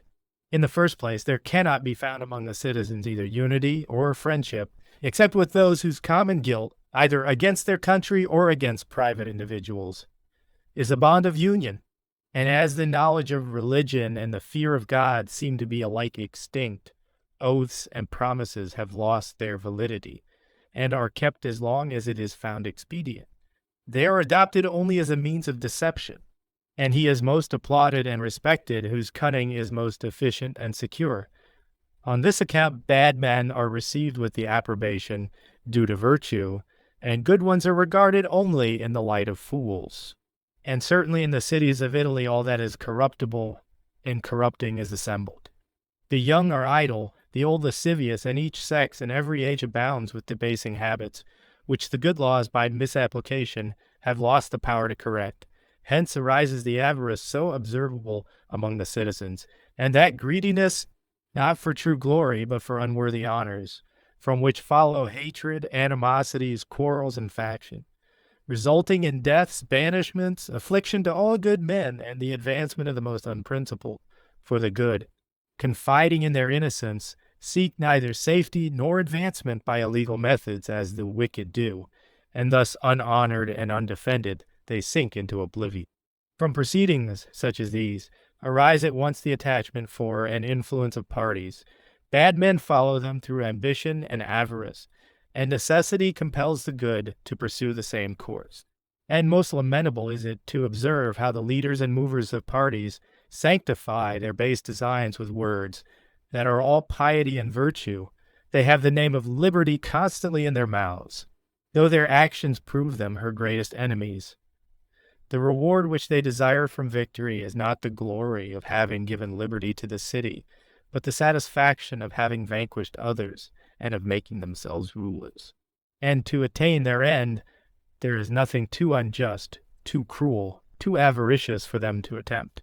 Thus laws and ordinances, peace, wars, and treaties are adopted and pursued, not for the public good, not for the common glory of the state, but for the convenience or advantage of a few individuals. And if other cities abound in these disorders, ours is more than any infected with them, for her laws, statutes, and civil ordinances are not, nor have they ever been established for the benefit of men in a state of freedom, but according to the wish of the faction that has been uppermost at the time. Hence it follows that when one party is expelled or faction extinguished, another immediately arises. For in a city that is governed by parties rather than by laws, as soon as one becomes dominant and unopposed, it must of necessity soon divide against itself. For the private methods at first adapted for its defense will now no longer keep it united. The truth of this, both the ancient and modern dissensions of our city prove it. Everyone thought that when the Ghibellines were destroyed, the Guelphs would long continue happy and honored. Yet after a short time, they divided into the Bianchi and Neri, the black faction and the white.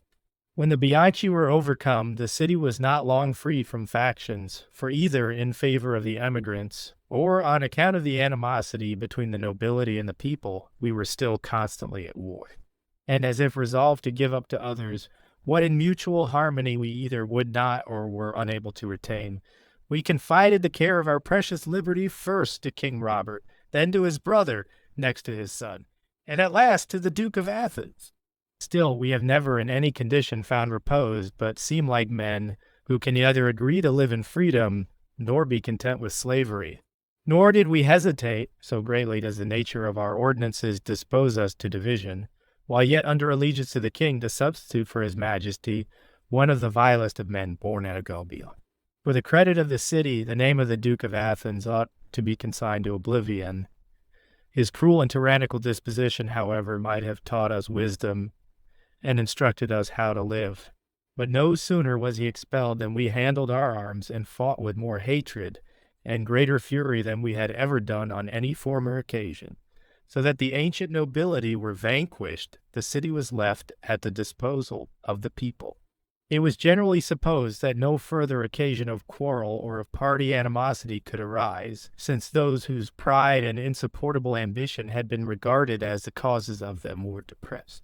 However, experience proves how liable human judgment is to error, and what false impressions men imbibe, even in regard to the things that most intimately concern them. For we find the pride and ambition of the nobility are not extinct, but only transferred from them to the people who at this moment, according to the usual practice of ambitious men, are endeavoring to render themselves masters of the republic.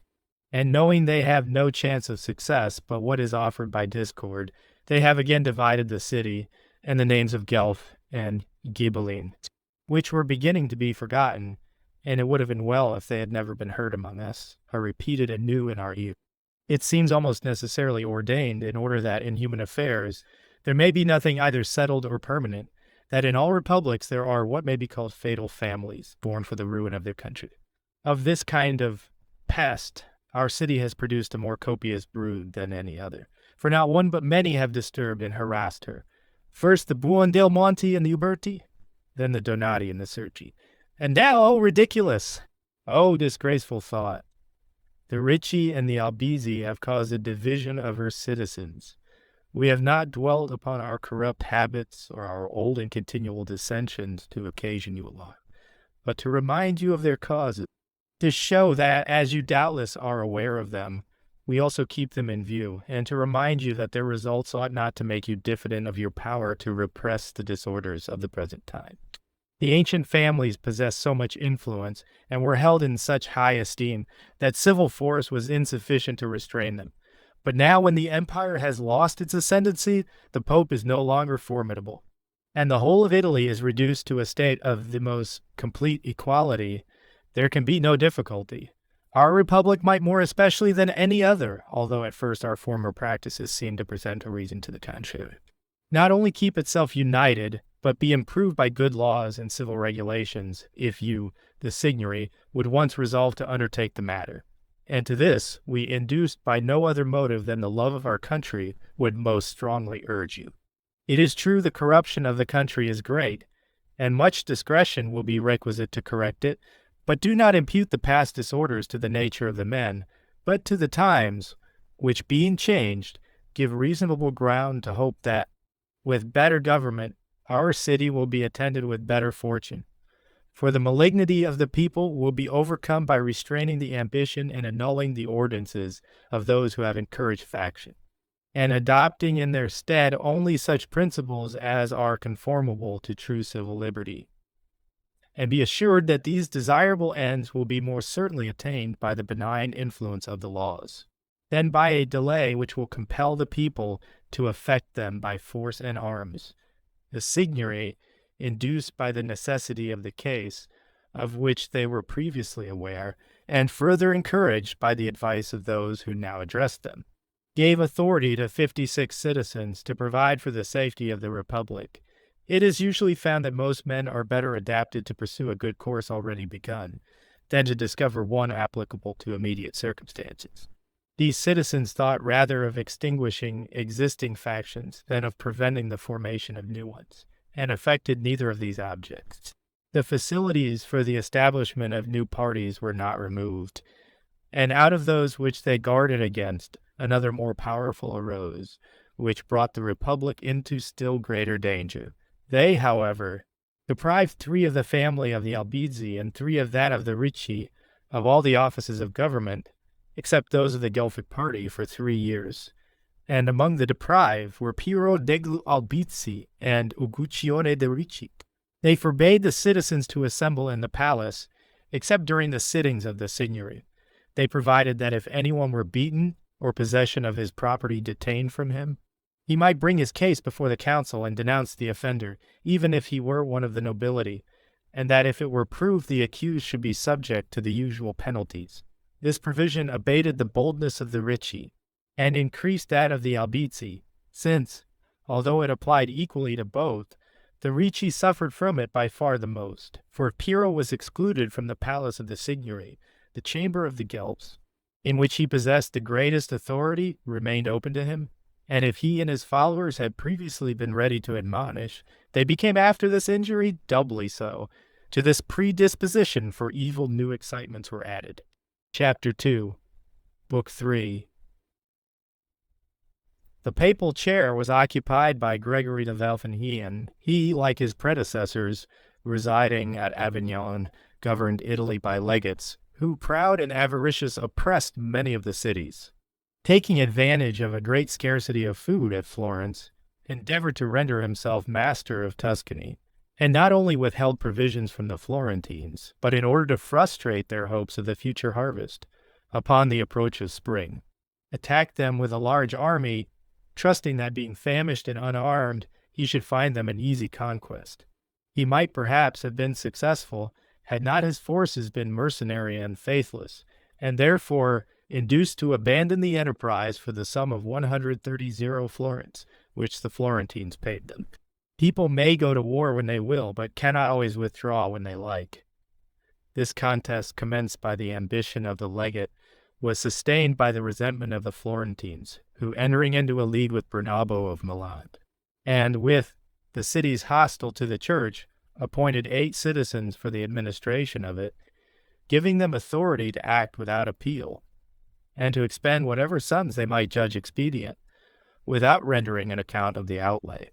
This war against the Pontiff, although Uguccione was now dead, reanimated those who had followed the party of the Ricci, who, in opposition to the Albizzi, had always favored Bernabo and opposed the church, and this the rather because the 8 commissioners of war were all enemies of the Guelphs.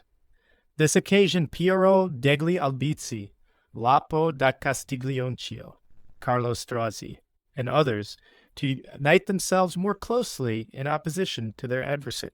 The 8 carried on the war, and the others admonished during 3 years. When the death of the pontiff put an end to the hostilities which had been carried on with so much ability and with such entire satisfaction to the people, that at the end of each year the 8 were continued in office, and were called Santi or Holy, although they had set ecclesiastical censures at defiance, plundered the churches of their property, and compelled the priests to perform divine service.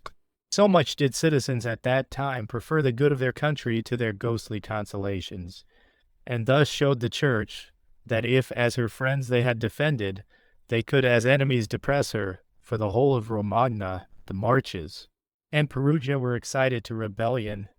Yet while this war was carried on against the Pope, they were unable to defend themselves against the captains of the parts and their faction. For the insolence of the Guelphs against the 8 attained such a pitch that they could not restrain themselves from abusive behavior, not merely against some of the most distinguished citizens, but even against the 8 themselves. And the captains of the parts conducted themselves with such arrogance that they were feared more than the Signory. Those who had business with them treated them with greater reverence, and their court was held in higher estimation, so that no ambassador came to Florence without commission to the captains, Pope Gregory being dead. And the city free from external war, there still prevailed great confusion within, for the audacity of the Guelphs was insupportable, and as no available mode of subduing them presented itself, it was thought that recourse must be had to arms, to determine which party was the strongest. With the Guelphs were all the ancient nobility, and the greater part of the most popular leaders, of which number, as already remarked, were Lapo, Piero, and Carlet. On the other side were all the lower orders, the leaders of whom were the 8 commissioners of war, Giorgio Scali and Tommaso Strozzi, and with them the Ricci, Alberti, and Medici. The rest of the multitude, as most commonly happens, joined the discontented party. It appeared to the heads of the Guelphic faction that their enemies would be greatly strengthened, and themselves in considerable danger in case a hostile signory should resolve on their subjugation. Desirous, therefore, of being prepared against this calamity, the leaders of the party assembled to take into consideration the state of the city, and that of their own friends in particular, and found the Ammoniti so numerous and so great a difficulty that the whole city was excited against them on this account. They could not devise any other remedy than that, as their enemies had deprived them Of all the offices of honor, they should banish their opponents from the city, take possession of the palace of the Signory, and bring over the whole state to their own party, in imitation of the Guelphs of former times who found no safety in the city, till they had driven all their adversaries out of it.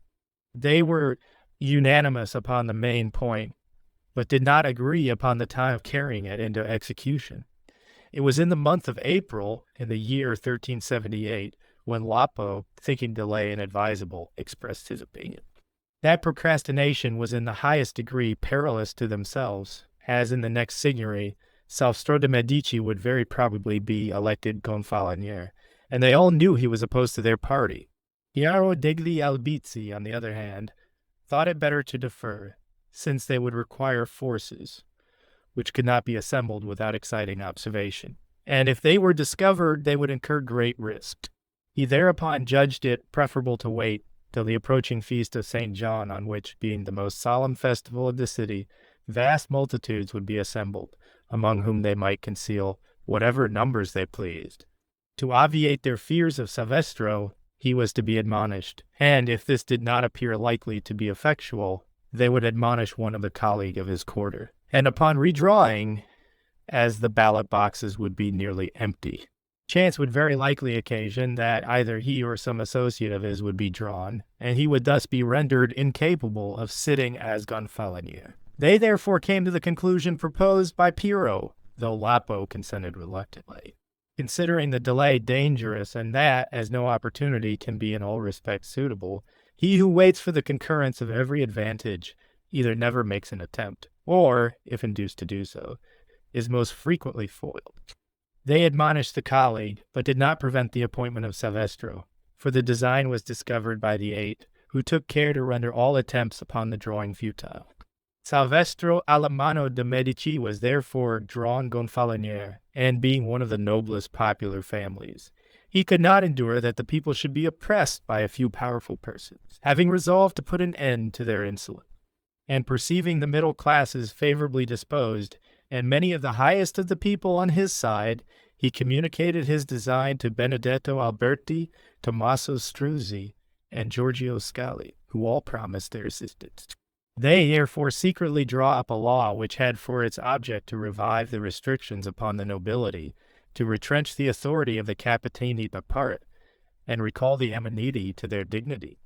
At one and the same time, having to consult first the colleagues and then the councils, Salvestro, being provost, which office for the time makes its possessor almost prince of the city, he called together the colleagues and the council on the same morning, and the colleagues being apart, he proposed a law prepared by himself and his friends, which, being a novelty, encountered in their small number so much opposition, that he was unable to have it passed.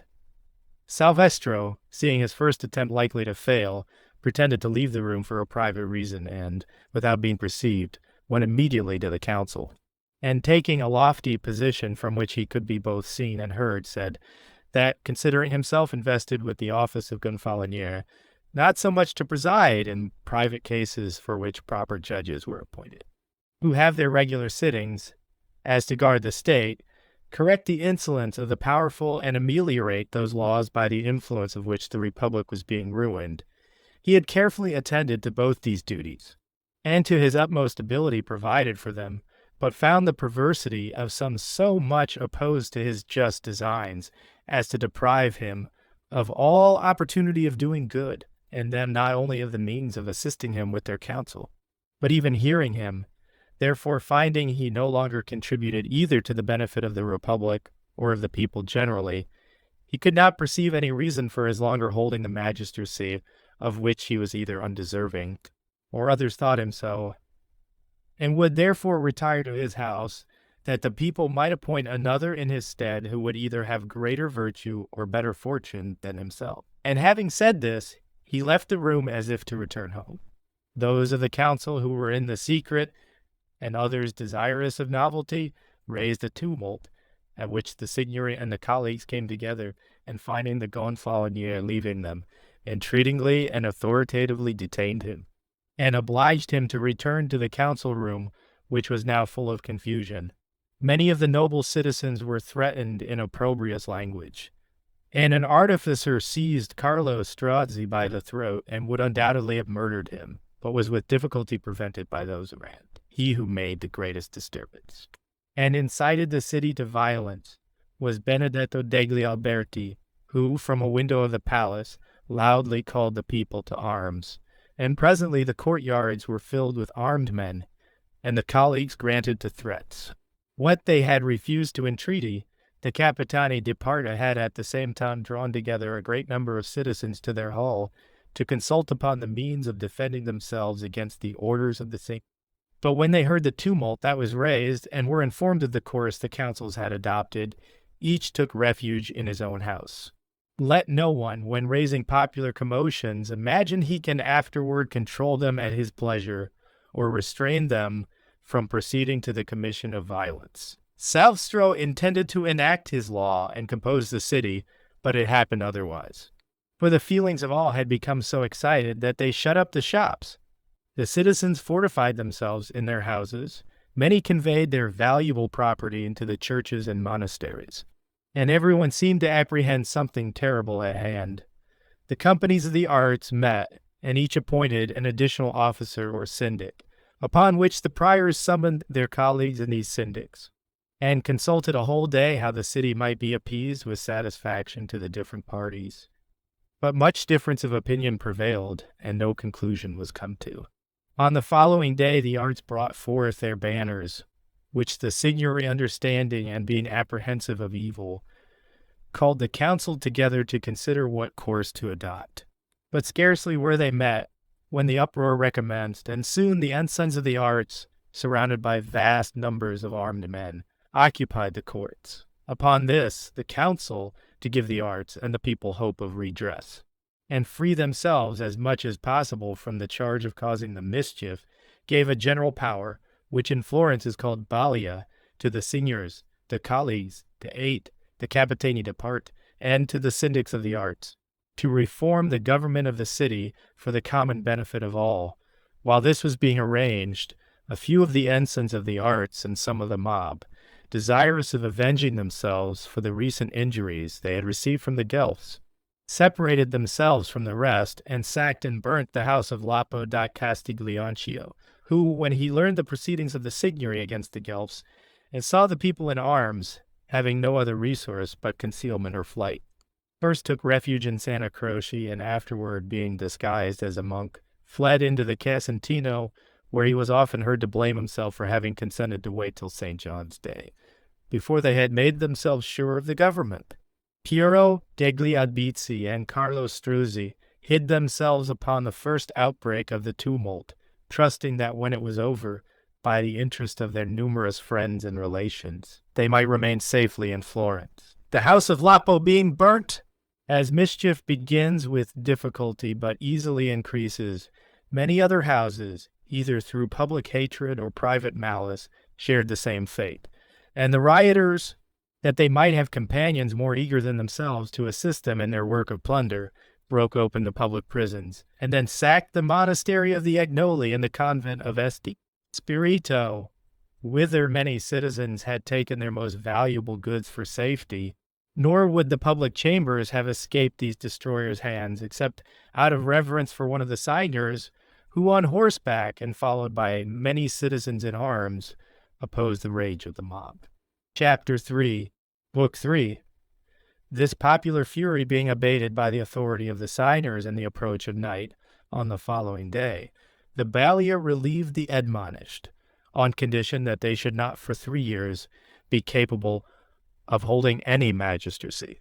They annulled the laws made by the Guelphs to the prejudice of the citizens, declared Lapo da Castiglionchio, and his companions rebels, and with them many others, who were the objects of universal detestation.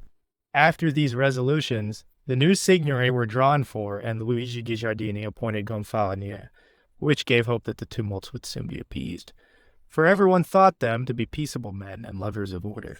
Still the shops were not open, nor did the citizens lay down their arms, but continued to patrol the city in great numbers, so that the Signory did not assume the magistracy with the usual pomp, but merely assembled within the palace, omitting all ceremony, This signory, considering nothing more advisable in the beginning of their magistracy than to restore peace, caused a relinquishment of arms, ordered the shops to be opened, and the strangers who had been called to their aid to return to their homes. They appointed guards in many parts of the city, so that if the admonished would only have remained quiet, order would soon have been reestablished. But they were not satisfied to wait 3 years for the recovery of their honors, so that to gratify them the arts again met, and demanded of the signory that for the benefit and quiet of the city, they would ordain that no citizens should at any time, whether signor Cali, capitano di parte, or consul of any art whatever, be admonished as a Ghibelline, and further that new ballots of the Guelphic party should be made, and the old ones burned. These demands were at once acceded to, not only by the seigneurs but by all the councils, and thus it was hoped the tumults newly excited would be settled. But since men are not satisfied with recovering what is their own, but wish to possess the property of others and to revenge themselves, those who were in hopes of benefiting by these disorders persuaded the artificers that they would never be safe. If several of their enemies were not expelled from the city or destroyed, this terrible doctrine coming to the knowledge of the signory, they caused the magistrates of the arts and their syndics to be brought before them, and Luigi Guicciardini, the Gonfalonier, addressed them in the following words: "If these signers and I with them had not long been acquainted with the fate of this city, that as soon as external wars have ceased the internal commence, we should have been more surprised, and our displeasure would have been greater.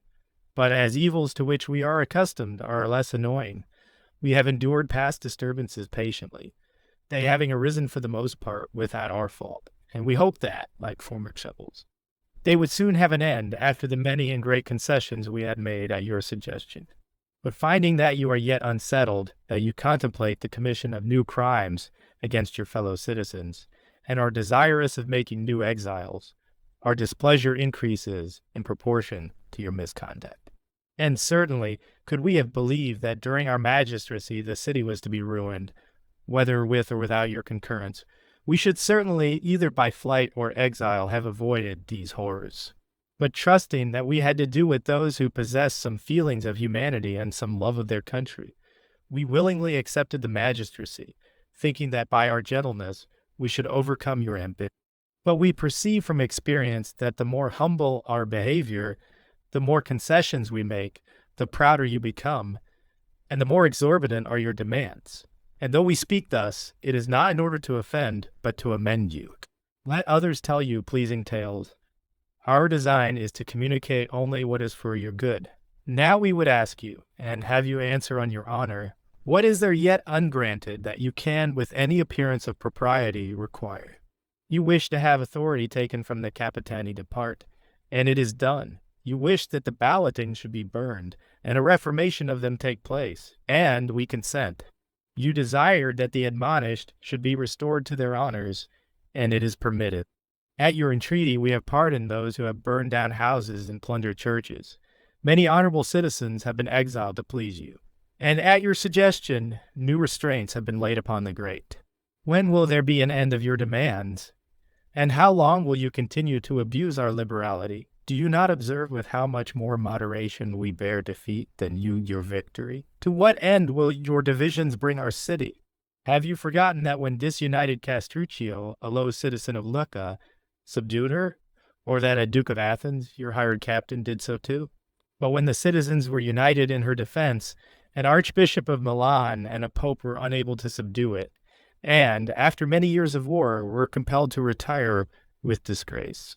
Then why would you, by your discords, reduce to slavery in a time of peace that city which so many powerful enemies have left free? Even in war, what can you expect from your disunion but subjugation, or from the property of which you already have plundered, or may yet plunder us but poverty? For this property is the means by which we furnish occupation for the whole city, and if you take it from us, our means of finding that occupation is withdrawn. Besides, those who take it will have difficulty in preserving what is dishonestly acquired, and thus poverty and destitution are brought upon the city.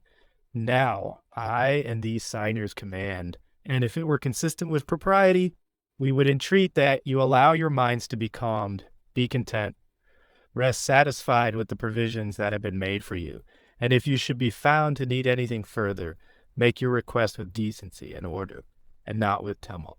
For when your demands are reasonable, they will always be complied with, and you will not give occasion to evil designing men to ruin your country and cast the blame upon yourselves. These words conveying nothing but the truth, produced a suitable effect upon the minds of the citizens, who, thanking the Gonfalonier for having acted toward them the part of a king's seigneur, and toward the city that of a good citizen, offered their obedience in whatever might be committed to them, and the signers, to prove the sincerity of their intentions, appointed 2 citizens for each of the superior magistracies, who, with syndics of the arts, were to consider what could be done to restore quiet and report their resolutions to the signers. While these things were in progress, a disturbance arose, much more injurious to the Republic than anything that had hitherto occurred. The greatest part of the fires and robberies which took place on the previous days were perpetrated by the very lowest of the people, and those who had been the most audacious were afraid that when the greater differences were composed, they would be punished for the crimes they had committed, and that, as usual, they would be abandoned by those who had instigated them to the commission of crime. To this may be added the hatred of the lower orders toward the rich citizens and the principals of the arts, because they did not think themselves remunerated for their labor in a manner equal to their merits.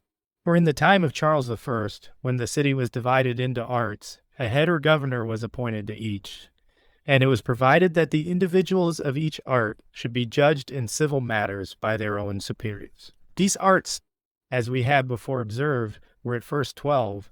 In the course of time they were increased to 21, and attained so much power that in a few years they grasped the entire government of the city. And as some were in greater esteem than others, they were divided into major and minor. 7 were called major, and 14 the minor arts. From this division, and from other causes which we have narrated above, arose the arrogance of the Capitani de Parte. For those citizens who had formerly been Guelphs, and had the constant disposal of that magistracy, favored the followers of the major and persecuted the minor arts and their patrons, and hence arose the many commotions already mentioned. When the companies of the arts were first organized, many of those trades, followed by the lowest of the people and the plebeians, were not incorporated, but were ranged under those arts most nearly allied to them, and hence, when they were not properly remunerated for their labor, or their masters oppressed them, they had no one of whom to seek redress, except the magistrate of the art to which theirs was subject, and of him they did not think justice always attainable. Of the arts, that which had always had, and now has, the greatest number of these subordinates, is the woolen, which being both then and still the most powerful body and first in authority, supports the greater part of the plebeians and lowest of the people. The lower classes and the subordinates not only of the woolen, but also of the other arts, were discontented from the causes just mentioned, and their apprehension of punishment for the burnings and robberies they had committed did not tend to compose them. Meetings took place in different parts during the night to talk over the past, and to communicate the danger in which they were, when one of the most daring and experienced, in order to animate the rest, spoke thus. If the question now were, whether we should take up arms, rob and burn the houses of the citizens, and plunder churches, I am one of those who would think it worthy of further consideration, and should perhaps prefer poverty and safety to the dangerous pursuit of an uncertain good. But as we have already armed, and many offenses have been committed, it appears to me that we have to consider how to lay them aside, and secure ourselves from the consequences of what is already done. I certainly think that if nothing else could teach us, necessity might. You see the whole city full of complaint and indignation against us. The citizens are closely united, and the signers are constantly with the magistrates. You may be sure they are contriving something against us. They are arranging some new plan to subdue us. We ought, therefore, to keep 2 things in view and have 2 points to consider. The one is to escape with impunity for what has been done during the last few days, and the other, to live in greater comfort and security for the time to come. We must, therefore, I think, in order to be pardoned for our faults, commit new ones, redoubling the mischief and multiplying fires and robberies, and in doing this, endeavor to have as many companions as we can. For when many are in fault, few are punished. Small crimes are chastised, but great and serious ones rewarded. When many suffer, few seek vengeance, for general evils are endured more patiently than private ones. To increase the number of misdeeds will therefore make forgiveness more easily attainable, and will open the way to secure what we require for our own liberty. And it appears evident that the gain is certain, for our opponents are disunited and rich. Their disunion will give us the victory, and their riches, when they have become ours, will support us. Be not deceived about that antiquity of blood by which they exalt themselves above us, for all men having had one common origin, are all equally ancient, and nature has made us all after one fashion. Strip us naked, and we shall all be found alike. Dress as in their clothing, and they in ours, we shall appear noble, they ignoble. For poverty and riches make all the difference. It grieves me much to think that some of you are sorry inwardly for what is done, and resolve to abstain from anything more of the kind. Certainly, if it be so, you are not the men I took you for, because neither shame nor conscience ought to have any influence with you. Conquerors, by what means soever, are never considered aught but glorious. We have no business to think about conscience, for when, like us, men have to fear hunger and imprisonment or death, the fear of hell neither can nor ought to have any influence upon them, if you only notice human proceedings. You may observe that all who attain great power and riches make use of either force or fraud, and what they have acquired either by deceit or violence, in order to conceal the disgraceful methods of attainment. They endeavor to sanctify with the false title of honest gains. Those who either from imprudence or want of sagacity avoid doing so are always overwhelmed with servitude and poverty, for faithful servants are always servants, and honest men are always poor.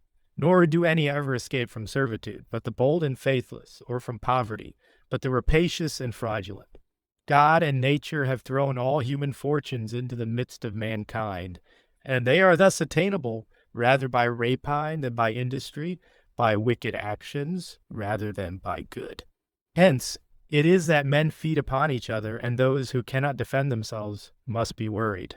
Therefore we must use force when the opportunity offers, and fortune cannot present us one more favorable than the present. When the citizens are still disunited, the signory doubtful, and the magistrates terrified, for we may easily conquer them before they can come to any settled arrangement. By this means we shall either obtain the entire government of the city, or so large a share of it as to be forgiven past errors, and have sufficient authority to threaten the city with a renewal of them at some future time. I confess this course is bold and dangerous, but when necessity presses, audacity becomes prudence, and in great affairs the brave never think of dangers. The enterprises that are begun with hazard always have a reward at last, and no one ever escaped from embarrassment without some peril. Besides, it is easy to see from all their preparations of prisons, racks, and instruments of death, that there is more danger in inaction than in endeavoring to secure ourselves, for in the first case the evils are certain, in the latter doubtful. How often have I heard you complain of the avarice of your superiors, and the injustice of your magistrates? Now then is the time, not only to liberate yourself from them, but to become so much superior that they will have more causes of grief and fear from you than you from them. The opportunity presented by circumstances passes away, and when gone, it will be vain to think it can be recalled. You see the preparations of our enemies. Let us anticipate them, and those who are first in arms will certainly be victors, to the ruin of their enemies and their own exaltation, and thus honors will accrue to many of us and security to all. These arguments greatly inflamed minds already disposed to mischief, so that they determined to take up arms as soon as they had acquired a sufficient number of associates, and bound themselves by oath to mutual defense, in case any of them were subdued by the civil power. While they were arranging to take possession of the republic, their design became known to the signory, who, having taken a man named Simone, learned from him the particulars of the conspiracy, and that the outbreak was to take place on the following day. Finding the danger so pressing, they called together the colleagues, and those citizens who, with the syndics of the arts, were endeavoring to effect the union of the city. It was then evening, and they advised the singers to assemble the consuls of the trades, who proposed that whatever armed force was in Florence should be collected, and with the gonfaloniers of the people and their companies, meet under arms in the piazza next morning. It happened that while Simone was being tortured, a man named Niccolò da San Friano was regulating the palace clock and becoming acquainted with what was going on. Returned home and spread the report of it in his neighborhood, so that presently the piazza of St. Spirito was occupied by above 1,000 men. This soon became known to the other conspirators, and San Pietro Maggiore and St. Pietro Lorenzo, their places of assembly, were presently full of them, all under arms. Chapter 4, Book 3. At daybreak on the 21st of July, there did not appear in the piazza above 80 men in arms friendly to the Signory, and not one of the gonfaloniers. For knowing the whole city to be in a state of insurrection, they were afraid to leave their homes. The first body of plebeians that made its appearance was that which had assembled at San Pietro Maggiore, but the armed force did not venture to attack them. Then came the other multitudes, and finding no opposition, they loudly demanded their prisoners from the Signory, and being resolved to have them by force if they were not yielded to their threats, they burned the house of Luigi Guicciardini and the Signory for fear of greater mischief. Set them at liberty. With this addition to their strength, they took the gonfalon of justice from the bearer, and under the shadow of authority which it gave them, burned the houses of many citizens. Selecting those whose owners had publicly or privately excited their hatred, many citizens, to avenge themselves for private injuries, conducted them to the houses of their enemies, for it was quite sufficient to ensure its destruction. If a single voice from the mob called out, "To the house of such a one," or if he who bore the gonfalon took the road toward it, all the documents belonging to the woolen trade were burned, and after the commission of much violence, by way of associating it with something laudable, Salvatore de' Medici and 63 other citizens were made knights, among whom were Benedetto and Antonio degli Alberti, Tommaso Struzzi, and others similarly their friends. Though many received the honor against their wills, it was a remarkable peculiarity of the riots that many who had their houses burned were on the same day, and by the same party made knights, so close were the kindness and the injury together. This circumstance occurred to Luigi Guicciardini, gonfaloniere of justice. In this tremendous uproar, the Signory, finding themselves abandoned by their armed force, by the leaders of the arts, and by the gonfaloniers, became dismayed. For none had come to their assistance in obedience to orders, and of the 16 gonfalons, the ensign of the Golden Lion and of the Vaio, under Giovanco della Stufa and Giovanni Cambi alone appeared, and these not being joined by any other, soon withdrew. Of the citizens, on the other hand, some, seeing the fury of this unreasonable multitude and the palace abandoned, remained within doors. Others followed the armed mob, in the hope that, by being among them, they might more easily protect their own houses or those of their friends. The power of the plebeians was thus increased, and that of the Signory weakened. The tumult continued all day, and at night the rioters halted near the palace of Stefano, behind the church of St. Barnabas. Their number exceeded 6,000, and before daybreak they obtained by threats the ensigns of the trades, with which and the gonfalon of justice, when morning came, they proceeded to the palace of the provost, who, refusing to surrender it to them, they took possession of it by force. The Signory, desirous of a compromise, since they could not restrain them by force, appointed 4 of the colleagues to proceed to the palace of the provost and endeavor to learn what was their intention. They found that the leaders of the plebeians, with the syndics of the trades and some citizens, had resolved to signify their wishes to the Signory. They therefore returned with 4 deputies of the plebeians, who demanded that the woolen trade should not be allowed to have a foreign judge, that there should be formed 3 new companies of the arts, namely, one for the wool combers and dyers, one for the barbers, doublet makers, tailors, and such like, and the third for the lowest class of people. They required that the 3 new arts should furnish 2 signers, the 14 minor arts 3, and that the Signory should provide a suitable place of assembly for them. They also made it a condition that no member of these companies should be expected during 2 years to pay any debt that amounted to less than 50 ducats. that the bank should take no interest on loans already contracted, and that only the principal sum should be demanded, that the condemned and the banished should be forgiven, and the admonished should be restored to participation in the honors of government. Besides these, many other articles were stipulated in favor of their friends, and a requisition made that many of their enemies should be exiled and admonished. These demands, though grievous and dishonorable to the Republic, were for fear of further violence granted by the joint deliberation of the Signor's colleagues and council of the people.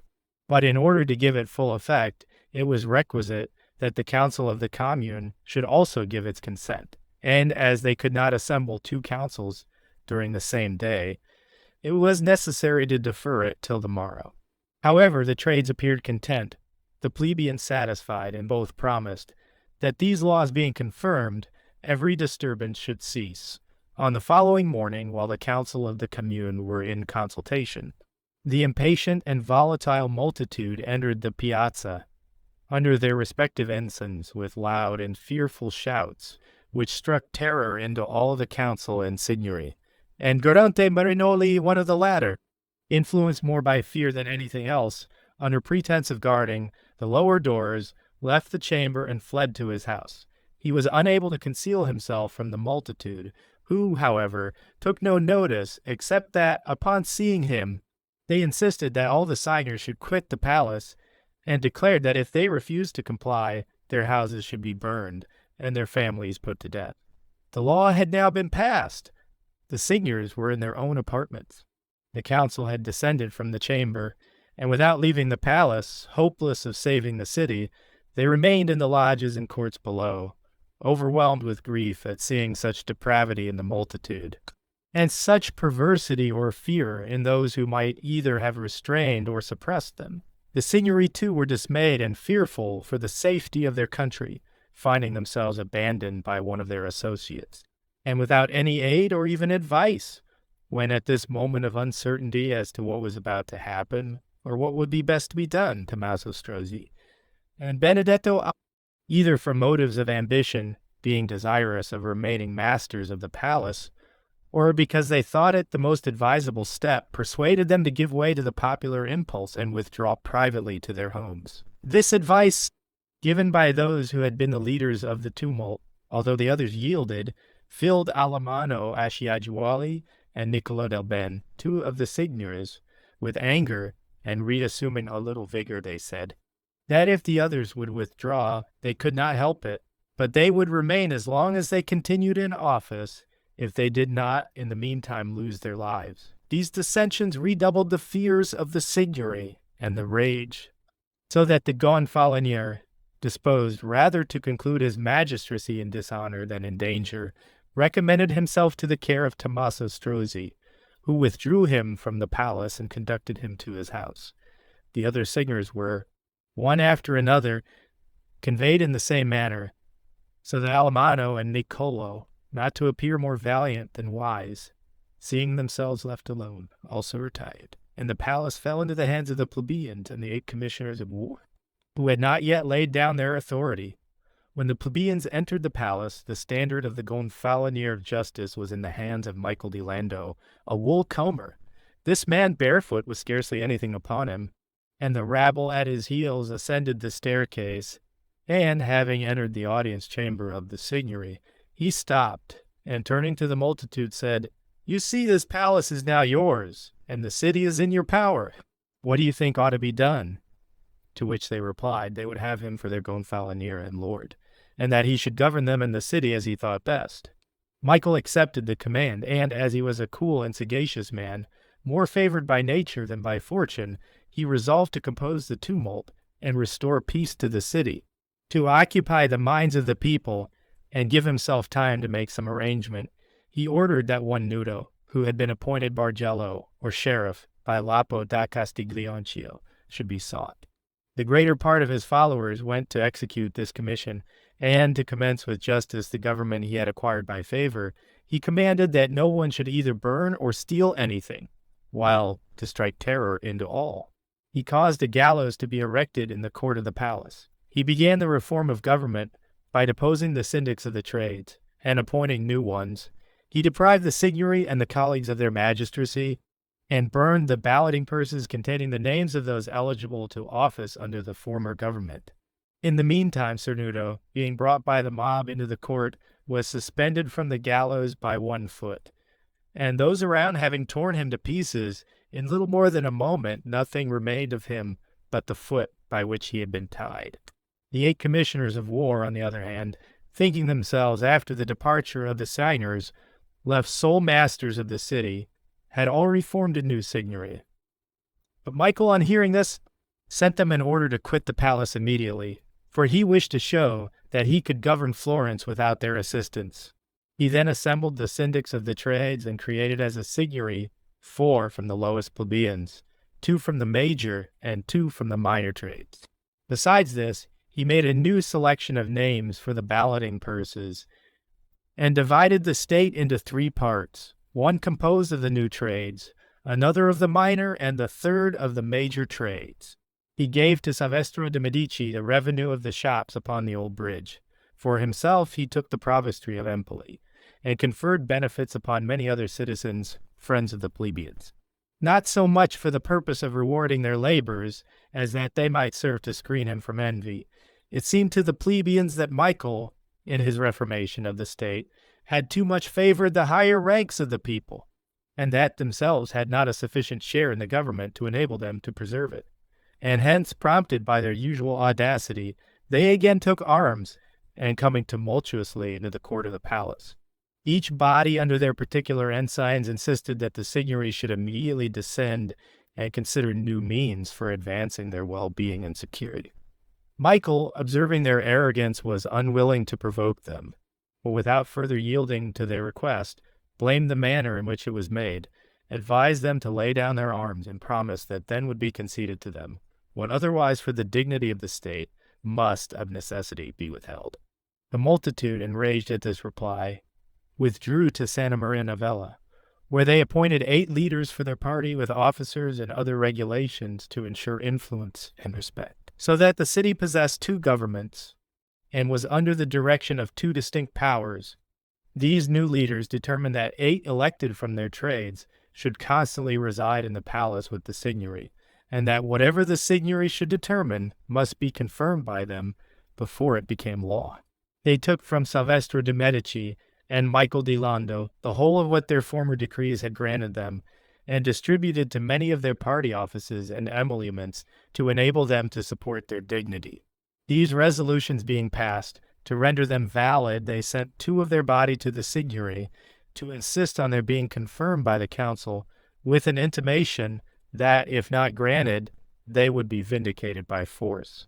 This deputation, with amazing audacity and surpassing presumption, explained their commission to the signory, upbraided the Gonfalonier with the dignity they had conferred upon him, the honor they had done him, and with the ingratitude and want of respect he had shown toward them.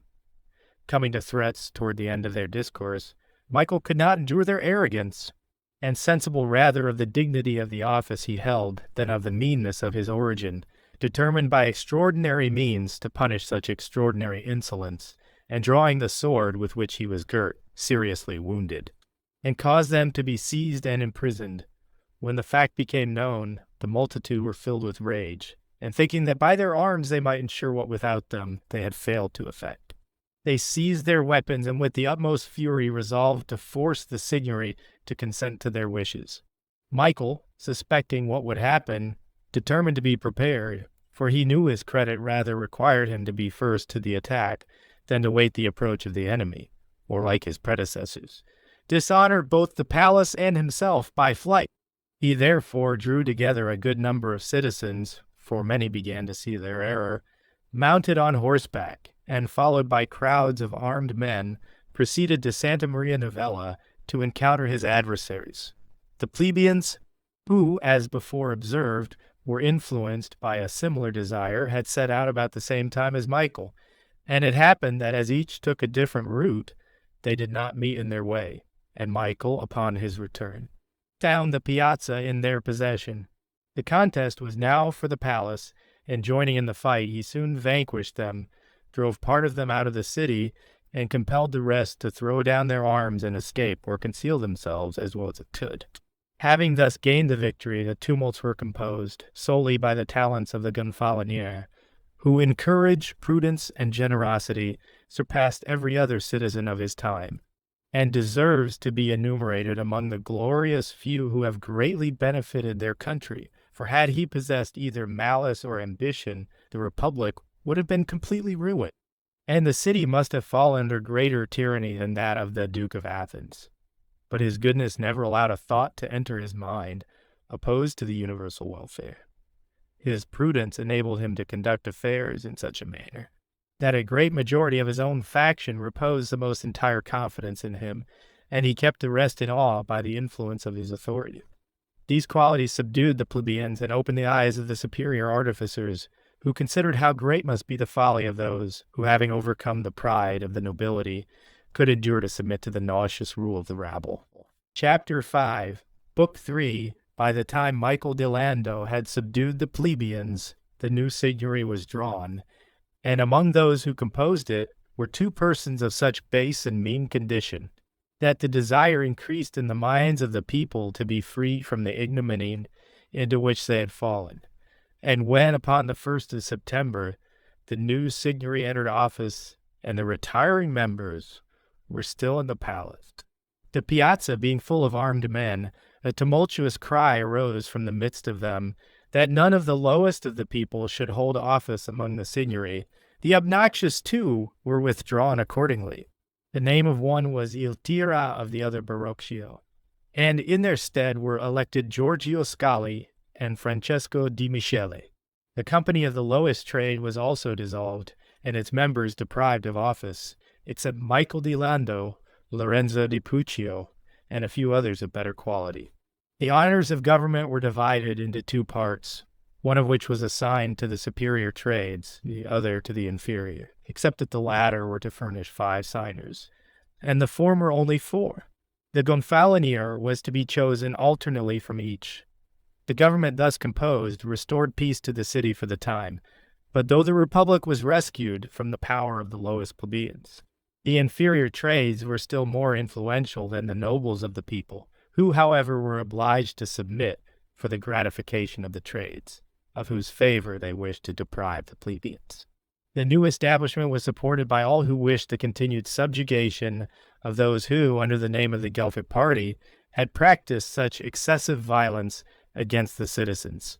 And as among others thus disposed were Giorgio Scali, Benedetto Alberti Salvestro di Medici, and Tommaso Strozzi. These 4 almost became princes of the city. This state of the public mind strengthened the divisions already commenced between the nobles of the people and the minor artificers by the ambition of the Ricci and the Albizzi, from which, as at different times, very serious effects arose. And as they will hereafter be frequently mentioned, we shall call the former the popular party, the latter the plebeian.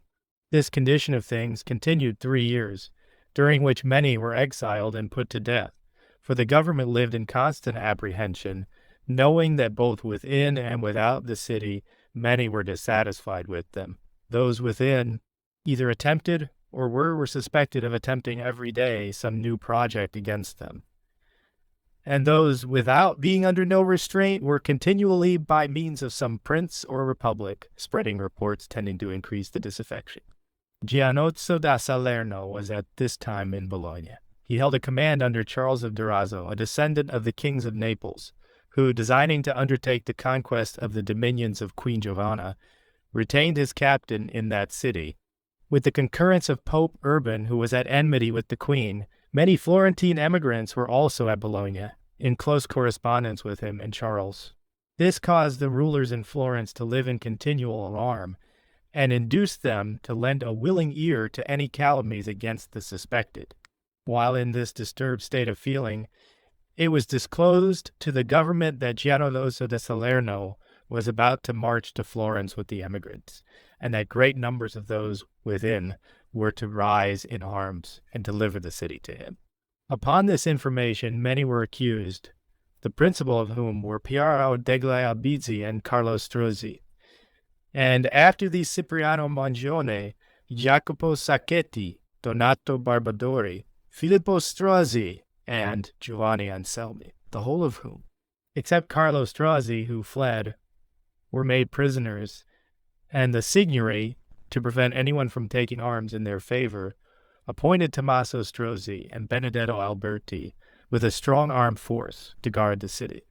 And although nothing was elicited against them sufficient to induce the Capitano to find them guilty, their enemies excited the minds of the populace to such a degree of outrageous and overwhelming fury against them, that they were condemned to death, as it were, by force.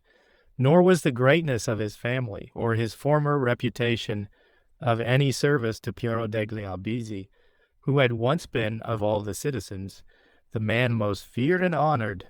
Someone, either as a friend to render him wise in his prosperity, or an enemy to threaten him with the fickleness of fortune, had, upon the occasion of his making a feast for many citizens, sent him a silver bowl full of sweetmeats, among which a large nail was found, and being seen by many present, was taken for a hint to him to fix the wheel of fortune, which, having conveyed him to the top, must, if the rotation continued, also bring him to the bottom. This interpretation was verified first by his ruin, and afterward by his death. After this execution, the city was full of consternation, for both victors and vanquished were alike in fear.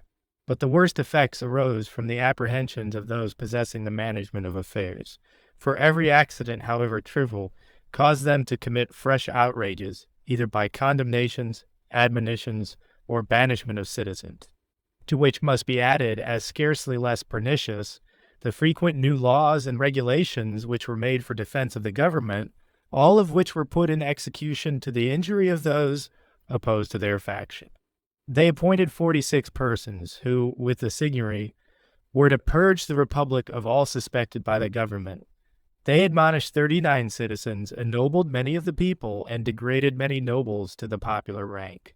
To strengthen themselves against external foes, they took into their pay John Hawkwood, an Englishman of great military reputation, who had long served the Pope and others in Italy. Their fears from without were increased by a report that several bodies of men were being assembled by Charles of Durazzo for the conquest of Naples, and many Florentine emigrants were said to have joined it. Against these dangers, in addition to the forces which had been raised, large sums of money were provided, and Charles, having arrived at Arezzo, obtained from the Florentines 40 ducats, and promised he would not molest. His enterprise was immediately prosecuted, and having occupied the kingdom of Naples, he sent Queen Giovanna a prisoner into Hungary. This victory renewed the fears of those who managed the affairs of Florence, for they could not persuade themselves that their money would have a greater influence on the king's mind than the friendship which his house had long retained for the Guelphs, whom they so grievously oppressed. This suspicion increasing multiplied oppressions, which again, instead of diminishing the suspicion, augmented it, so that most men lived in the utmost discontent. To this, the insolence of Giorgio Scali and Tommaso Strozzi, who by their popular influence overawed the magistrates, also contributed, for the rulers were apprehensive that, by the power these men possessed with the plebeians, they could set them at defiance. And hence it is evident that not only to good men, but even to the seditious, this government appeared tyrannical and violent. To put a period to the outrageous conduct of Giorgio, it happened that a servant of his accused Giovanni di Cambio of practices against the state, but the Capitano declared him innocent. Upon this, the judge determined to punish the accuser with the same penalties that the accused would have incurred had he been guilty, but Giorgio Scali, unable to save him either by his authority or entreaties, obtained the assistance of Tommaso Strozzi, and with a multitude of armed men set the informer at liberty and plundered the palace of the Capitano, who was obliged to save himself by flight. This act excited such great and universal animosity against him, that his enemies began to hope they would be able to effect his ruin, and also to rescue the city from the power of the plebeians, who for 3 years had held her under their arrogant control. To the realization of this design, the Capitano greatly contributed, for the tumult having subsided, he presented himself before the Signors, and said he had cheerfully undertaken the office to which they had appointed him, for he thought he should serve upright men who would take arms for the defense of justice, and not impede its progress. But now that he had seen and had experience of the proceedings of the city, and the manner in which affairs were conducted, that dignity which he had voluntarily assumed with the hope of acquiring honor and emolument, he now more willingly resigned, to escape from the losses and danger to which he found himself exposed. The complaint of the Capitano was heard with the utmost attention by the Segui, who, promising to remunerate him for the injury he had suffered and provide for his future security, he was satisfied. Some of them then obtained an interview with certain citizens who were thought to be lovers of the common good, and least suspected by the state, and in conjunction with these, it was concluded that the present was a favorable opportunity for rescuing the city from Giorgio and the plebeians. The last outrage he had committed having completely alienated the great body of the people from him.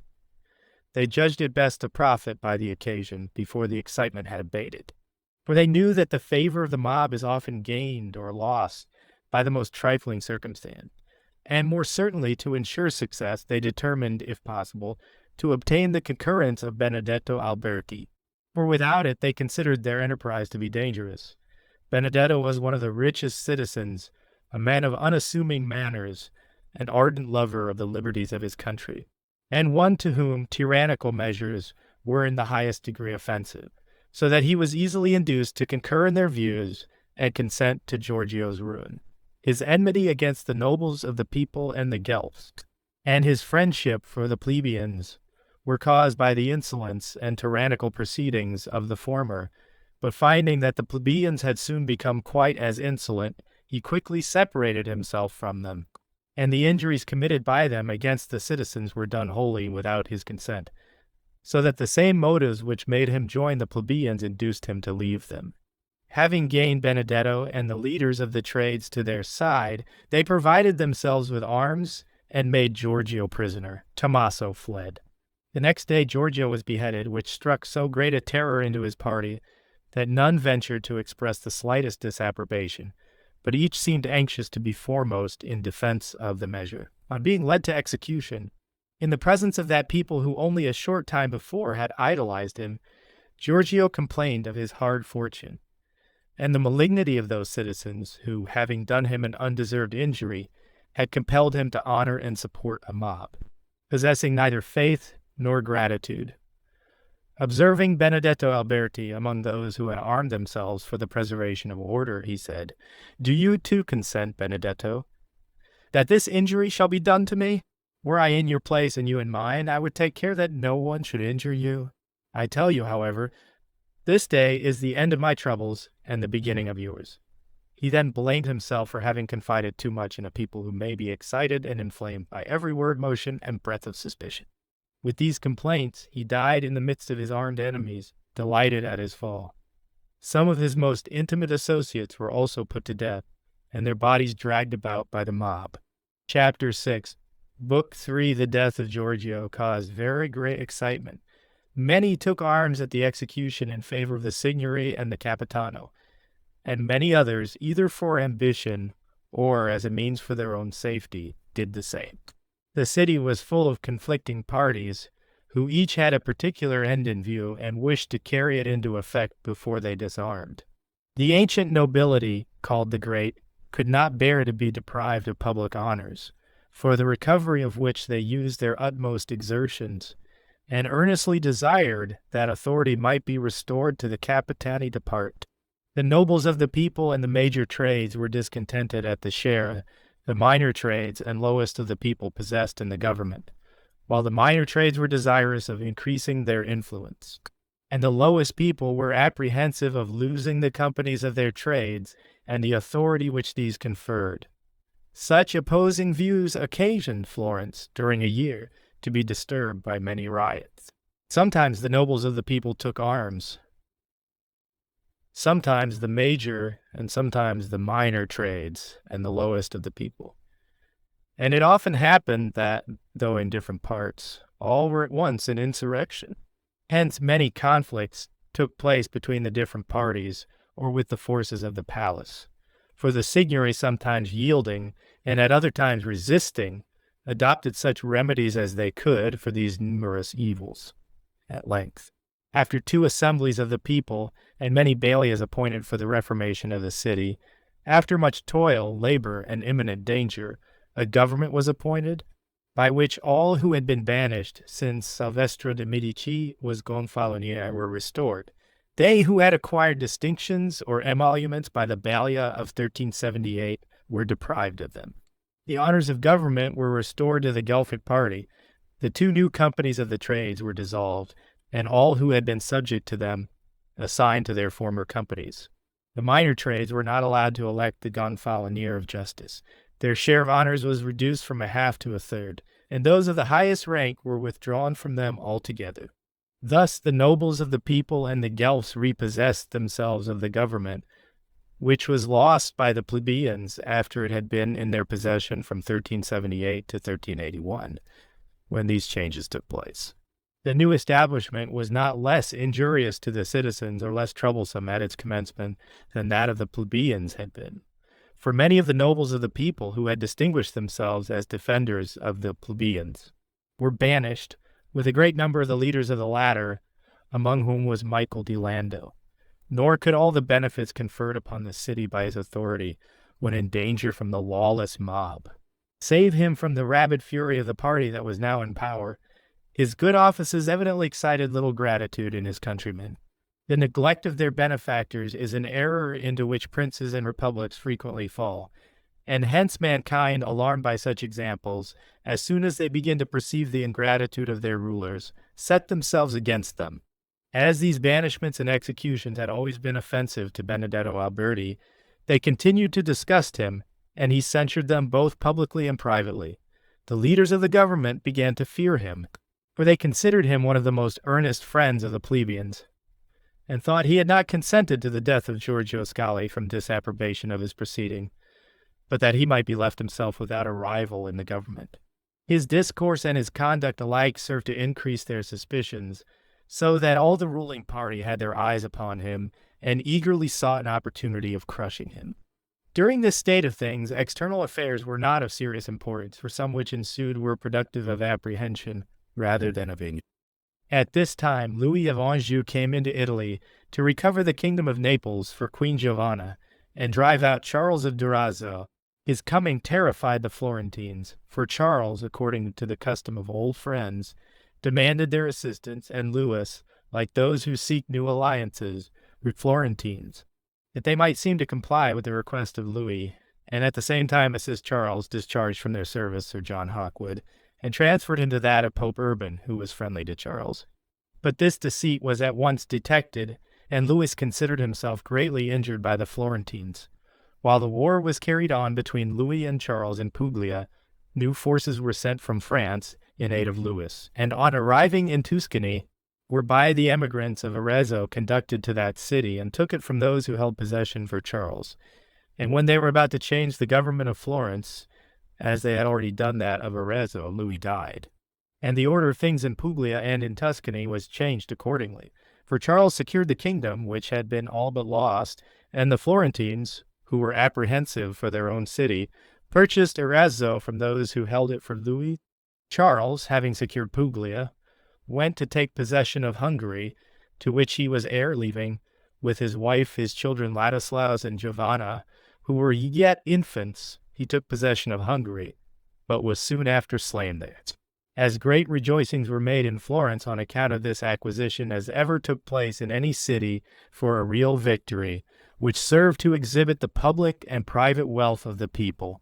Many families endeavoring to vie with the state itself in displays of magnificence. The Alberti surpassed all others. The tournaments and exhibitions made by them were rather suitable for a sovereign prince than for any private individuals. These things increased the envy with which the family was regarded, and being joined with suspicions which the state entertained of Benedetto, were the causes of his ruin. The rulers could not endure him, for it appeared as if at any moment something might occur, which, with the favor of his friends, would enable him to recover his authority, and drive them out of the city. While in this state of suspicion and jealousy, it happened that while he was gonfalonier of the companies, his son-in-law Filippo Machiavelli was drawn gonfalonier of justice, and this circumstance increased the fears of the government. for they thought it would strengthen Benedetto's influence and place the state in the greater peril. Anxious to provide a remedy without creating much disturbance, they induced Bismegalotti, his relative and enemy, to signify to the Signory that Filippo, not having attained the age required for the exercise of that office, neither could nor ought to hold it. The question was examined by the Signors, and part of them out of hatred. Others, in order to avoid disunion among themselves, declared Filippo ineligible to the dignity, and in his stead was drawn Bardo Mancini, who was quite opposed to the plebeian interests and an inveterate foe of Benedetto. This man, having entered upon the duties of his office, created a Balia for the reformation of the state, which banished Benedetto Alberti and admonished all the rest of his family, except Antonio. Before his departure, Benedetto called them together, and observing their melancholy demeanor, said, "You see, my fathers, and you the elders of our house, how fortune has ruined me and threatened you. I am not surprised at this, neither ought you to be so, for it always happens thus to those who among the multitude of the wicked wish to act rightly, and endeavor to sustain what the many seek to destroy. The love of my country made me take part with Salvestro de' Medici, and afterward separated me from Giorgio Scali. The same cause compelled me to detest those who now govern, who, having none to punish them, will allow no one to reprove their misdeeds. I am content that my banishment should deliver them from the fears they entertain, not of me only, but of all who they think perceives or is acquainted with their tyrannical and wicked proceeding. And they have aimed their first blow at me, in order the more easily to oppress you. I do not grieve on my own account, for those honors which my country bestowed upon me while free, she cannot in her slavery take from me. And the recollection of my past life will always give me greater pleasure than the pain imparted by the sorrows of exile. I deeply regret that my country is left a prey to the greediness and pride of the few who keep her in subjection. I grieve for you, for I fear that the evils which this day cease to affect me and commence with you will pursue you with even greater malevolence than they have me. Comfort, then, each other, resolve to bear up against every misfortune, and conduct yourselves in such a manner that when disasters befall you, and there will be many, everyone may know they have come upon you undeservedly, not to give a worse impression of his virtue abroad than he had done at home. He made a journey to the sepulchre of Christ, and while upon his return, died at Rhodes. His remains were brought to Florence, and interred with all possible honors by those who had persecuted him when alive, with every species of calumny and injustice. The family of the Alberti was not the only injured party during these troubles of the city, for many others were banished and admonished. Of the former were Piero Benini, Matteo Alderati, Giovanni, and Francesco del Bene, Giovanni Benci, Andrea Adimari, and with them many members of the minor trades. Of the admonished were the Cavini, Benini, Ranucci, Formiconi, Corbizzi, Manelli, and Alderati. It was customary to create the Balia for a limited time, and when the citizens elected had effected the purpose of their appointment, they resigned the office from motives of good feeling and decency, although the time allowed might not have expired. In conformity with this laudable practice, the Balia of that period, supposing they had accomplished all that was expected of them, wished to retire, but when the multitude were acquainted with their intention, they ran armed to the palace, and insisted that before resigning their power, many other persons should be banished and admonished. This greatly displeased the signers, but without disclosing the extent of their displeasure, they contrived to amuse the multitude with promises, till they had assembled a sufficient body of armed men, and then took such measures that fear induced the people to lay aside the weapons which madness had led them to take up. Nevertheless, in some degree to gratify the fury of the mob, and to reduce the authority of the plebeian trades, it was provided that, as the latter had previously possessed a third of the honors they should in future have only a fourth, that there might always be two of the signers particularly devoted to the government, they gave authority to the Gonfalonier of Justice, and 4 others, to form a ballot purse of select citizens, from which in every signory 2 should be drawn. This government, from its establishment in 1381, till the alterations now made had continued 6 years, and the internal peace of the city remained undisturbed until 1393. During this time, Giovanni Galeazzo Visconti, usually called the Count of Virtue, imprisoned his uncle Bernabo and thus became sovereign of the whole of Lombardy.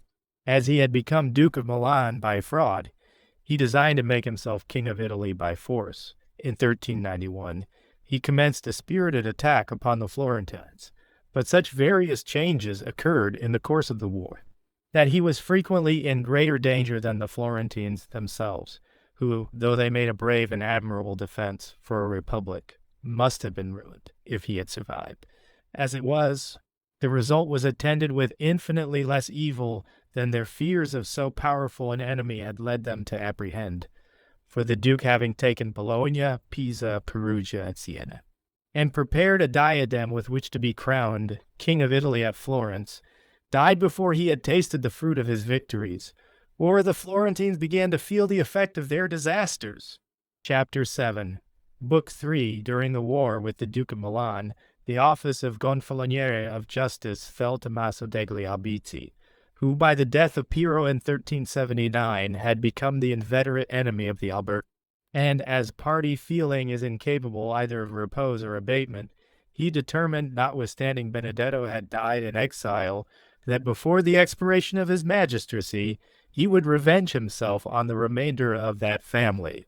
He seized the opportunity afforded by a person who, on being examined respecting correspondence maintained with the rebels, accused Andrea and Alberto degli Alberti of such practices. They were immediately arrested, which so greatly excited the people that the Signory, having provided themselves with an armed force, called the citizens to a general assembly or parliament, and appointed a bailiff by whose authority many were banished, and a new ballot for the offices of government was made.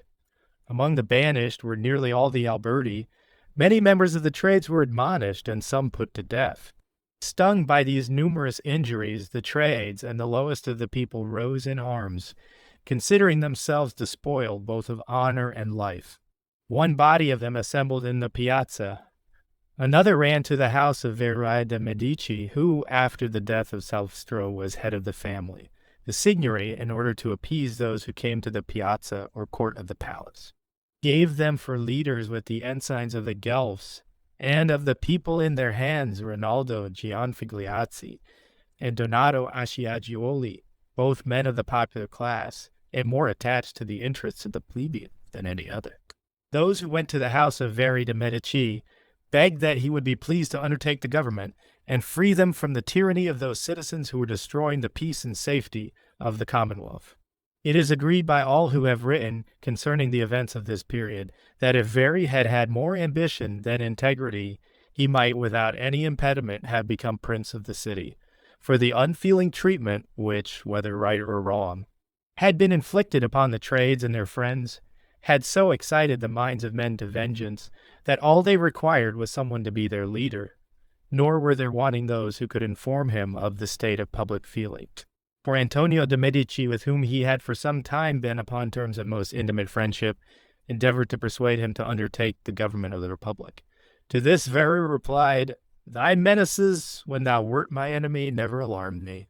Nor shall thy counsel, now when thou art my friend, do me any harm." Then, turning toward the multitude, he bade them be of good cheer, for he would be their defender if they would allow themselves to be advised by him. He then went, accompanied by a great number of citizens, to the piazza, and proceeded directly to the audience chamber of the Signory, whom he addressed to this effect, that he could not regret having lived so as to gain the love of the Florentines. But he was sorry they had formed an opinion of him which his past life had not warranted. For never having done anything that could be construed as either factious or ambitious, he could not imagine how it had happened. That they should think him willing to stir up strife as a discontented person, or usurp the government of his country like an ambitious one. He therefore begged that the infatuation of the multitude might not injure him in their estimation, for to the utmost of his power their authority should be restored. He then recommended them to use good fortune with moderation, for it would be much better to enjoy an imperfect victory with safety to the city than a complete one at her ruin. The Signory applauded Vieri's conduct, begged he would endeavor to prevent recourse to arms, and promised that what he and the other citizens might deem most advisable should be done. Very then returned to the piazza, where the people who had followed him were joined by those led by Donato and Rinaldo, and informed the united companies that he had found the signor most kindly disposed toward them, that many things had been taken into consideration, which the shortness of time and the absence of the magistrates rendered incapable of being finished.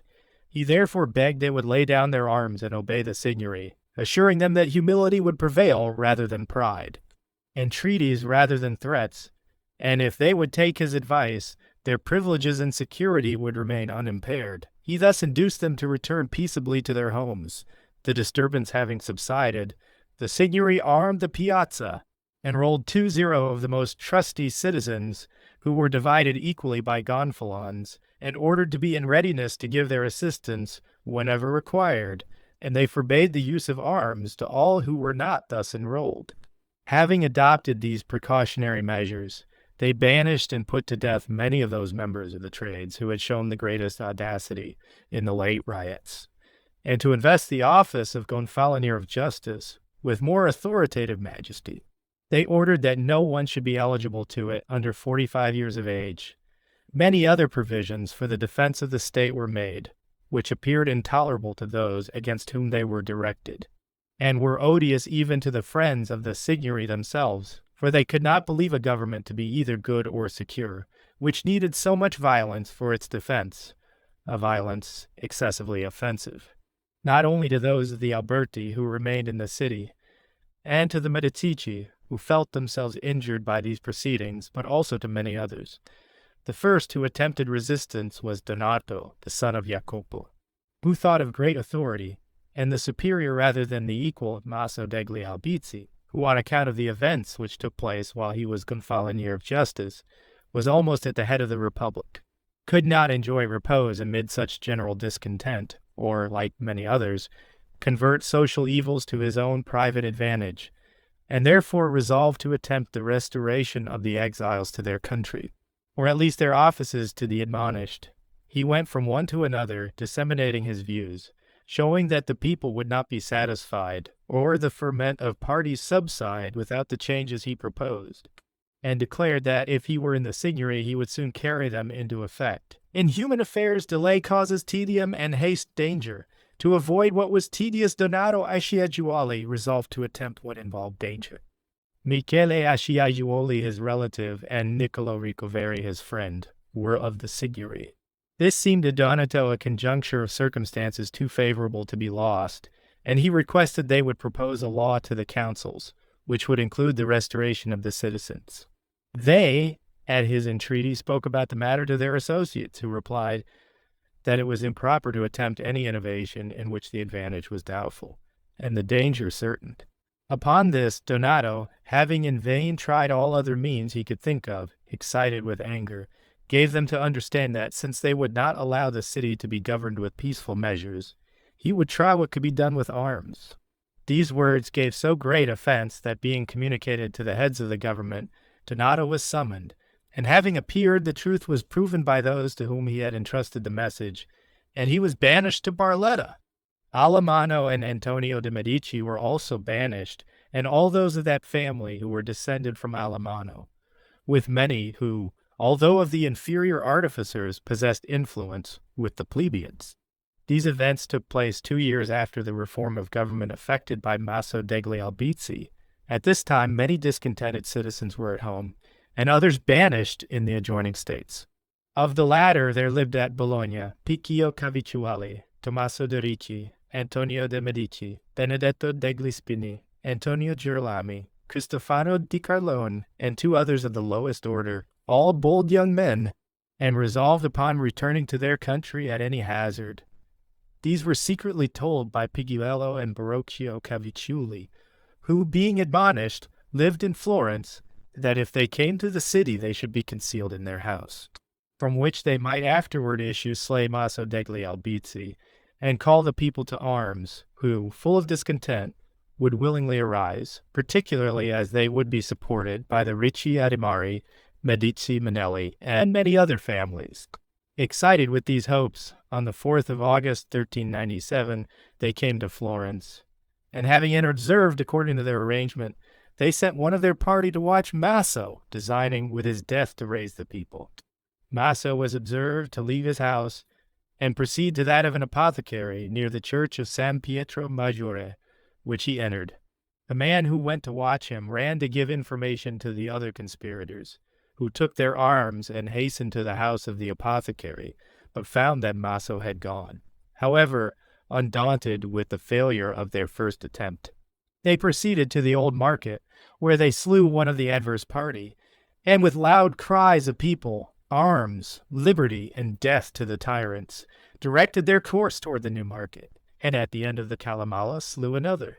Pursuing their course with the same cries, and finding no one join them in arms, they stopped at the Loggia Nigetosa, where, from an elevated situation, being surrounded with a great multitude, assembled to look on rather than assist them. They exhorted the men to take arms and deliver themselves from the slavery which weighed so heavily upon them, declaring that the complaints of the discontented in the city, rather than their own grievances, had induced them to attempt their deliverance. They had heard that many prayed to God for an opportunity of avenging themselves, and vowed they would use it whenever they found anyone to conduct them.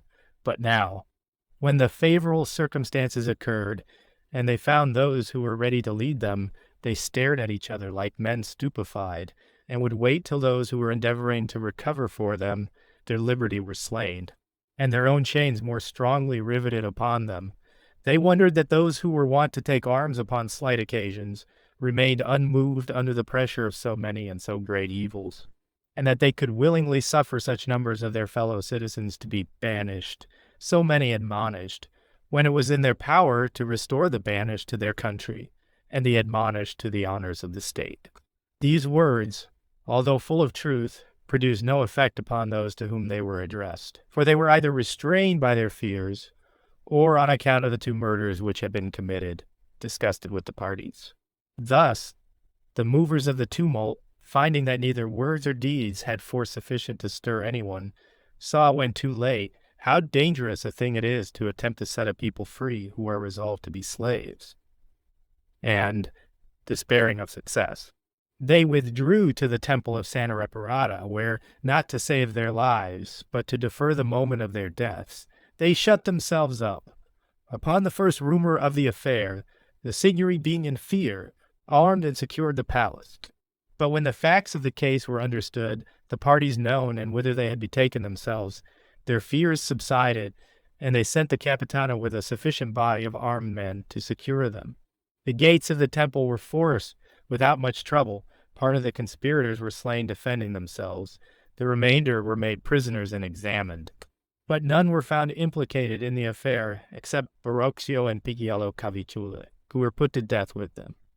Shortly after this event, another occurred of greater importance. The Florentines were, as we have before remarked, at war with the Duke of Milan, who, finding that with merely open force he could not overcome them, had recourse to secret practices, and with the assistance of the exiles of whom Lombardy was full, he formed a plot to which many in the city were accessory.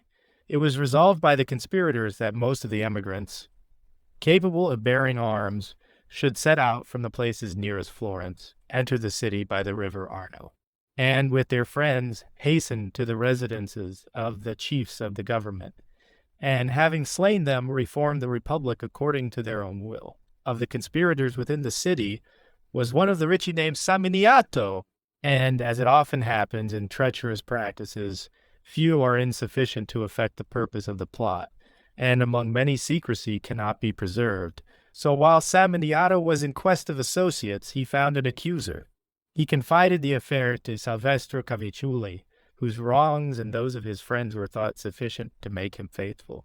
But he, more influenced by immediate fear than the hope of future vengeance, discovered the whole affair to the Signory, who, having caused Saminiato to be taken, compelled him to tell all the particulars of the matter. However, none of the conspirators were taken, except Tommaso Divisi, who, coming from Bologna and unaware of what had occurred at Florence, was seized immediately upon his arrival. All the others had fled immediately upon the apprehension of Saminiato, Saminiato and Tommaso having been punished according to their deserts, a Balia was formed of many citizens, which sought the delinquents and took measures for the security of the state. They declared 6 of the family of the Ricci rebels, also 6 of the Alberti, 2 of the Medici, 3 of the Scali, 2 of the Strozzi, Bindo Altavitae, Bernardo Adamari, and many others of inferior quality. They admonished all the family of the Alberti, the Ricci, and the Medici for 10 years, except a few individuals. Among the Alberti not admonished was Antonio, who was thought to be quiet and peaceable. It happened, however, before all suspicion of the conspiracy had ceased, a monk was taken who had been observed during its progress to pass frequently between Bologna and Florence. He confessed that he had often carried letters to Antonio, who was immediately seized, and though he denied all knowledge of the matter from the first, the monk's accusation prevailed, and he was fined in a considerable sum of money and banished a distance of 300 miles from Florence. That the Alberti might not constantly place the city in jeopardy, every member of the family was banished whose age exceeded 15 years. These events took place in the year 1400, and 2 years afterward died Giovanni Galeazzo, Duke of Milan, whose death, as we have said above, put an end to the war, which had then continued 12 years. At this time, the government, having gained greater strength, and being without enemies external or internal, undertook the conquest of Pisa, and having gloriously completed it, the peace of the city remained undisturbed from 1400 to 1433, except that in 1412, the Alberti, having crossed the boundary, they were forbidden to pass. A balia was formed, which with new provisions fortified the state, and punished the offenders with heavy fines. During this period also, the Florentines made war with Ladislaus, king of Naples, who, finding himself in great danger, ceded to them the city of Cortona, of which he was master. But soon afterward, recovering his power, he renewed the war, which became far more disastrous to the Florentines than before, and had it not, in 1414, been terminated by his death as that of Lombardy had been by the death of the Duke of Milan, he, like the Duke, would have brought Florence into great danger of losing her liberty. Nor was the war with the king concluded with less good fortune than the former. For when he had taken Rome, Siena, the whole of La Marca and Romagna, and had only Florence itself to vanquish, he died. Thus death has always been more favorable to the Florentines than any other friend, and more potent to save them than their own valor.